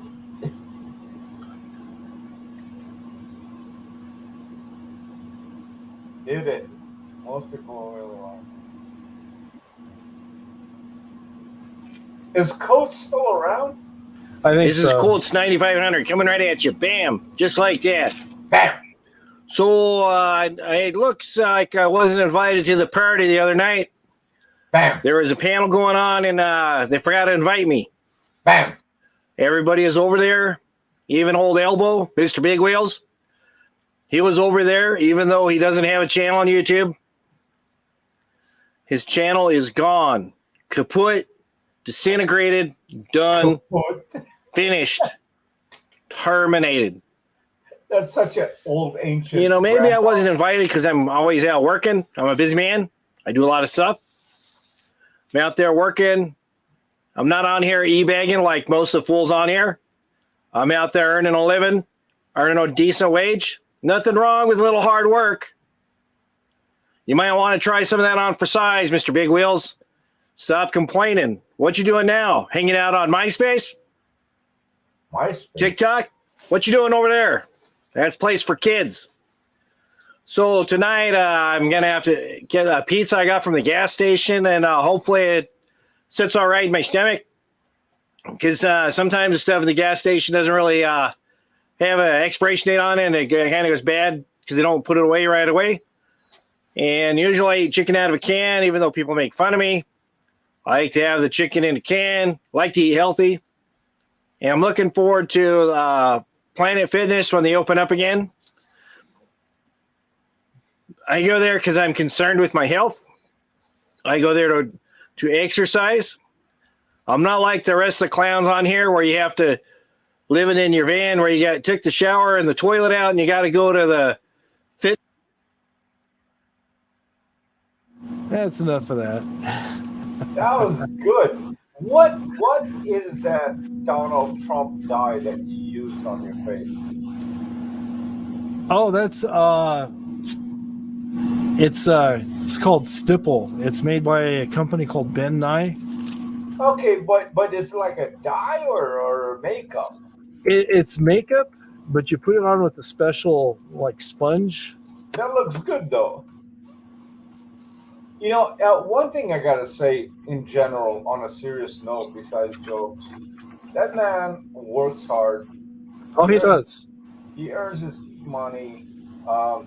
He doesn't beg for anything. But the other fault I have for him, why involve yourself into so much drama that's not necessary to give you bad health down the line or a heart attack or something like that? Laugh about it, enjoy it, and go along with your day. But take things personally on some fucking people are not worth it. Don't know. And then why does he call the other guy Big Wheels? What does that mean? I don't know the meaning of Big Wheels. He was calling that guy like he thinks he's special, so he's calling himself like Oh. Mr. Big Time, Mr. Big Wheels, and Got it. I saw a couple things he's doing that, so it's like, okay, I'll use that Yeah, that was great. for That a was parody. And he's very skillful mechanically. And on top of that, to be cutting trees down, man, that, like I told you, I had a tree cut down and I didn't want to look at it. I didn't want to be around. I was so scared. Which fence is it going to land on? Is it going to land in the back of the house? You know, that's a skill that's not easy to conquer. Let's see. Uh-oh. Is there more abuse coming up? No, I was just showing you. I was trying to find a picture of that sponge I was telling you about Right. Oh, yes. for doing the. And it must be a fine.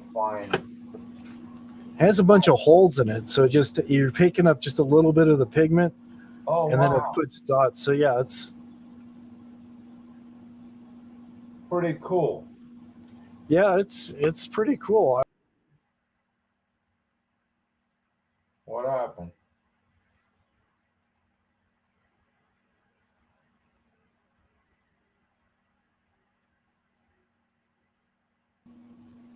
Push the wrong button. Kick myself. No problem. You know, I have a hard time shaving, and these guys are growing fake beards, you know, on the commercial. Yeah, exactly. It's Yeah. pretty cool. Yeah, I got a couple different colors. Whose husband is dead, Nicole? Somebody's husband is dead? Oh, I left that comment up. She was talking about the cooking lady, Kay. Oh, yeah. Yeah, she killed her husband. Now she's trying to kill her son with her cooking. Oh, no. Oh, man. Oh man. Yep. It's just hilarious. I mean, it's amazing how you guys find this stuff. I couldn't even find this stuff if I wanted to. Oh, I've watched a couple different channels and stuff. This one channel I've been watching, the guy has almost 5 million subscribers, and he reviews the K cooking lady. He's done a bunch of her videos, and then he's done like these gypsy weddings where they get married and they get into a fight and all kinds of stuff. Yeah, gypsies are whack jobs. I know a few. Yeah. And then they're always trying to fix my car if it's got a dent. There's gypsy wedding. There's a 90-day fiance where these people meet each other and they have to get married after 90 days, and that's being taken hostage. Yeah, it's pretty crazy. Do you remember that gypsy show that I think it was Discover or A&E that played years ago about gypsy life?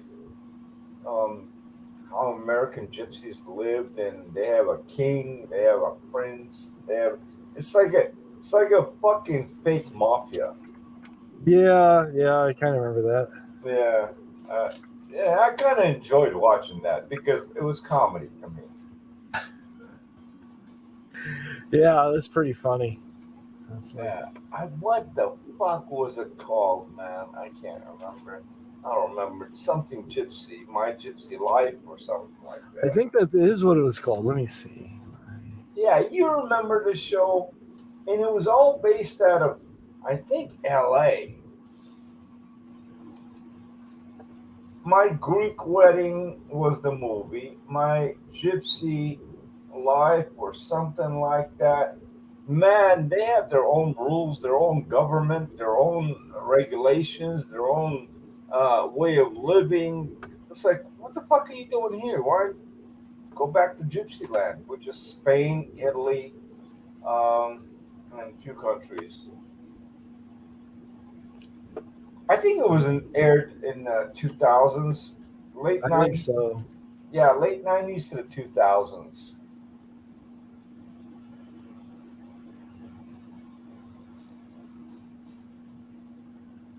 dying to remember the name.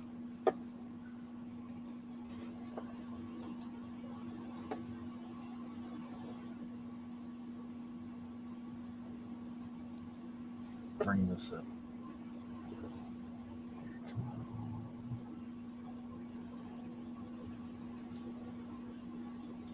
I wouldn't even know how to pull it up. It's loading. Yeah, it's. Come on, Dave, get the crank and put it on the computer in the front, like a Model A, and crank it up. Come on, here, let's get going. Let's go. You know, I'd love to build a computer with a crank. You know what I mean? And give it to my nephew or niece. Just You can buy your own gypsy wedding gown, just like these ladies have here. Only $72. Well, you were talking about flamingos. Now you overdid it. What? I think How did they get in the car? Oh, very carefully. Look at the breeder in the green outfit. Look at this one here. What the? Oh no! See, these are the people that have nothing. Once they come across something, they want everything. You know what I mean? Yep.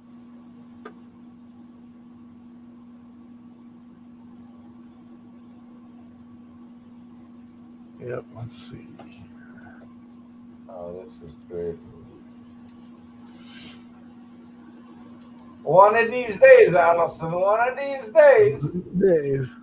One of these days, Allison.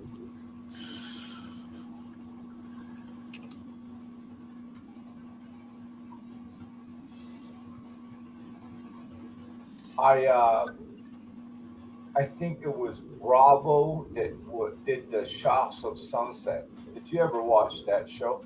No, I didn't watch that. You will cringe. It'll give you hatred in your heart. The worst show ever. Shops of Sunset. One is broker than the other one, but they all live in Beverly Hills that they can't pay their rent. And because they're Persian, whoa, let's make a show.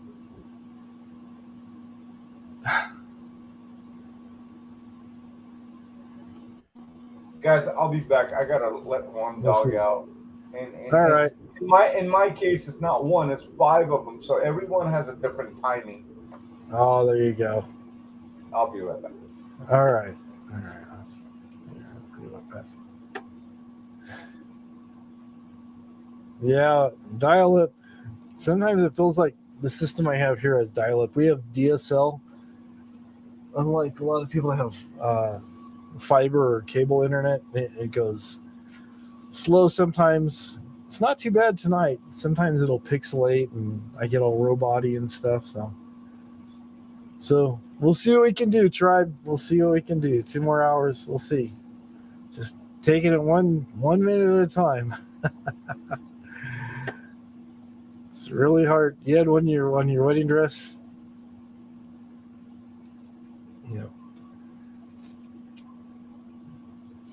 Yeah, we still have a landline because they told us that we need to have a landline to get internet. It comes over the same lines.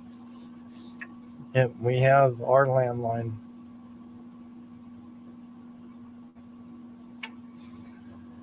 It's very, very slow. Very slow.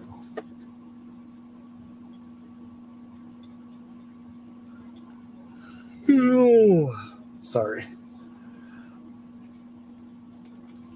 Still kind of tired.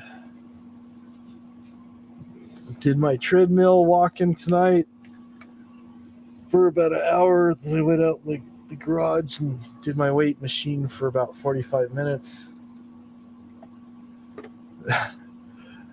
Well, the telemarketers need somebody to get a hold of you. That's all we seem to get is just call after call and vehicle warranty, this thing, that thing. The same people call my job all the time. I usually get stuck talking to them. The last one I was, the IRS was after me because my social security number had been compromised and my number had been involved with drug trafficking and money laundering, not one or the other, but both. And the only way to resolve it, I was going to have to go to nearest CVS or Target or somewhere and get a bunch of gift cards and then give them the numbers over the phone. So I just told them it was too far away. I said I could go after work and it'll be about an hour or so. They go, okay, we'll call you back in 1 hour. Do not do any funny business. I'm like, okay. It's what I'm about. I'm always doing funny business. Just ask the missus. She'll tell you. Those avatars should tell you. I'm all about the funny business.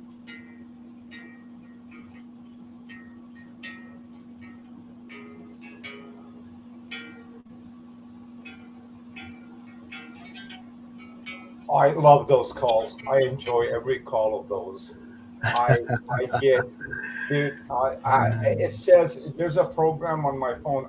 I didn't buy it. I didn't get it. It came with the phone. This likely scam, scam, right? Oh so yeah. I answer the phone. Los Angeles Morgue, or LAPD, or FBI, and then they don't talk. They just click, gone, right? So I called a couple back and I go, hey man, listen, I blocked my phone number and listen, man, I got some customers that you can really take advantage of, but I want to make money, right? Well, you have to come for an interview. I said, where are you at? And they're not even fucking United States, dude. No, they're not. They're not.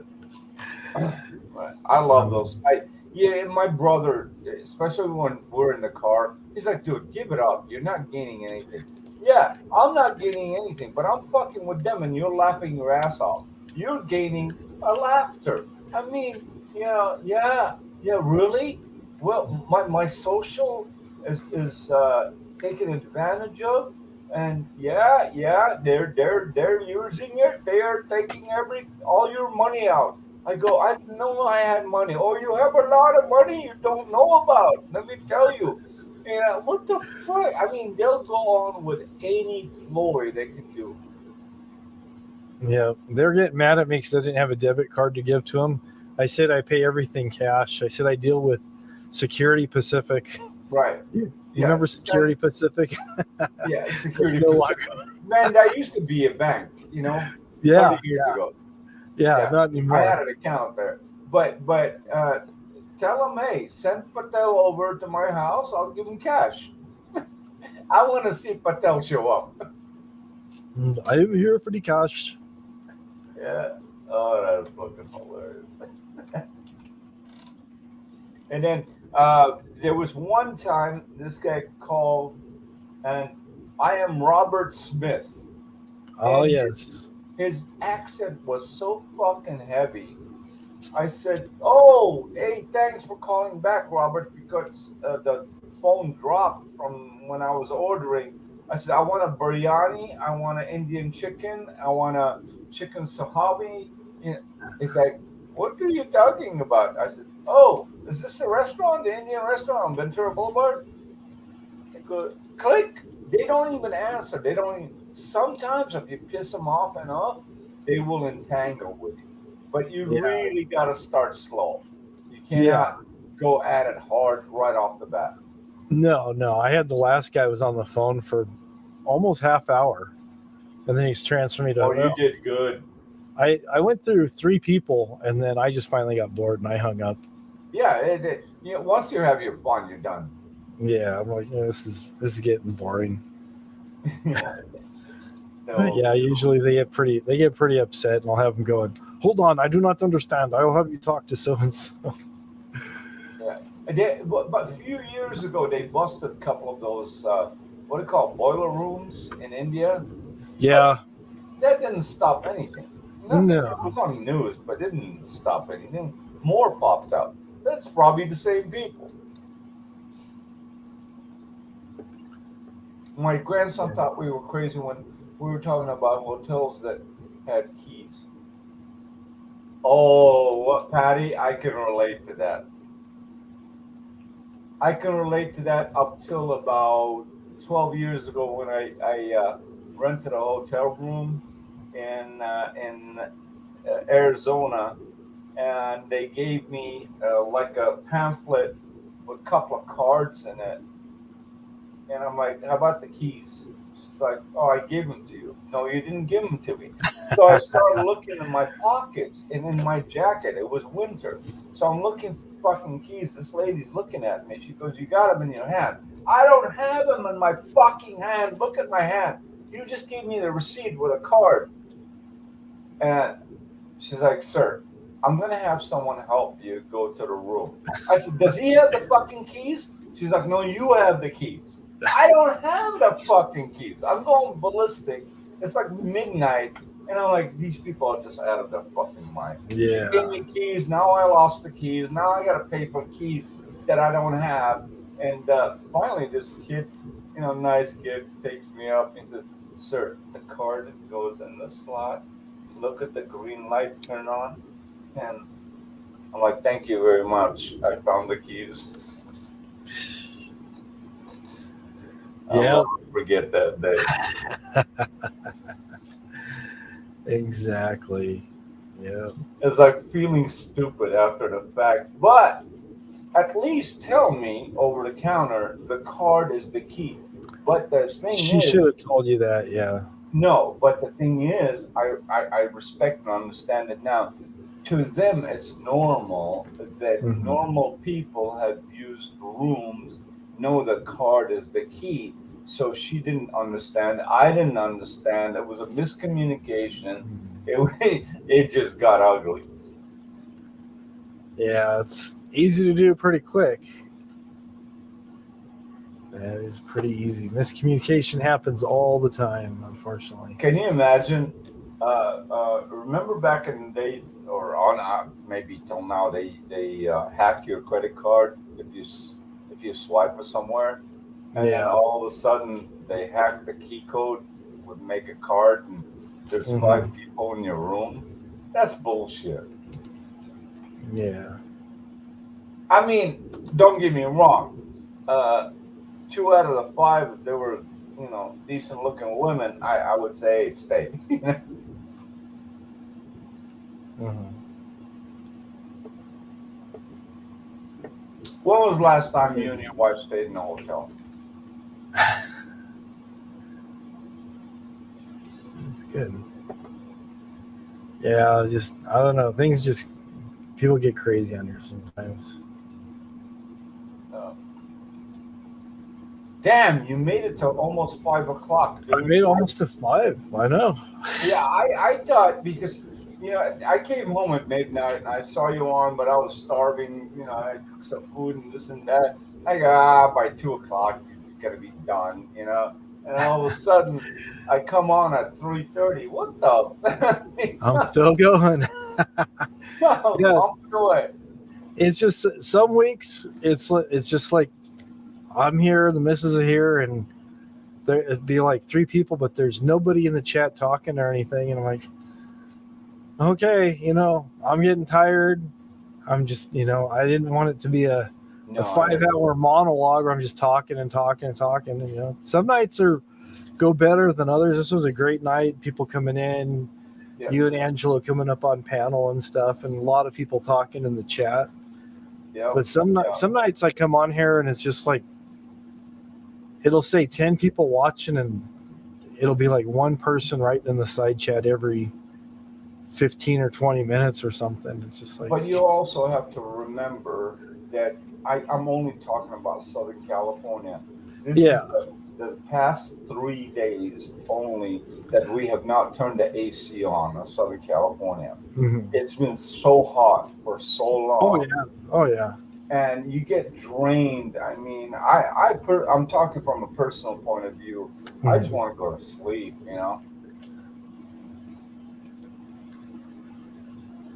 Yeah. Oh yeah. It's like, no, I understand exactly what you're saying. Yeah. And I thought there was going to be a lot less people coming because it's a holiday weekend. I thought people were either going to be No, this is the time everybody's home. Yeah. So I'm like, So everybody's coming out. I go, wow, that's actually pretty cool. If I was you, I would do a stream every night from now till Monday. You know, I'm serious. Have to see what's going on. Yeah, I mean, if you did with your followings, if you did a stream starting 8 p.m. our local time, you'd probably draw 50, 40 people at least. Probably. Yeah, I think so. It'd be good. It is what it is. Yeah, I gotta. This is something that I'm not gonna share here, but it's a medical situation that with one of my pets that has to be taken care of, and how do you say holding back? Mm-hmm. Yeah. I'm an animal lover, by the way. I don't know if you know that. Patty, my dad would say, while you're up, change the TV, even if it was not thinking about getting out.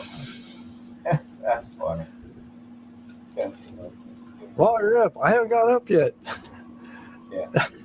Well, Patty, I don't know the temperature in Kentucky. I mean, how hot or how cold does it get? How fast does the climate change there?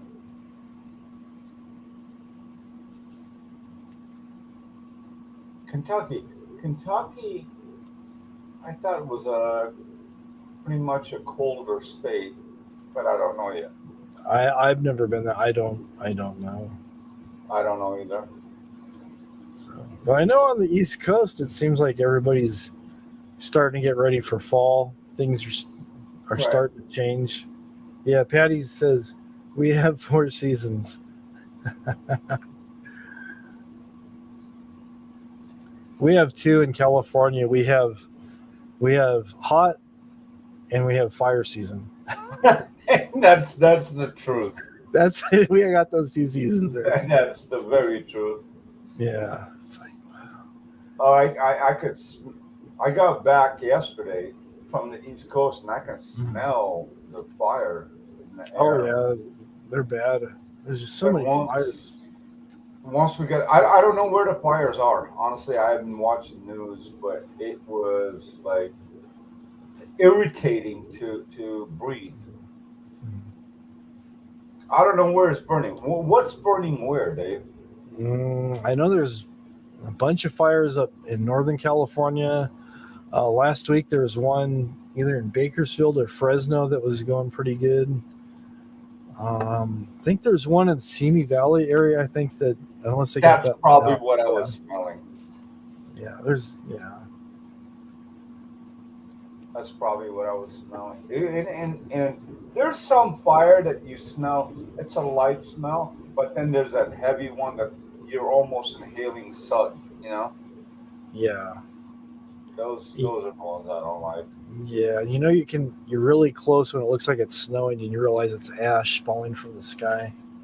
Oh, I've seen that many times, especially Yeah, when they had that one in Beverly Hills when the acres caught on fire, and it was you thought it was snowing, but it wasn't. It was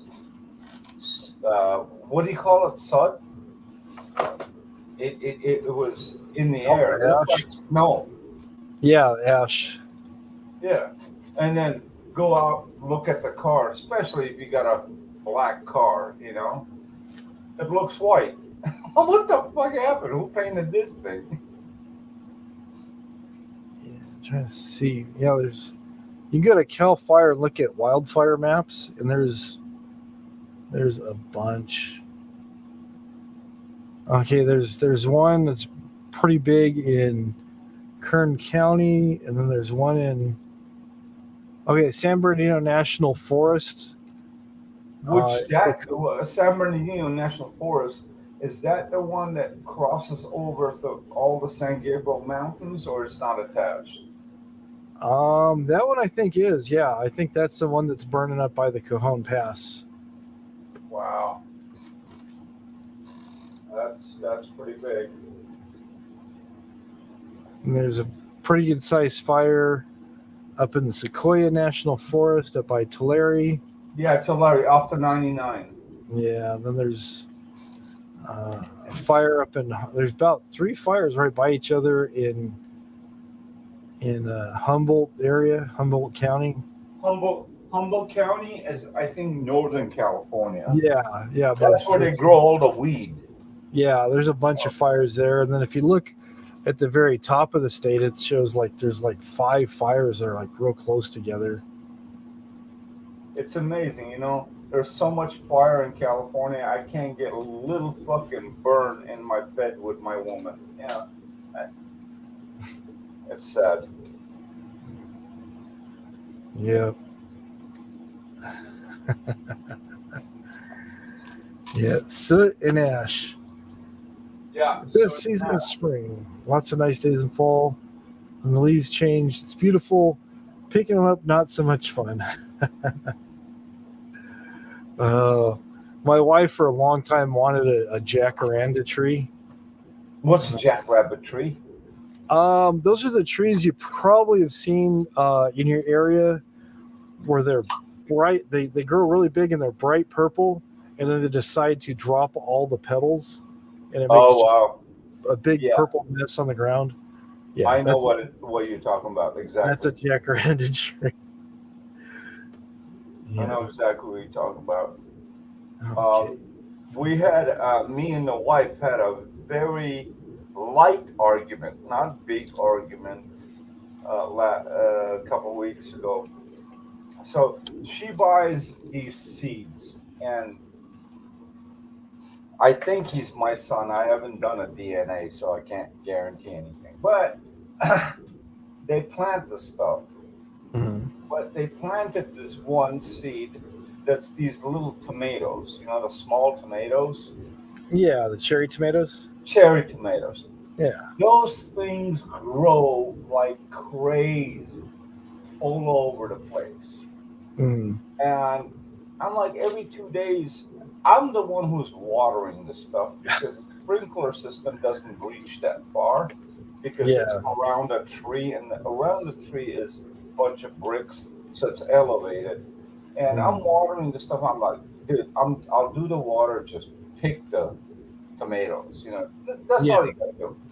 The kid loves to pick tomatoes, but in the summertime, I don't like him to be out there because the bugs start biting, you know, and then all of a sudden he's crying all night because the bugs bit. Yeah. So I was just clean. Finally, when the tree man, when we came back from out of town, he took the tomato plants out, gone. You pay him a little extra? No, he did it automatically. The look on her face is like, whoa. She's like, it's been a day. She hasn't asked where the tomatoes are. So I'm like, this is great, man. I don't have to water. I don't have to beg for them to pick them. And the tree's gone. And now I got more space to park cars. Oh, there you go. There you go. Yeah. Space is very hard in LA. Yeah. If you ever need to like do something where you have like a watering thing and you don't have sprinklers in that area, I'm sure you probably know this already, but always have PVC. I always have props everywhere. But I actually made something where we lived one time, and it was actually made a sprinkler system out of PVC, put the sprinkler heads on the T's, and had about 4 in a row. They're like the full size ones, and then put a fitting on the end so I could screw a hose onto it. And then I put a cap on the end. Yeah, see, I don't have that ingenuity, but if you build it, I'll buy it from you. No, I'm serious. Yeah, it was just like, I don't know. It's just like, I've always been pretty good at problem solving. I'm like, okay, want to get this watered. There's no sprinklers.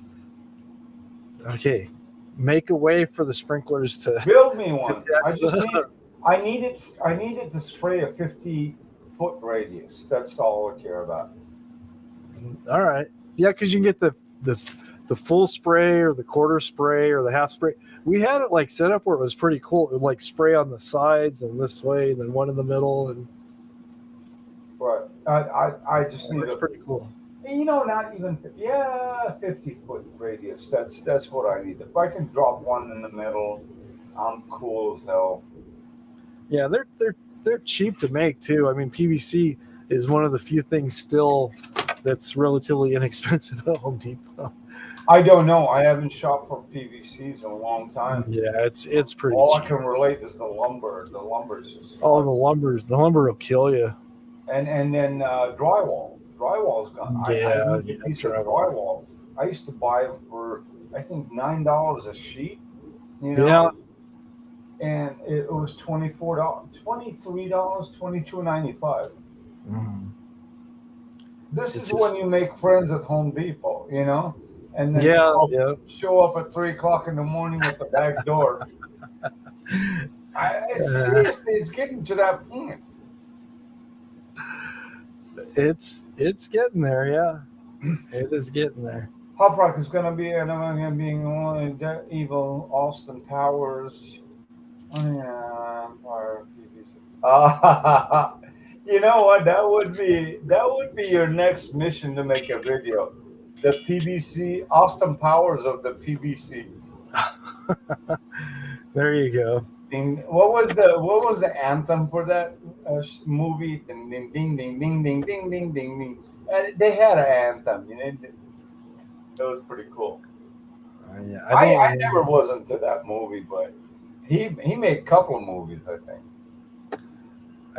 I think there's 3. I've only seen like just clips on YouTube and stuff of them. I've never really sat down. I've only seen half of one. It was too fake for me, and I remember the Jaguar that he had painted with the English flag ended up at Barrett Jackson, and they put. Oh, really? Yeah, they paid some stupid money. I think the car by itself, just a plain Jane car, was worth about at the time like $17,000. They put like $55,000 for the car, and it ended up at some collector's museum in Hollywood. I forgot the name. It's a famous place. It's a 3-story building. They have all kinds of cars from every show and any show. Peterson Museum. That's where it ended up. Oh, Peterson. Okay. Yeah, that's where it ended up.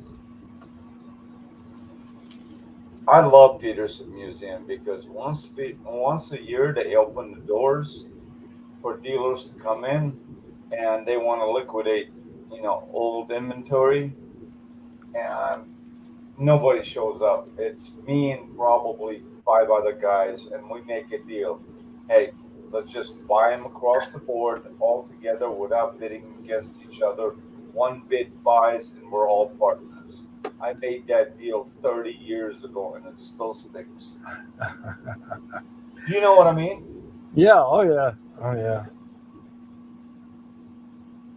Why give them more when we can make more by splitting them? That's crazy. That's life. Remember that song? Oh, yeah. I forget. What was it, Sinatra or Dean Martin? I honestly don't remember. I want to say Sinatra. But probably right. Yeah, that's life. You know what? You're right. It was. Yeah, Moray, and I know it's Dean Sinatra, and is yeah. That's life, man. I can't wait for this weather to change a little bit more. I'm a Palm Springs person. Yeah. I love Palm Springs. Elvis. Because this is what I was kind of getting at. Like I made this because I did a parody of Elvis saying how he takes a shower and stuff. Yeah, but that's bullshit. He's never done it. Yeah, but I did a kiddie pull up with some PVC pipe. Right. I love this. And see, that's the same thing I was talking about, where you have a fitting that hose goes into, and then this end just screws onto that's just a shower head fixture. This is nice. This is the same thing. This is the one where he's Patty. I love you, Patty. I love Patty. Patty's awesome. Holy cow. 20 minutes later? Dude, you got a baby fucking tub? As you can see, I have a shower running. It is a good temperature. Woo, brother. Look at that. Good times. Woo. And what's good is I can always use this time to clean the dishes as I take my shower, and I am very, very cautious about my use of the water. And I like to use the pocket soaps that I find at different places, and somebody left this at the gym. So Somebody left it at the gym. It could be it could be anything in there. In your shorts. Well, that's pretty good. Woo, brother. This is how I wash my clothes too. At the same time, I wash my clothes. Oh And God! it is nice. And then with the soap that comes out. I hope you were using some old clothes. Yeah, I was just using like a little shampoo. Yeah, and I had the shirt inside out, as you can tell. Cool. Yeah, I had I had the prison slides and the shorts, and then I had the shirt inside out, and I had like a little travel size thing of shampoo. And I was saying, yeah, I can wash my clothes, I can shower, wash my clothes, and clean my dishes all at the same time. One shot. And then I was scrubbing the pan. I bought the pan at like the 99-cent store, and I'm cleaning it that's like a baby with a brand new toilet Papa brush had a too. Oh man. Oh, this is too much. You know what? Like I told you before, I missed that retard for one reason: for all these parodies to be made about him. You know, I don't want to. I don't like to watch the original because the parodies are where the fun is. Yeah, I'll have to start doing some parodies, but just change the name You to gotta find protect some the new not so victims. innocent. Yeah. You know, these people talk about what's this guy up in northern Oregon or whatever? I forgot his name. A bunch of other people, but they're not funny. They're not fun. They're not. They don't have. The material has to be produced from the individual that's behind the character, that's actually the character, for another individual to purify that character and make it funnier. Yeah. People have asked me, "Oh, parody this person, parody that person," and it's like there's nothing really distinct enough about them to do a parody, or it's not going to be worth doing. Right. Well, because you're talking to one individual that's requesting that because he or she likes that person individually, but you have to find the people that are generally followed. Yeah. That makes sense, you know? Yeah. Makes sense in a fun way. Yeah, exactly. Well, like Elvis and The Rich Life, and just what happened to Rich Life? I hear bits and pieces of different things and stuff. Like I said, I don't always follow everything he does. I just take the highlights and get a couple ideas and just kind of run with it. But I know he was just kind of starting fights with people online and calling women all kinds of names and stuff. And no, I'm not going to do pansy. I'm not going to wear a diaper and a dress and all that nonsense. What is diaper and dress? I missed that part. There's a person on here. They dress up as a little girl, and they wear There's a group of people on here that I've seen in different forums where they are into baby role play or some, I don't know what you'd call it. Are these people behind bars doing the videos? No, they're just out in the general public. There's it's like a fetish thing, and there's people that actually will pay money to have giant cribs made and wear onesies and adult diapers and stuff. I don't know about that. That's some weird lifestyle, man. I'm just like, no. There's some things I'm just like, no, I'm not doing that.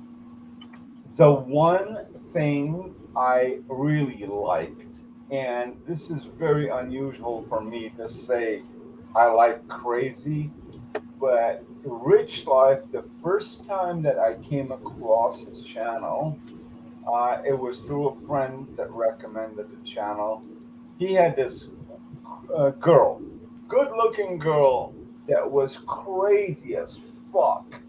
I mean, this chick was just going ballistic, and then he said he picked her up from a mental institute, and that Oh, made yeah. it even worse. And I'm like, oh, and this was, she had this face expressions that she was doing while talking on his channel.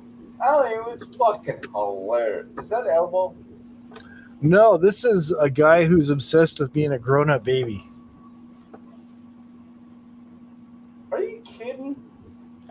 No, it's a real thing. And what does this guy do for daily life to support himself? I Go as a baby? There have been times when I've don't know what he does. the ultimate childhood fantasy. I think he works, like, does phone bill collecting or something. I don't know. I don't remember what he does, but he's got diapers and a crib and a mobile, and he sleeps in I onesies. see the diapers on top of the deck right there. Yeah, he's 31 years old, has been obsessed being an adult baby for the past 18 years. Every day involves spending time in baby mode, which includes wearing footy pajamas, eating baby food in a high chair, wearing a diaper, and sleeping in a crib. Wow. Yeah. There's all kinds out there. Yeah.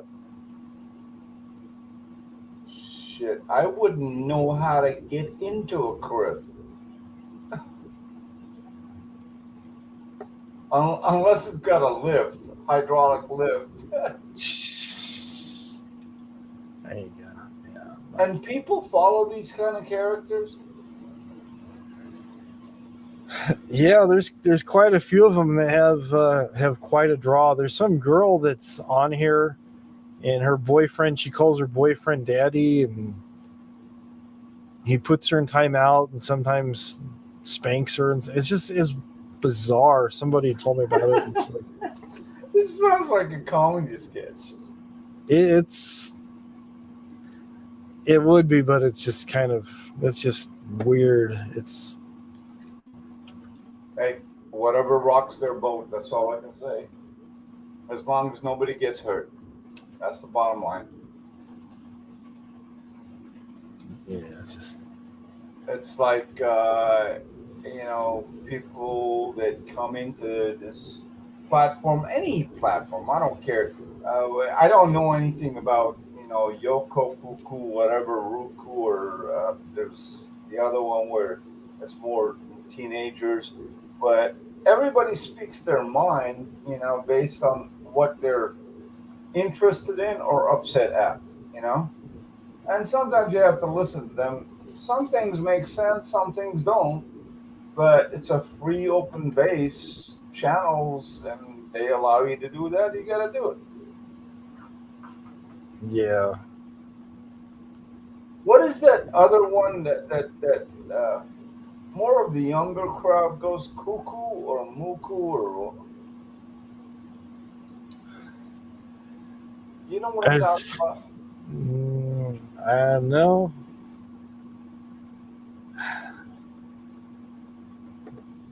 Nico, or some shit like that.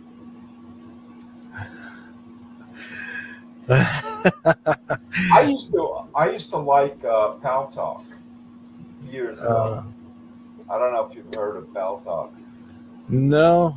It was pretty good, but it started as more on a me you talking type of thing. It got into more political, and then the platform completely changed. It's more on religion and politics, and I don't get involved in either one. Yeah. Not my forte. I'm gonna be French. No matter forte. There you go. Or there's all kinds of bizarre things on YouTube. It's like this is TikTok. That's what I meant. TikTok. Sorry. this is a person that identifies as a dog. But okay, this is getting weirder and weirder. This motherfucker's got a hook for a tow truck to pull him. Yeah, it's Well, God bless, man.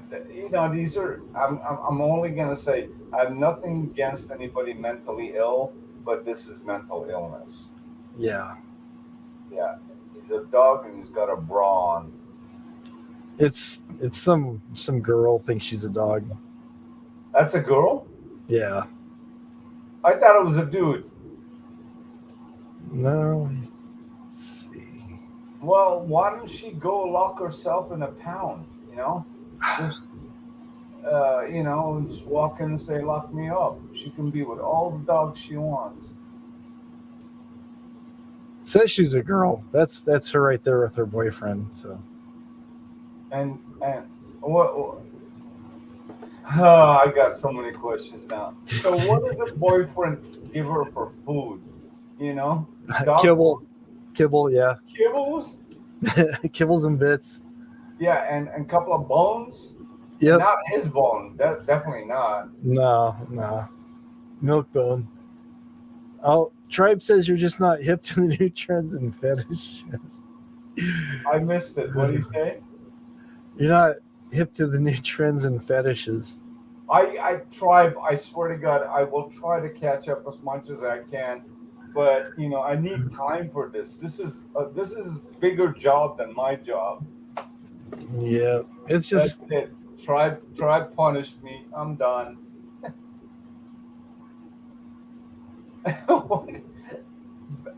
Dog? Come on, man.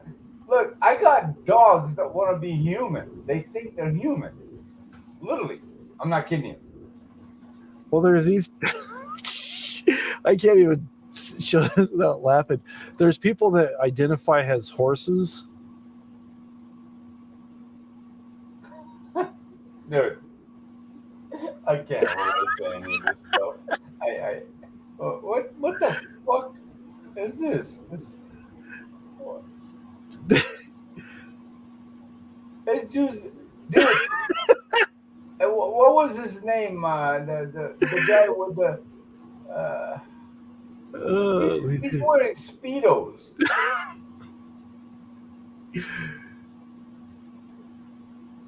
What the? It's just. Oh, wow. I want to borrow that guy.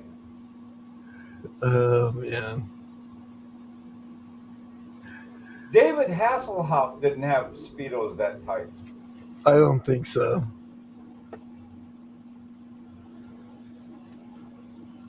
Is this? There's got to be a section on YouTube that has to be like you have to show identification to get into, because this is crazy. What the? Even the horse is like, hey, get the fuck out of here. The horse is like, nah, I ain't playing this fucking game. Yeah, Nicole says, as long as they aren't hurting anybody, JoJo's not going to sleep through the nightmares. You know what a furry is, right? No. All right, let me find you a furry. Oh, is it going to make me more sick above and everything that we already gone through? Furry dog, furry pet, furry bird, furry. This is gonna be good, whatever it is. I don't know, but I just got a feeling if Nicole's involved in it, there's and Patty, those two, there's something that's gonna go wrong between Patty and Nicole. Something's gonna go wrong. I just don't want to throw up. There's a show on Netflix called Sexy Beast, and it's like a blind dating show. Like people go on blind dates, kind of like speed dating. Yeah. But they go as characters. Like this one here, it's like the person is So, Is so a let me dolphin. ask you. Okay, so let me ask you. They go as characters, right? So when they Yeah. end up in a bedroom together and they both unveil themselves, they're gonna start laughing at each other. Well, they go out to dinner, or they meet for lunch or something, dressed up, and then they ask questions to get to know each other and stuff. And it's Right. usually there's one person that has to choose between two people. So they go on 2 dates, and then they pick the person they like based on their personality and how they answer the questions. And then after that, then they have an unveiling after they've picked who they're going to date and stuff. Play It's a kinda- clip, please. Play a clip. This is like the dating game. Remember? We'll be back. Yeah, to 2 and it's 2. it's kind of like that. I guess Let's in play the clip. How England they they met. have a.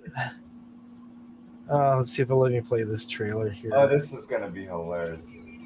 Patty, Nicole, get ready. If you hear, I'm gonna have a problem.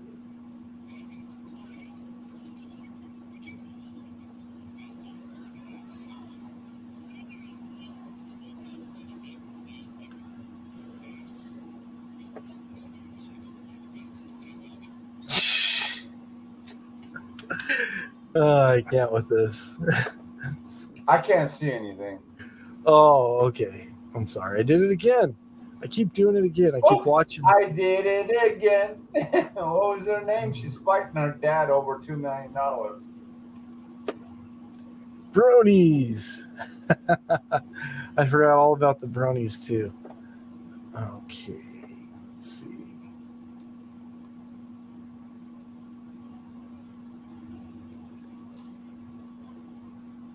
Blow this up. Okay. Let's see here. Can play a little bit of it, I guess. What the? This is like cartoon characters. It kind of does. It kind of does. I mean, even the background. Yeah. I want to get married. I want to have babies before I'm like 26. Do you have health insurance? Welcome to the strangest blind date ever. Hey, how you doing? How are you? How you doing? Could you fall in love with someone based on personality alone? What is your ideal woman? Personality for me is everything. Ass first, personality second. You're the best. What the? Yeah, And it's this particular show actually aired on a TV platform. on Netflix. Yeah. Nicole says she's seen it. These people are crazy. That's it. And Netflix is crazy, but Netflix is another platform. Anything, it's a whore for money. Look at this. What is this book, dude? No. I mean, they spent a lot of money in makeup and stuff, but Scarecrow, they're just ready for Halloween. This is like Twilight Zone.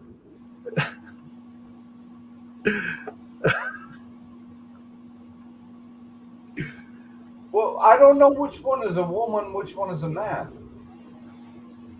Well, they start talking and stuff, so. Oh yeah, all I need 2 zombies with fucking shotguns. I don't care, open barrel or closed barrel. Just the fact that they have them in their arm, no. Or axes. Well, that one had a nice rack. Hell, the dolphin. Time has come. This is going to be really tough for me. I can't choose both of you. I've made my decision. My sexy beast is. What happens when they open their face and they're ugly as fuck? Then what? I guess I don't know. I've never seen that much of the Contract show. says sealed and delivered, and you own it, or you can walk away. I think they want you to go on a date, and they'll pay for it. So you just try to make the best of it, because you hit it off with the person well enough when you both were looking strange that maybe they're. Okay. So if one is Asian, the other one is a tacky. I mean, and they look at each other like we own each other now. Is that? How do you back out of that? It's just it's like like one of those speed dating shows. So it's like they go on a date, they act like everything's fine. So it's like, do you want to continue, seeing each other and stuff? So then they get unmasked and they go on another date, and if it doesn't work out, it doesn't work out. But then they get to go out on a date as normal as normal can be, normal by appearance. Man, only YouTube. And thank God I know you, Dave. Otherwise, if someone else was showing me this, I would think it was a trap. Yeah, like Nicole said, it's dating not based on looks. It's based on just. I don't know what looks means anymore. I had one girlfriend in junior high, and then the second one, we were happy until we met each other, and then we've been just, it's been, I don't know. Fuck. Okay. Forever. I only went with 2 women. That's it. And furries are people that there's like a whole community, and sometimes they just go to hang out with each other. Sometimes they date, but they dress up like mascots. Pretty much is the easiest way to explain it. Yeah, I can see that. Interesting. And You know what's interesting is not the fact that these characters, personalities, individualities exist all over the world. What's interesting is that the media, the public television or Netflix and so forth of that kind online publicize it and put it into work to benefit off of it. I mean, I've heard about kids wearing diapers until they were 18, but it doesn't mean I got to make a show out of it.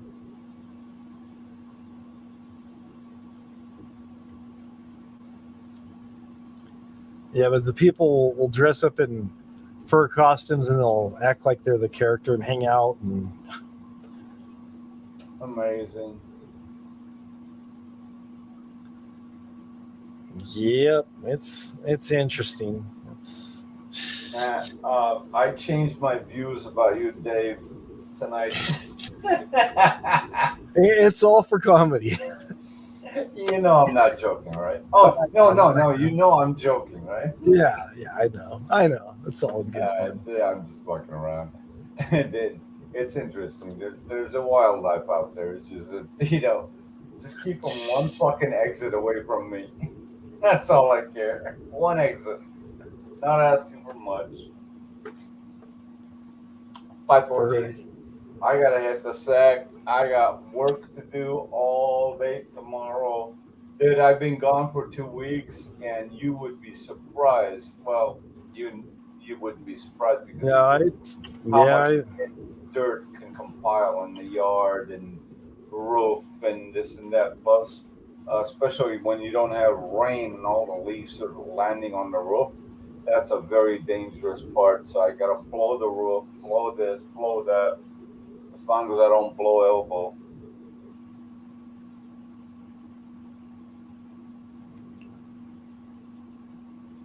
Oh, yeah, some pictures were up there that got removed. I do not see them now. All right, guys. Nicole, Miss Wombat, Dave, Tribe. I'll see you guys on the next one. Michael, enjoy it. Everyone on the side chat, if I missed you. And I will see you on the next one, definitely. And thanks for the time that you had to suffer listening to me. That's a very hard job to do. Enjoy it, guys. I'll see you. All right. Thanks for coming up. We'll see you next time. There you go. So we learned about furries today, and we learned about people who identify as horses and people who dress up for speed dating and all kinds of stuff like that.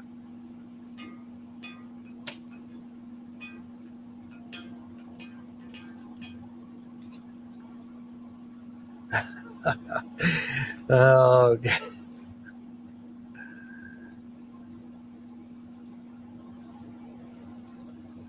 There we go.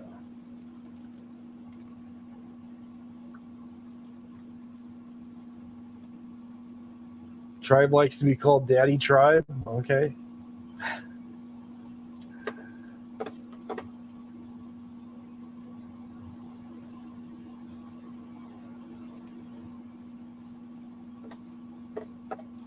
Interesting. Very interesting.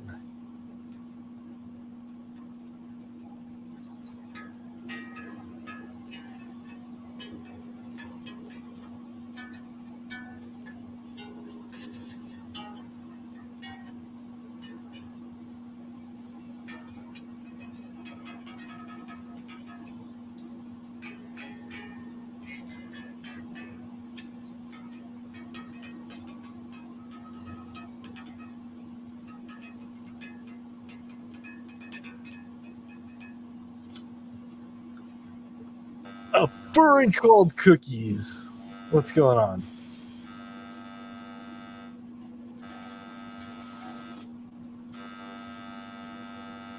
You shaving?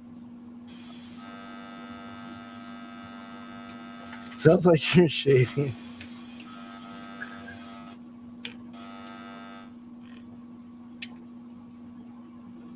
Oh well. I don't know what that was about. Is a furry shaving, I guess, is what it's supposed to be? I don't know.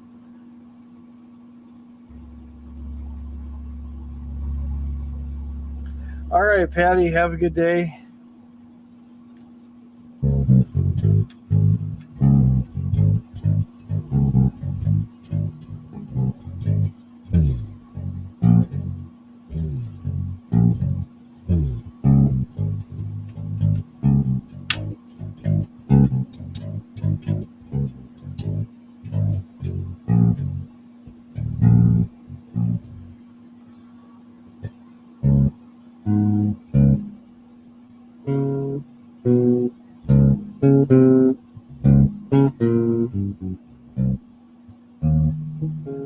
Figure out how the rest of it goes. I have to get back to figuring out how that goes again.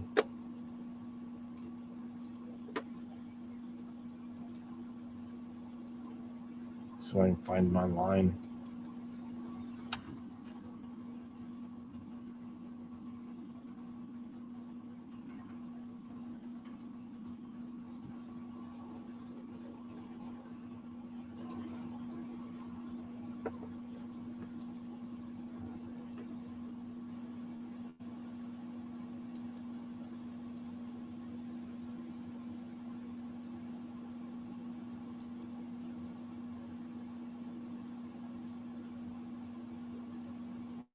Okay, let's see now.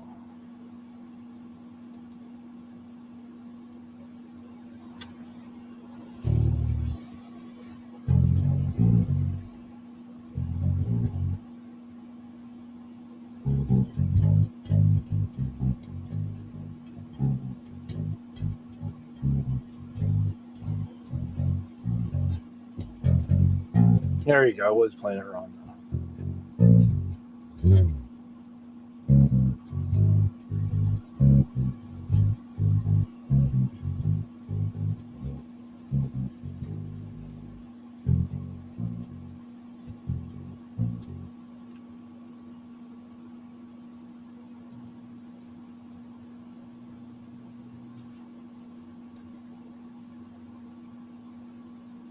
I was playing it wrong.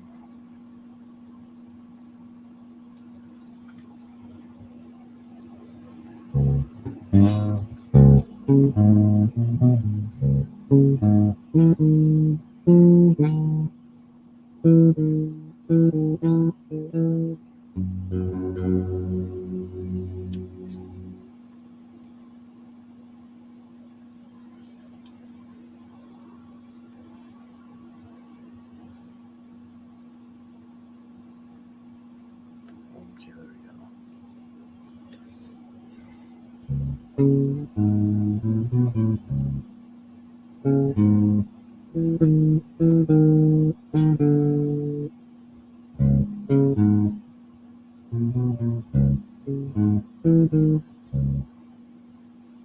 Doesn't sound quite right, but close enough.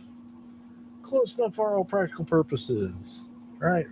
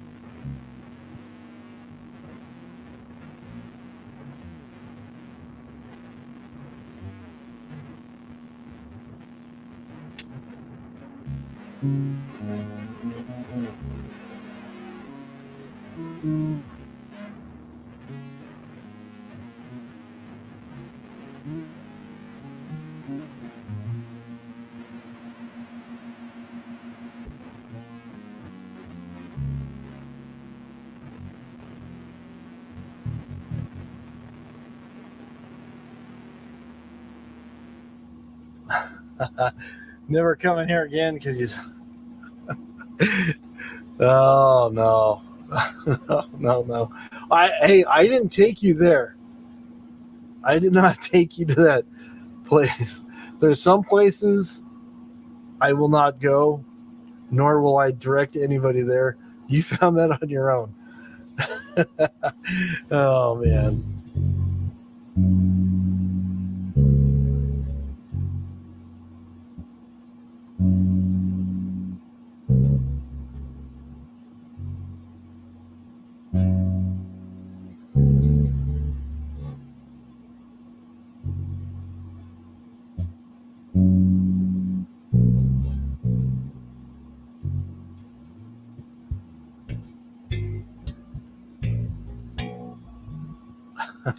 There you go. Try all you might to blame me.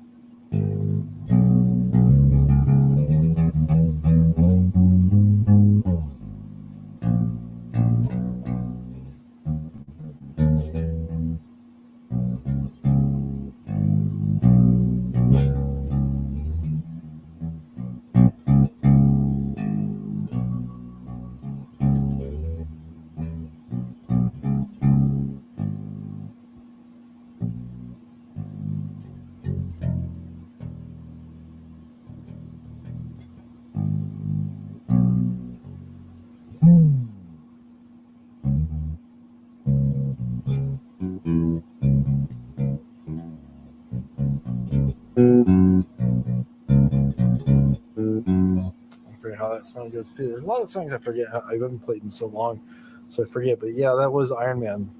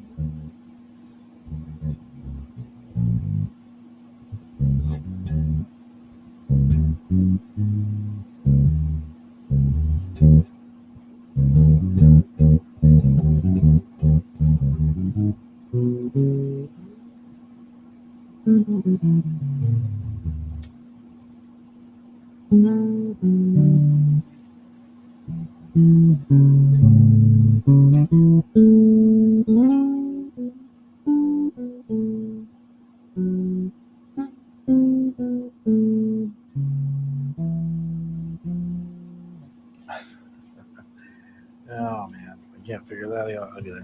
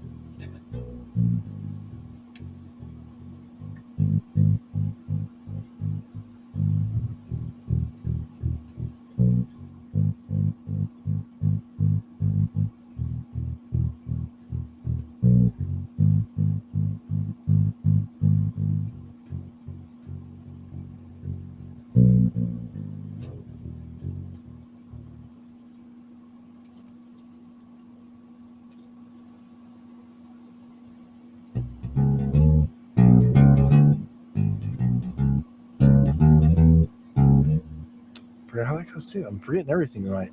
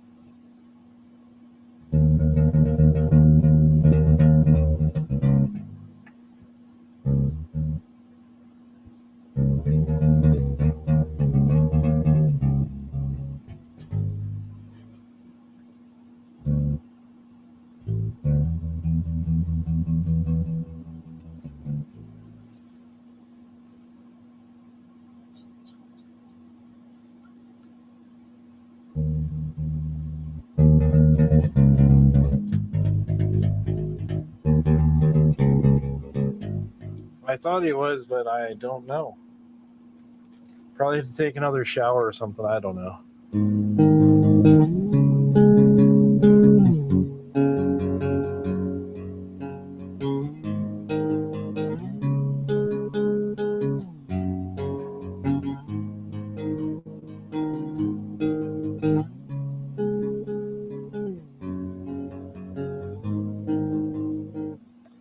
I do not know where the doll is, Madowix. Nicole went on a journey on her own. I did not show that to her. Let me turn that off because people are going to get the wrong idea, thinking I'm taking people to places and showing them things that I have not been.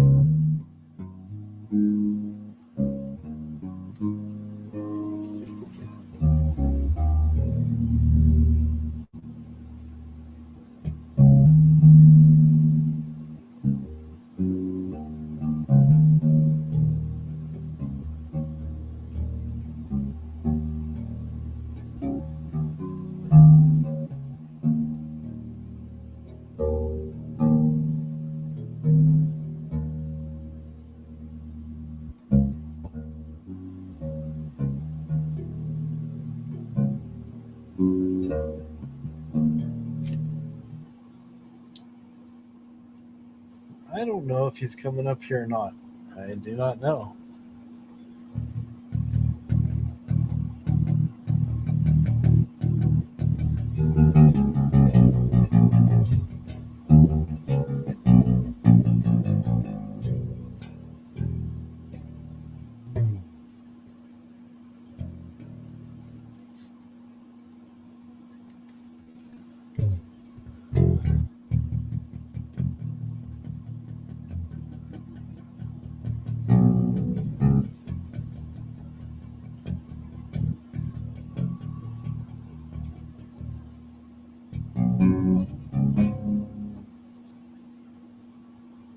Wow, really? I didn't hear about that either.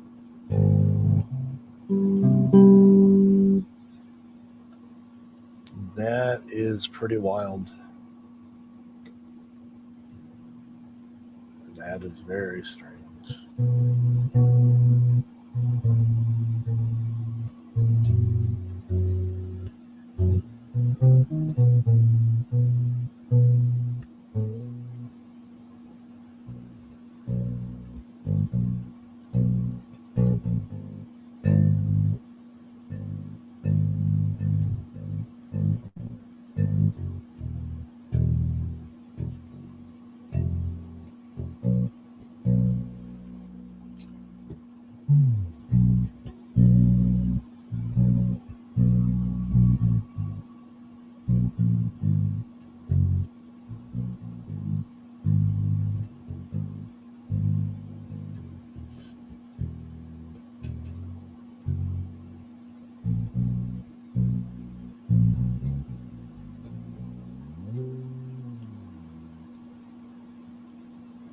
That is very bad news.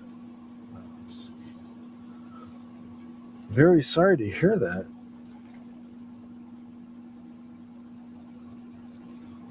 Yeah, we missed a lot of the news, I guess. I don't know. I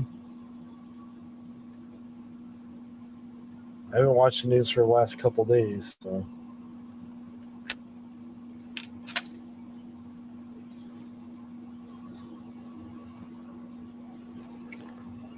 Don't need this on anymore. This way with it.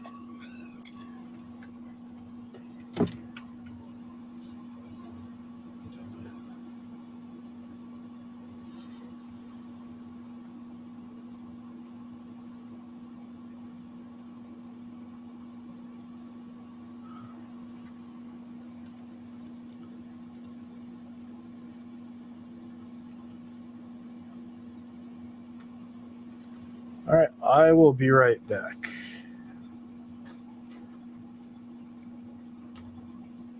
I will be back.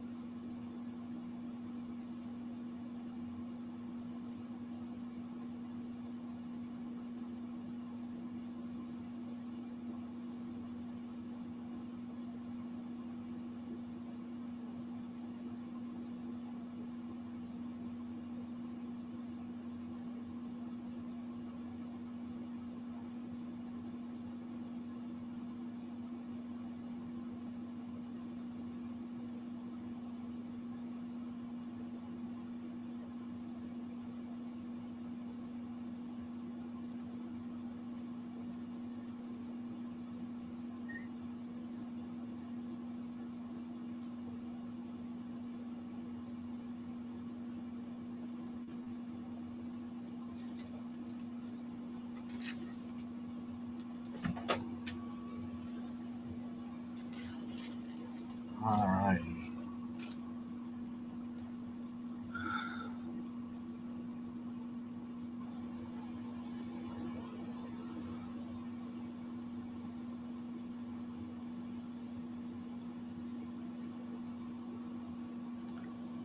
Ringing in the ears.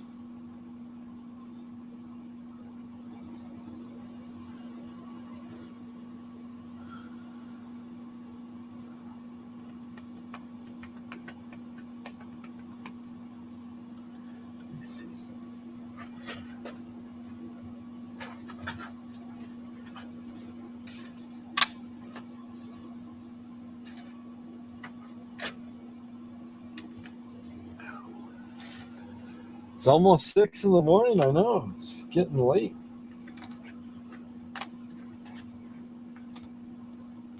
It's getting very, very, very late. I don't want to miss my cartoons in the morning.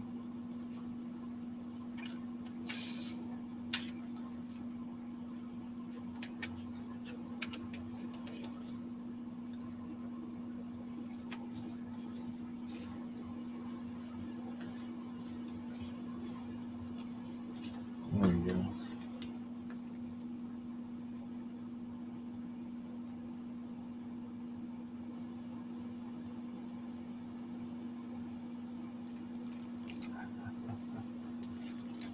All righty. Does everybody have big plans for this weekend? For tomorrow? For any time?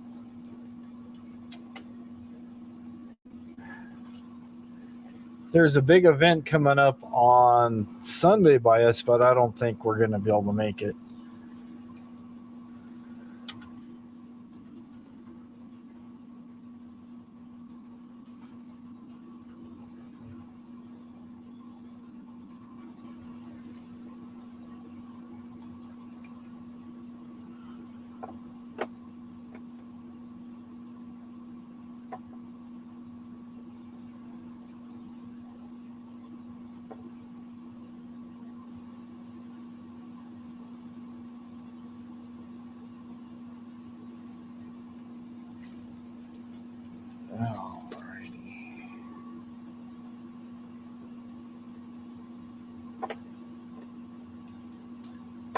This is what's going on Sunday.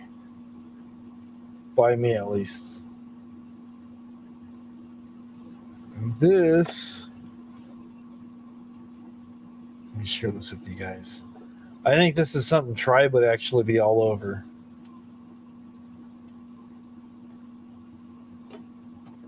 Let's see here. Make it bigger so you can see it. Fill up the whole screen. 20 bucks get you in.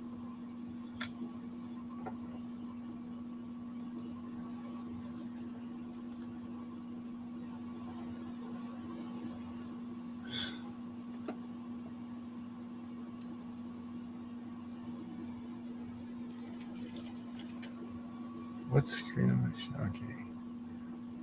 See that? Shark Squad presents midget wrestling at Lifestyle Cycles. September 5th, 2021, Lifestyle Cycles is turning 20-year-olds. So we're bringing back midget wrestling. Might be too late to get tickets. You must be at least this tall. As tall as a leprechaun to come to the wrestling event.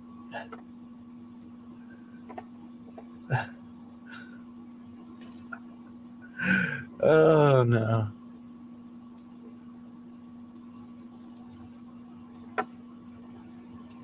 Let's see. I blew up the wrong screen. There we go. There we go.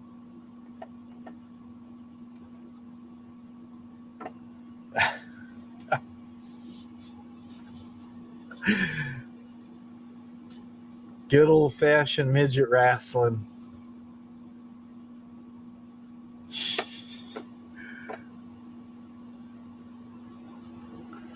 Cleaning records with your new machine.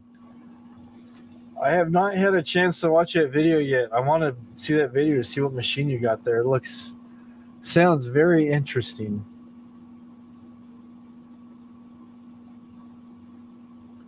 Labor Day doesn't mean much to you. It's when people, oh, that's right, never mind. It's when people who have employment take an extra day off to celebrate their labor. Something like that.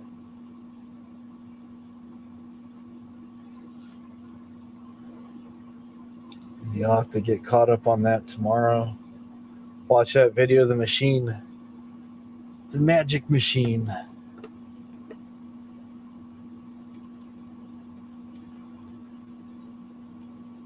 So that's what's going on over here. Got midget wrestling. And no, in case you guys are asking, that is not what I've been trying to get in shape for.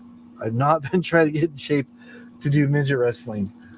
I do not meet the height requirement. I'm a little too tall, believe it or not, to be part of midget wrestling. Not throwing shade on the midgets, because I'm sure they're very capable. I'm afraid of them, actually. I'm afraid that they'll hurt me.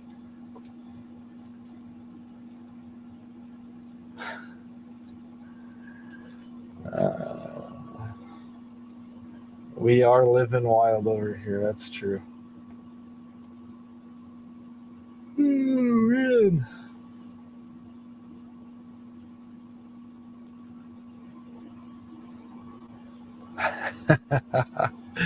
I know. I would give those Lilliputans what for.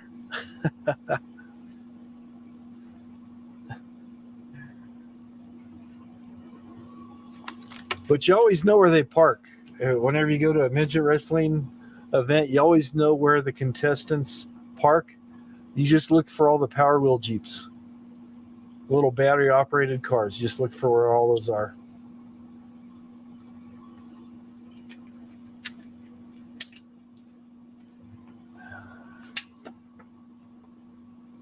I'm sure you've heard that before, right?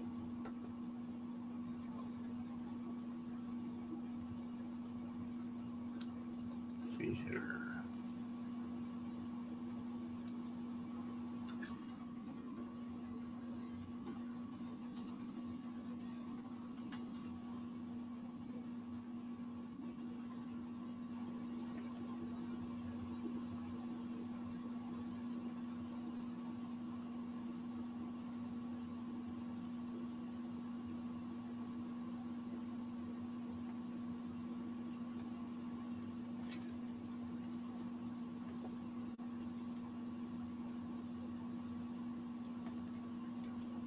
Okay, I guess you guys didn't know. You guys remember Vern Troyer?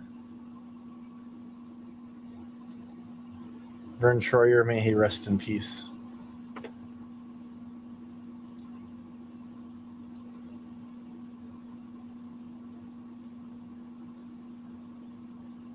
Well, Vern Troyer decided to treat himself at Christmas time to a Tesla. He bought a Tesla.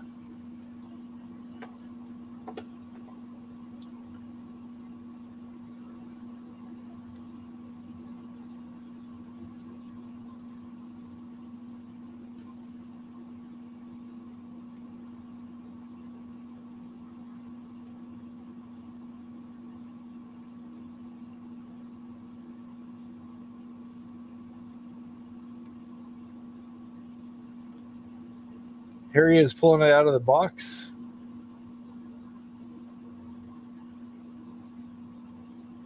This is Tesla.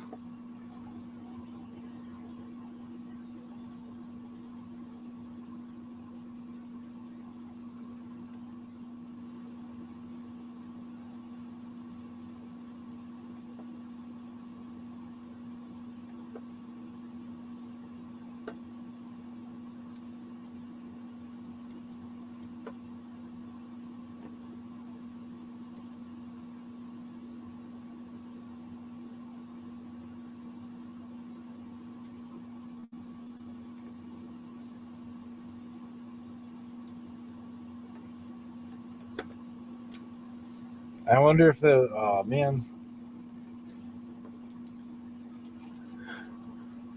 Looking forward to seeing me compete. I did it again, didn't I?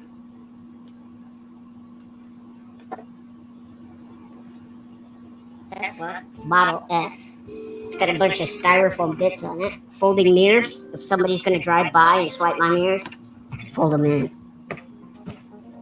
And as you can see, I already opened the trunk.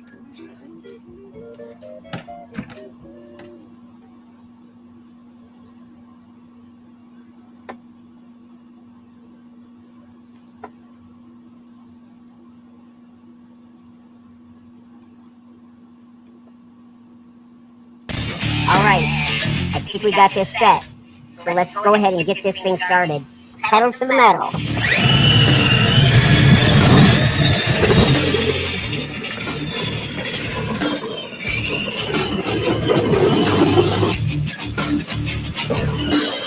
Finally got this bad boy set up. I took it out for a ride. It's actually quicker than I thought it was. You want to watch the rest of it? You want to watch the rest of it? You can see it on your own. Wait, you didn't see anything that time?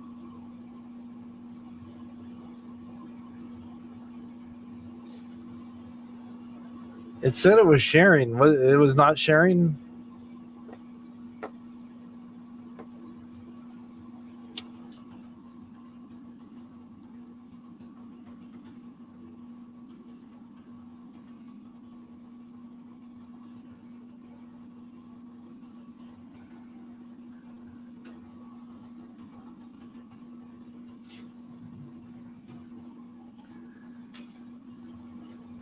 We did now. Okay, you guys saw it. All right. Yep.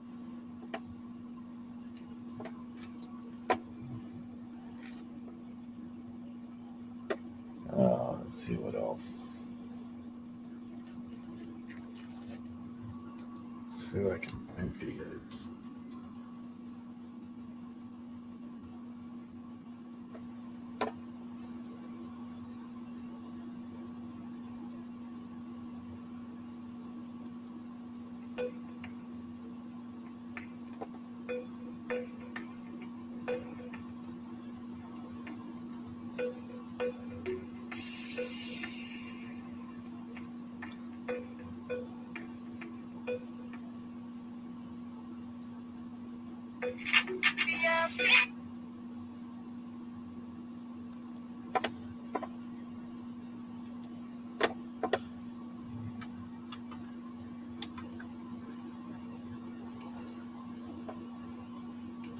All right, here we go. You didn't see it. Okay, I'm glad you said it. Hey, hello, Jono. This is for Tribe if he's still in here. I don't know if he's still in here or not. So this one's for you, Tribe, wherever you are.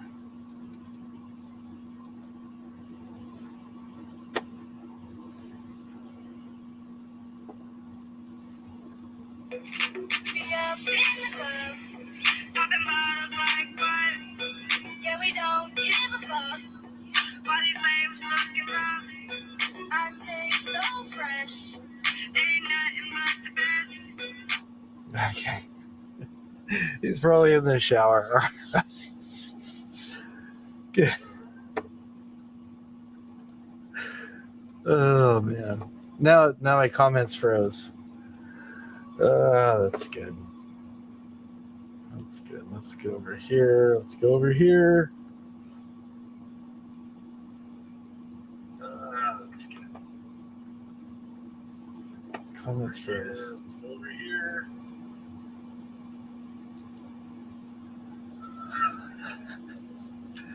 It wasn't sharing again? I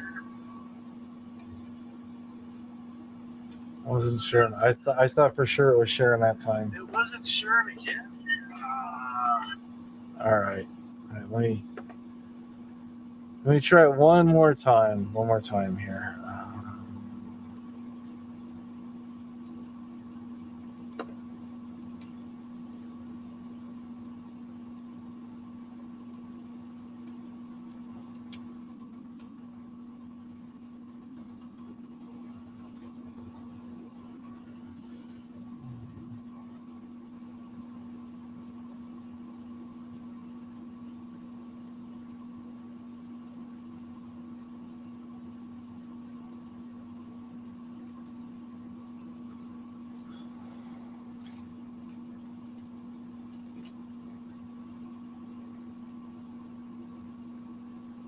that. All right, let's see. I'm in my own lane.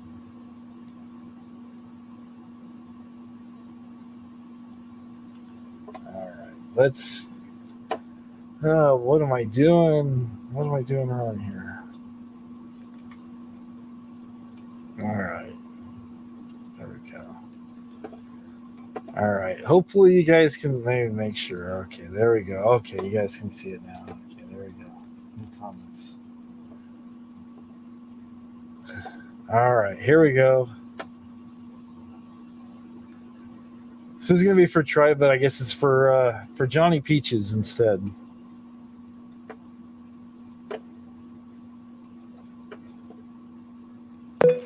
Yeah, I'm in the club. Popping bottles like what? Yeah, we don't give a fuck.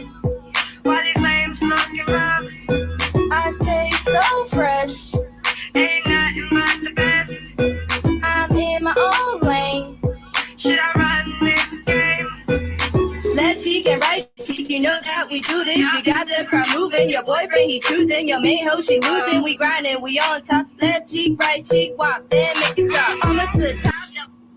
All right, there you go. If you want to watch the rest of it, you can on your own. But see, they had the Power Wheels. I think those were Hummers or something. I don't know. The Humvees or I don't. Sometimes or maybe a Mercedes. I said there's a Mercedes one too. I think. Anyways, when you're bowling in a midget, you get a Power Wheels Jeep with all the bling. Oh man.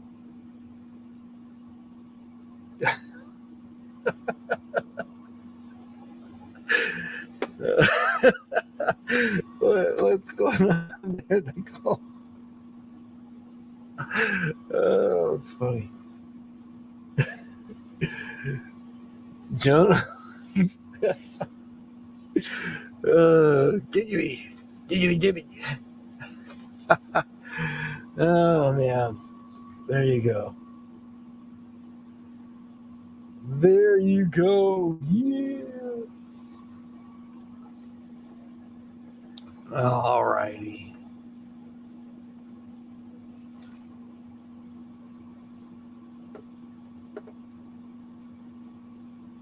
Wonder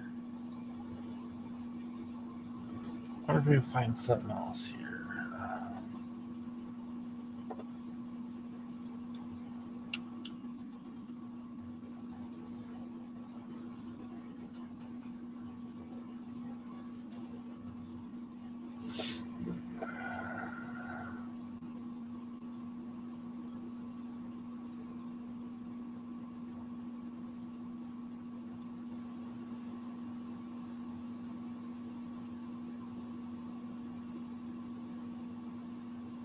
I wonder, I've always wondered, let's see.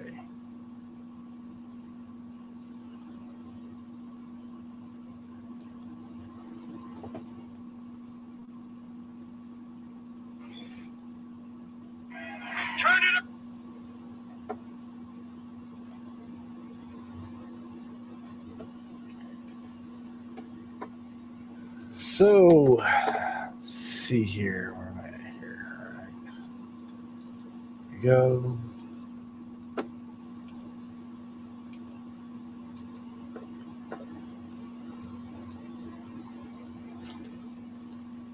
So I always wondered, midget wrestlers, do they use a smaller ring or is it a regulation ring? Because I know if they used a regular size ring, they'd probably tucker themselves out running around the whole time. So it's probably a much smaller ring than a standard wrestling ring.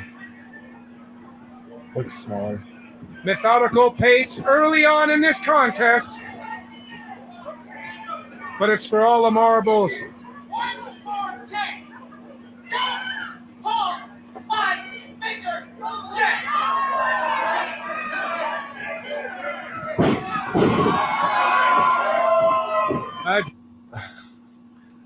There you go. There's your midget wrestling for the night. I wonder if they go to. They would go into regular wrestling, but they come up a little short. So.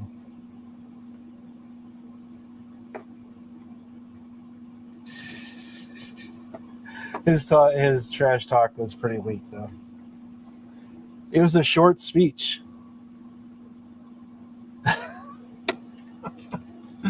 Oh, what am I doing?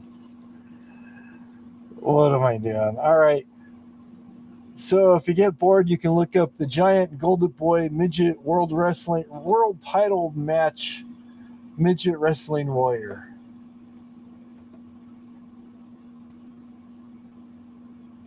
Defiant Golden Boy, he ain't having it. As the champion is back in the corner. Oh, but he goaded him in. Duck under.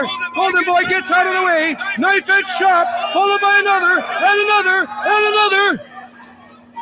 And the champion staggered. Oh, but he turns the tide. Maybe not. Duck under. Those guys aren't even good actors.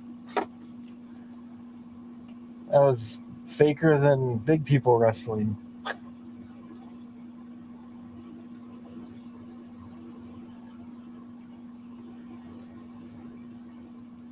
Yes.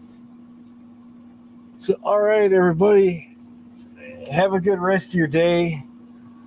I'm going to try to get a few hours of sleep. I got some things to do later today. It's already 6 o'clock here, probably 9 o'clock where other people are. Jono, it's already like the middle of Saturday now. So he's already experienced Saturday. So there you go. All right. Soap and Tribe would come up. I thought the midgets would get them up here, but I guess it didn't. So anyways, thank you everybody for coming. Thank you again, Michael, for all the CDs and the shirts. Really appreciate that. And I will talk to you guys next time. Appreciate you guys for coming up. Enjoy your weekend. Stay safe. Stay well. Till next time. See you guys later.